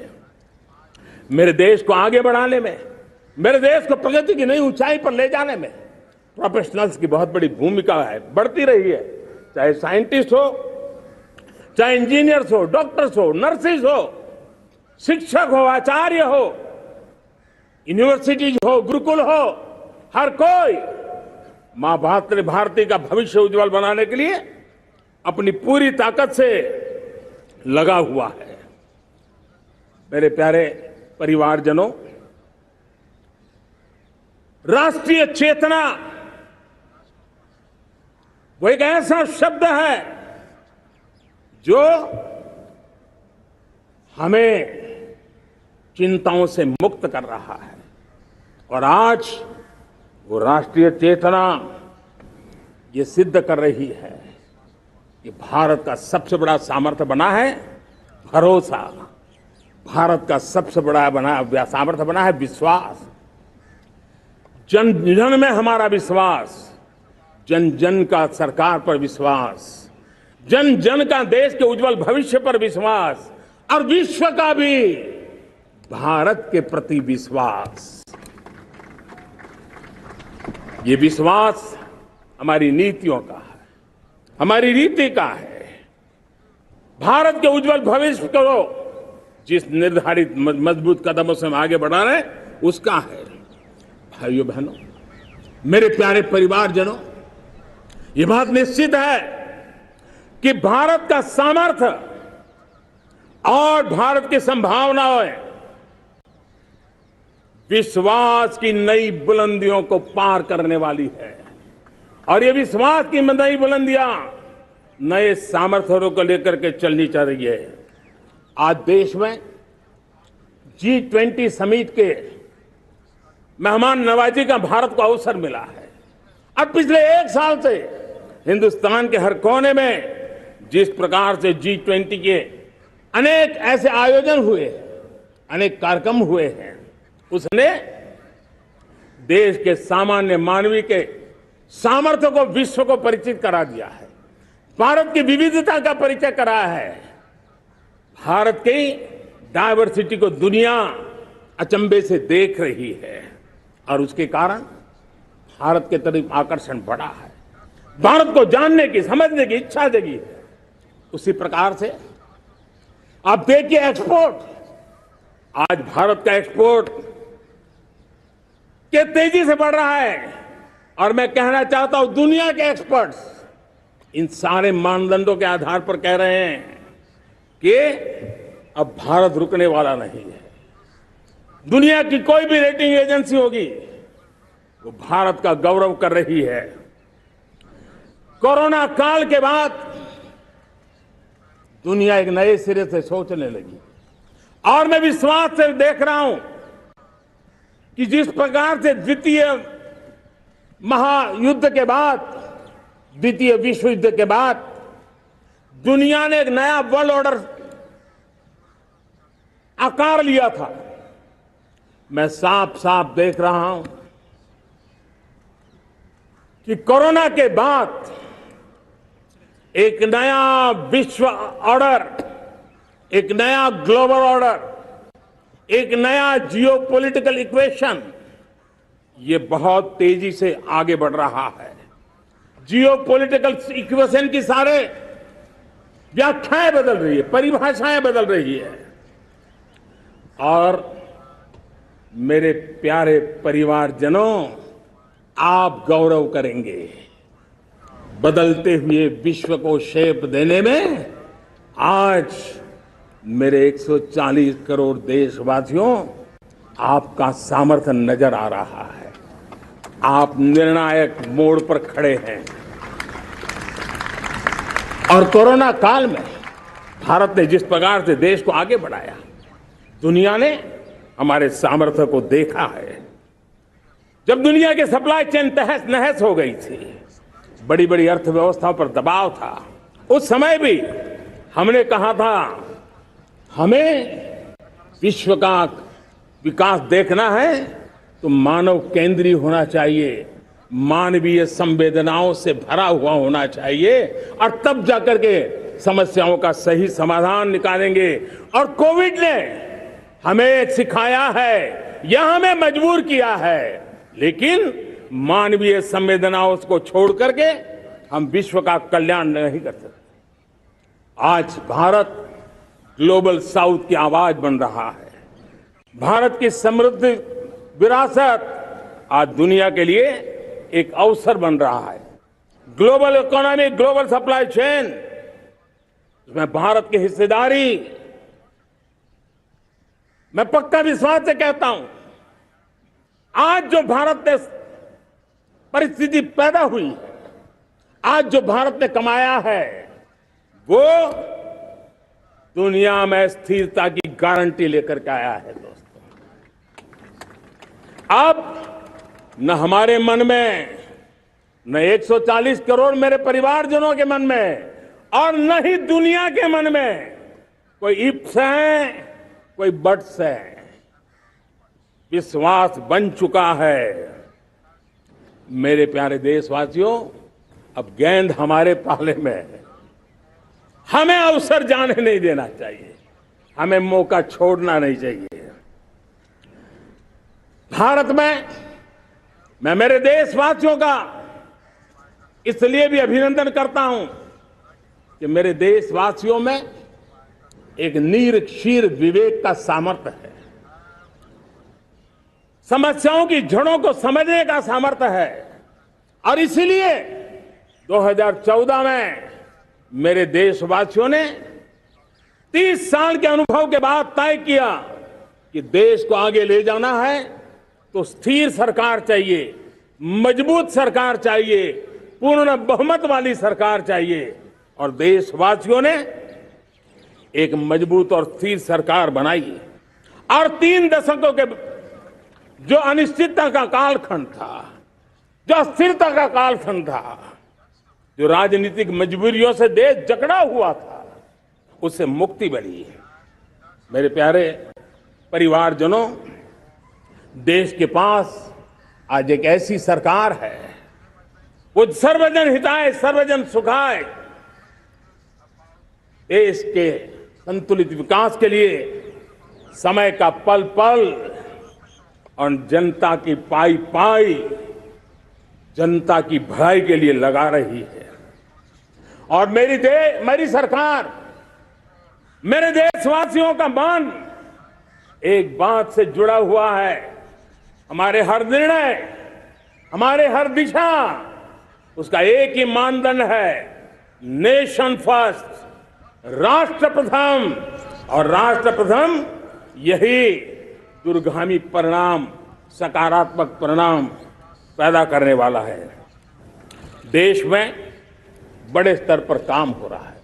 और लेकिन मैं कहना चाहूंगा, 2014 में आपने एक मजबूत सरकार बनाई और मैं कहता हूं 2014 में और 2019 में आपने एक सरकार फॉर्म की तो मोदी में रिफॉर्म करने की हिम्मत आई।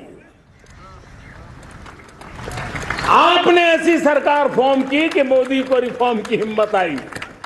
और जब मोदी ने एक के बाद एक रिफॉर्म किए तो मेरे ब्यूरोक्रेसी के लोग, मेरे लाखों हाथ पैर जो हिंदुस्तान के कोने कोने में सरकार के हिस्से के रूप में काम कर रहे हैं, उन्होंने ब्यूरोक्रेसी ने ट्रांसफॉर्म करने के लिए, परफॉर्म करने की जिम्मेवारी बखूबी निभाई और उन्होंने परफॉर्म करके दिखाया और जनता जनार्दन जुड़ गई तो वो ट्रांसफॉर्म होता भी नजर आ रहा है।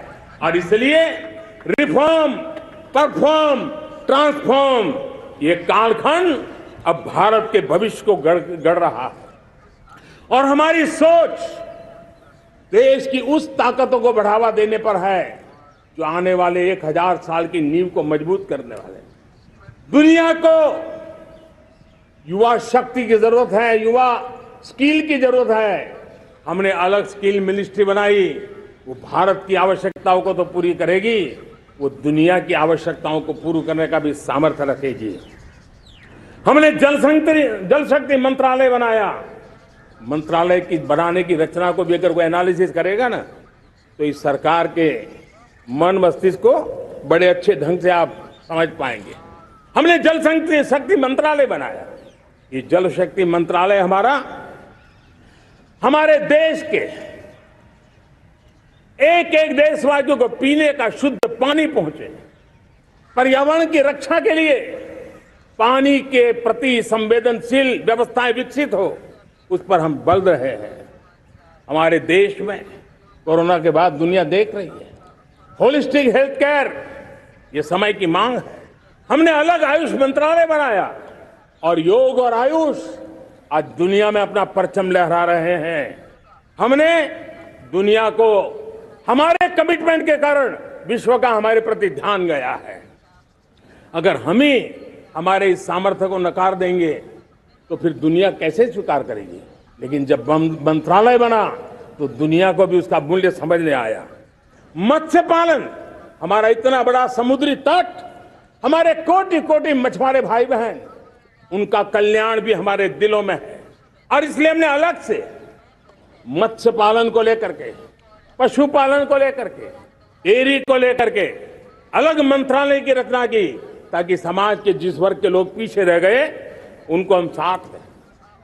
देश में सरकारी अर्थव्यवस्था के हिस्से होते हैं, लेकिन समाज की अर्थव्यवस्था का एक बड़ा हिस्सा है कोऑपरेटिव मूवमेंट। उसको बल देने के लिए, उसको आधुनिकता लाने के लिए और देश के कोने कोने में लोकतंत्र की एक सबसे बड़ी इकाई को मजबूत करने के लिए हमने अलग कोऑपरेटिव मंत्रालय बनाया।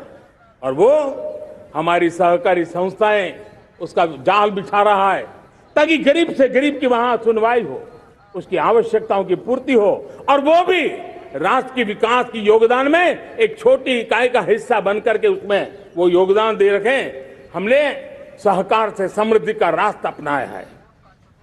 मेरे प्यारे परिवारजनों, जब हम लोग 14 में आए थे तो हम वैश्विक अर्थव्यवस्था में 10वें नंबर पर थे, और आज 140 करोड़ देशवासियों का पुरुषार्थ रंग लाया है कि हम विश्व की अर्थव्यवस्था में 5वें नंबर पर पहुंच चुके हैं। और ये ऐसे ही नहीं हुआ है। जो भ्रष्टाचार का राक्षस देश को दबोचे हुए थे, लाखों करोड़ के घोटाले अर्थव्यवस्था को डामाडोल कर रहे थे, गवर्नेंस फ्रेजाइल फाइल में देश की पहचान होने लगी थी, लीकेजेस को हमने बंद किया, मजबूत अर्थव्यवस्था बनाई, हमने गरीब कल्याण के लिए ज्यादा से ज्यादा धन खर्चने का प्रयास किया। और आज मैं देशवासियों को बताना चाहता हूं कि जब देश आर्थिक रूप से समृद्ध होता है तो सिर्फ तिजोरी नहीं भरती है, देश का सामर्थ्य बढ़ता है, देशवासियों का सामर्थ्य बढ़ता है। और तिजोरी का पाई पाई अगर ईमानदारी से जनता जनार्दन के लिए खर्च करने का संकल्प लेने वाली सरकार हो तो परिणाम के साथ है। मैं 10 साल का हिसाब तिरंगे की साक्षी में लाल किले की प्राचीर से मेरे देशवासियों को दे रहा हूं। आंकड़े देख करके आपको लगेगा इतना बड़ा बदलाव, इतना बड़ा सामर्थ्य। 10 साल पहले राज्यों को 30 लाख करोड़ रुपए भारत सरकार की तरफ से जाते थे। पिछले 9 साल में यह आंकड़ा 100 लाख करोड़ पर पहुंचा है।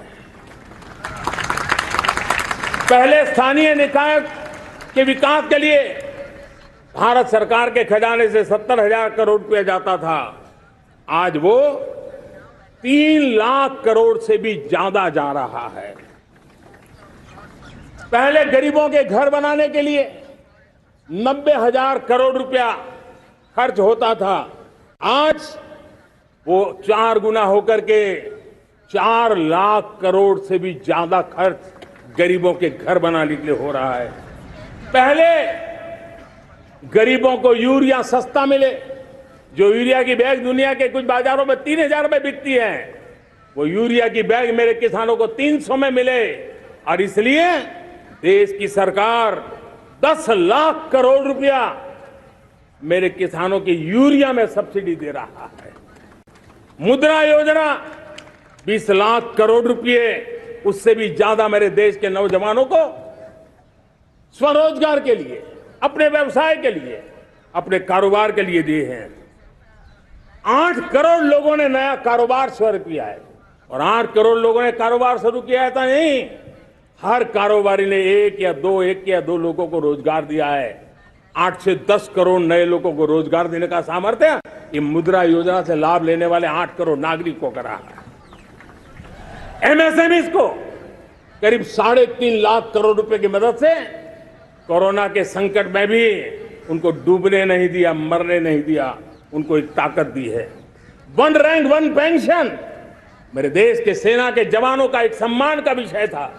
70,000 करोड़ रुपया भारत की तिजोरी से आज पहुंचा है, मेरे निवृत्त सेना के नायकों के जेब में, उनके परिवार में पहुंचा है। सभी कैटेगरी में, मैंने तो कुछ ही गिनाए, मैं ज्यादा समय लेना नहीं चाहता। हर कैटेगरी में पहले की तुलना में अनेक गुना धन देश के विकास के लिए, कोने कोने में रोजगार पैदा करने के लिए, पाई पाई का उपयोग भारत का भाग्य बदलने के लिए हो, और इसलिए हमने काम किया है।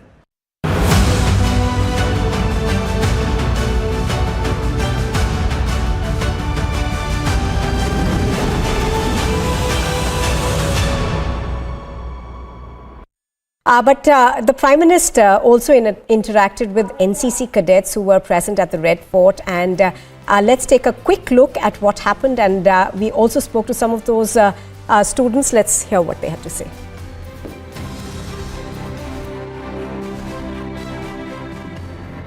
इस वक्त हम लाल किले में हैं और उन तमाम बच्चों के बीच है जिनके बीच में प्रधानमंत्री नरेंद्र मोदी खुद पहुंचे थे इनसे मिलने के लिए। ये सारे के सारे जो युवा हैं अलग अलग स्कूल से पहुंचे हैं, लेकिन जो जोश है वो भरपूर देखा जा सकता है, क्योंकि प्रधानमंत्री ने लाल किले की प्राचीर से जो पूरा संबोधन किया उससे इन युवाओं ने भी सुना है। बहुत ज्यादा, जितना भी हमने प्रधानमंत्री जी से सुना है वो उन्होंने वही बताया कि जो अभी चल रहा है। जैसे अभी जो भी अर्थव्यवस्था हमारी 10वें नंबर से 5वें नंबर पे आ गई है, और मोदी जी का ये है कि इसको हम उठा करके 3रे नंबर पे लाएं, तो उसके ऊपर जो भी काम हुआ है वो सारा बताएं, और इसको और कैसे और आगे ले जाएं उसके बारे में। अच्छा, सब लोग का पहला ये सेरेमनी है 15 अगस्त का, इससे पहले भी आप लोगों ने अटेंड किया, सब फर्स्ट सेरेमनी है, तो आप लोग की फर्स्ट सेरेमनी है, तो आप लोग को कैसा लगा, आप लोग का एक्सपीरियंस कैसा है? बहुत ही ज्यादा अच्छा लगा।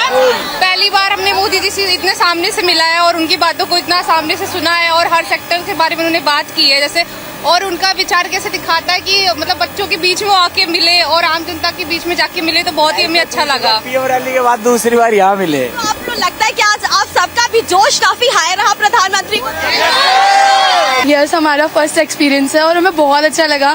प्राइम मिनिस्टर जी से इतने पास से मिलने का मौका मिला, और हमने कभी नहीं सोचा था मतलब हम कभी उनसे मिल पाएंगे, और हमें ये इंडिपेंडेंस डे पर ये मौका मिला है। हमें बहुत अच्छा लगा उनसे मिलकर।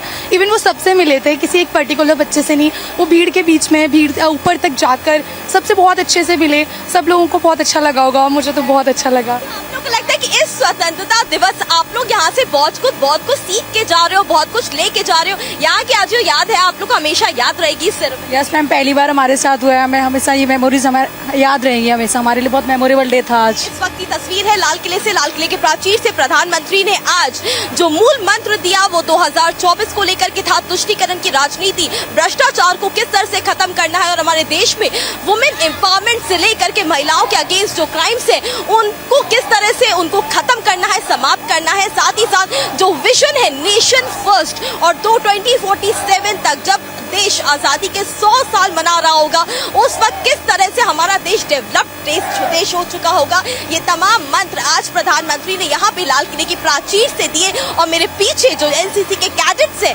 इनके बीच में आकर के प्रधानमंत्री ने खुद इनसे बातचीत की रूबरू और इन्हें मंत्र भी दिया कि कैसे अपने जीवन में आगे बढ़ सकते हैं। वीडियो जर्नलिस्ट विवेक के साथ हर्षद उनवानी फॉर रिपब्लिक टीवी, लाल किले से।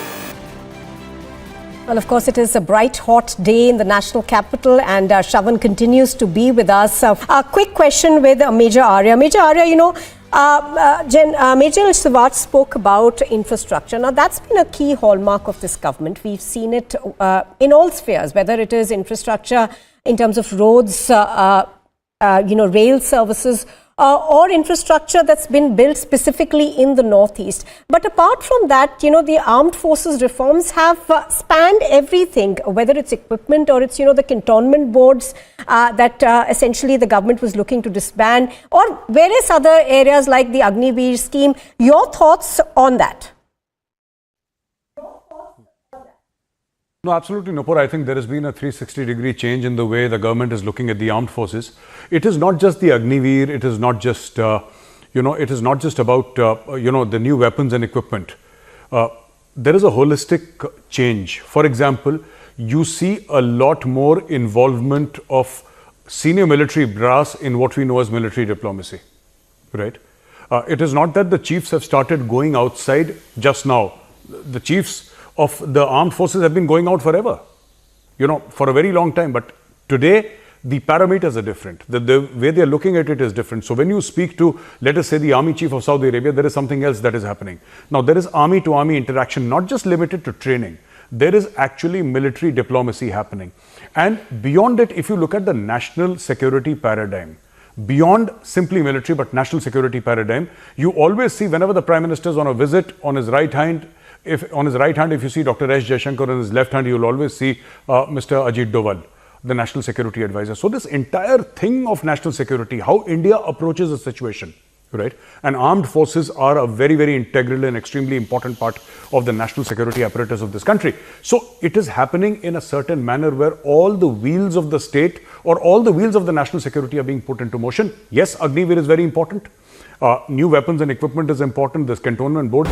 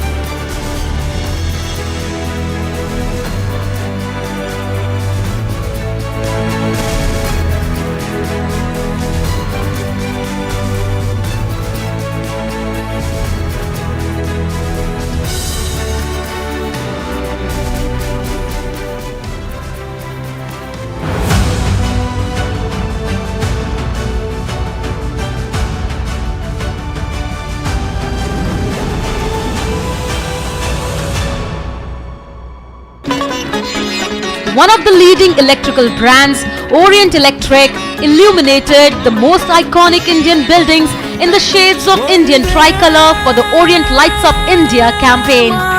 Executed to perfection with superior expertise, architectural design insights, and the right proportion of color temperatures, illuminance levels and positioning, the lighting made for a mesmerizing spectacle.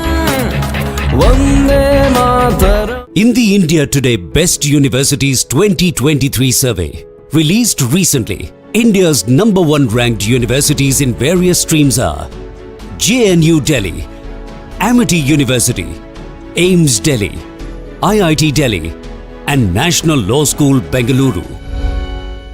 Octopi post of the BSF, where the sweet exchange between the BSF and the Pakistani troop rangers have taken place. Now the senior officials of the BSF, including the DIG, is returning back after exchanging the sweets with the Pakistani side. Yesterday the sweet exchange has taken place on the eve of Pakistan's Independence Day, and today the Independence Day of India is being celebrated, and the Pakistani side has come along with the sweets, and the senior officials of the border security force, they are here at the international border exchanging the sweets with the Pakistani side, and now they will be returning.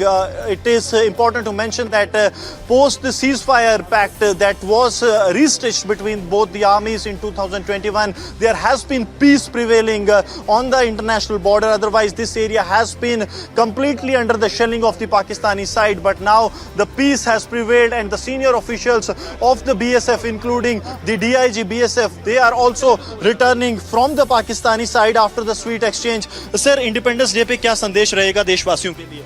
देखिए, सबसे पहले तो मैं पूरे देशवासियों को पुनः बहुत बहुत शुभकामनाएं और बधाई देना चाहता हूं। आज पूरा देश स्वतंत्रता दिवस का पर्व मना रहा है, और बीएसपी उसको करके और अपने जवानों के साथ बहुत ही अच्छे जोशो खरोशों के साथ आज का पर्व मना रहे हैं। आज स्वीट एक्सचेंज हुआ है पाकिस्तान? हाँ, बिल्कुल हुआ। ये कस्टमरी हमारा रिवाज है, हर साल की बात ही इस साल भी अपने स्वतंत्र दिवस पे हमने उनको मिठाई दी है, और कल उन्होंने हमें भी मिठाई दी। So the sweet exchange has taken place. The BSF troops have exchanged the sweets that the Pakistani side has given to the India, and now the 131 feet long tricolor is flying high here at the border outpost Octopi.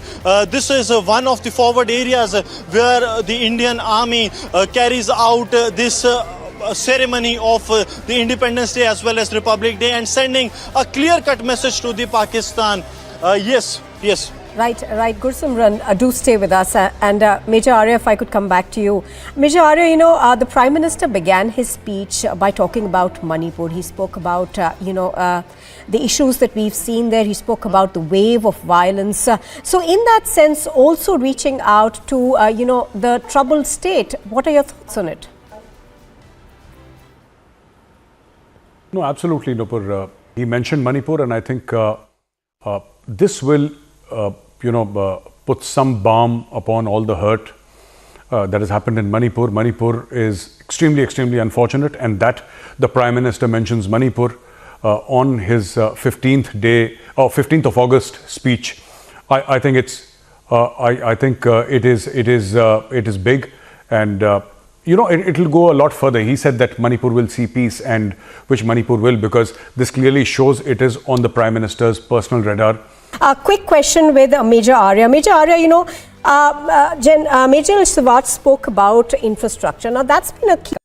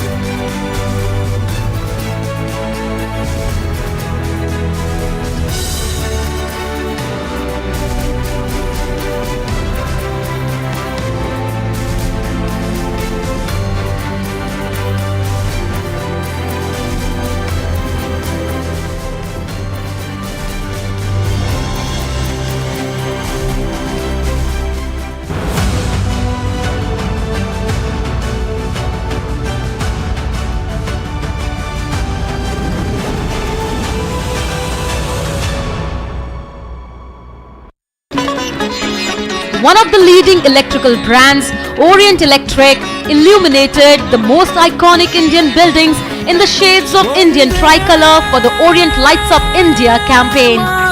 Executed to perfection with superior expertise, architectural design insights, and the right proportion of color temperatures, illuminance levels and positioning, the lighting made for a mesmerizing spectacle.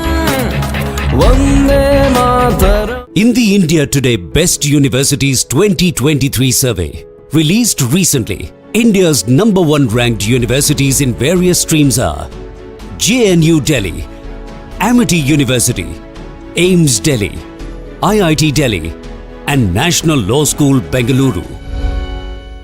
A quick question with Major Arya. Major Arya, Major Sivat spoke about infrastructure. Now, that's been a key hallmark of this government. We've seen it in all spheres, whether it is infrastructure in terms of roads, rail services, or infrastructure that's been built specifically in the Northeast. But apart from that, the armed forces reforms have spanned everything, whether it's equipment or it's, the cantonment boards that essentially the government was looking to disband, or various other areas like the Agniveer scheme. Your thoughts on that? No, absolutely, Nupur. I think there has been a 360-degree change in the way the government is looking at the armed forces.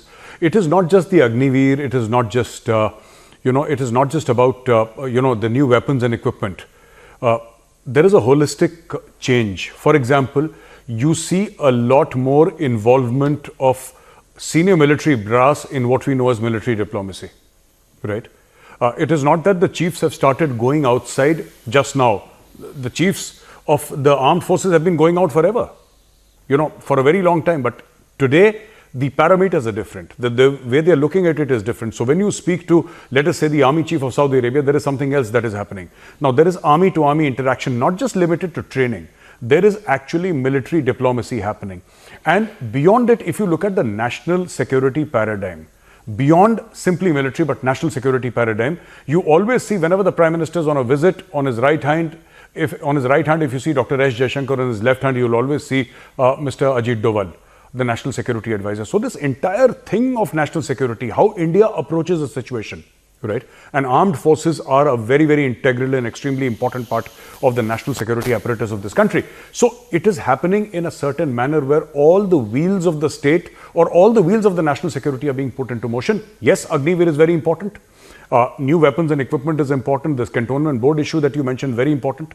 And Make in India, extremely important. This is one of the primary learnings from the Russia-Ukraine war, that we cannot be dependent on our outside power for weapons and equipment. What happens if we are in a protracted conflict? So Make in India is extremely important, but also the way the armed forces are now being projected, more exposure is being given at all levels, and people here in the armed forces are learning about the world.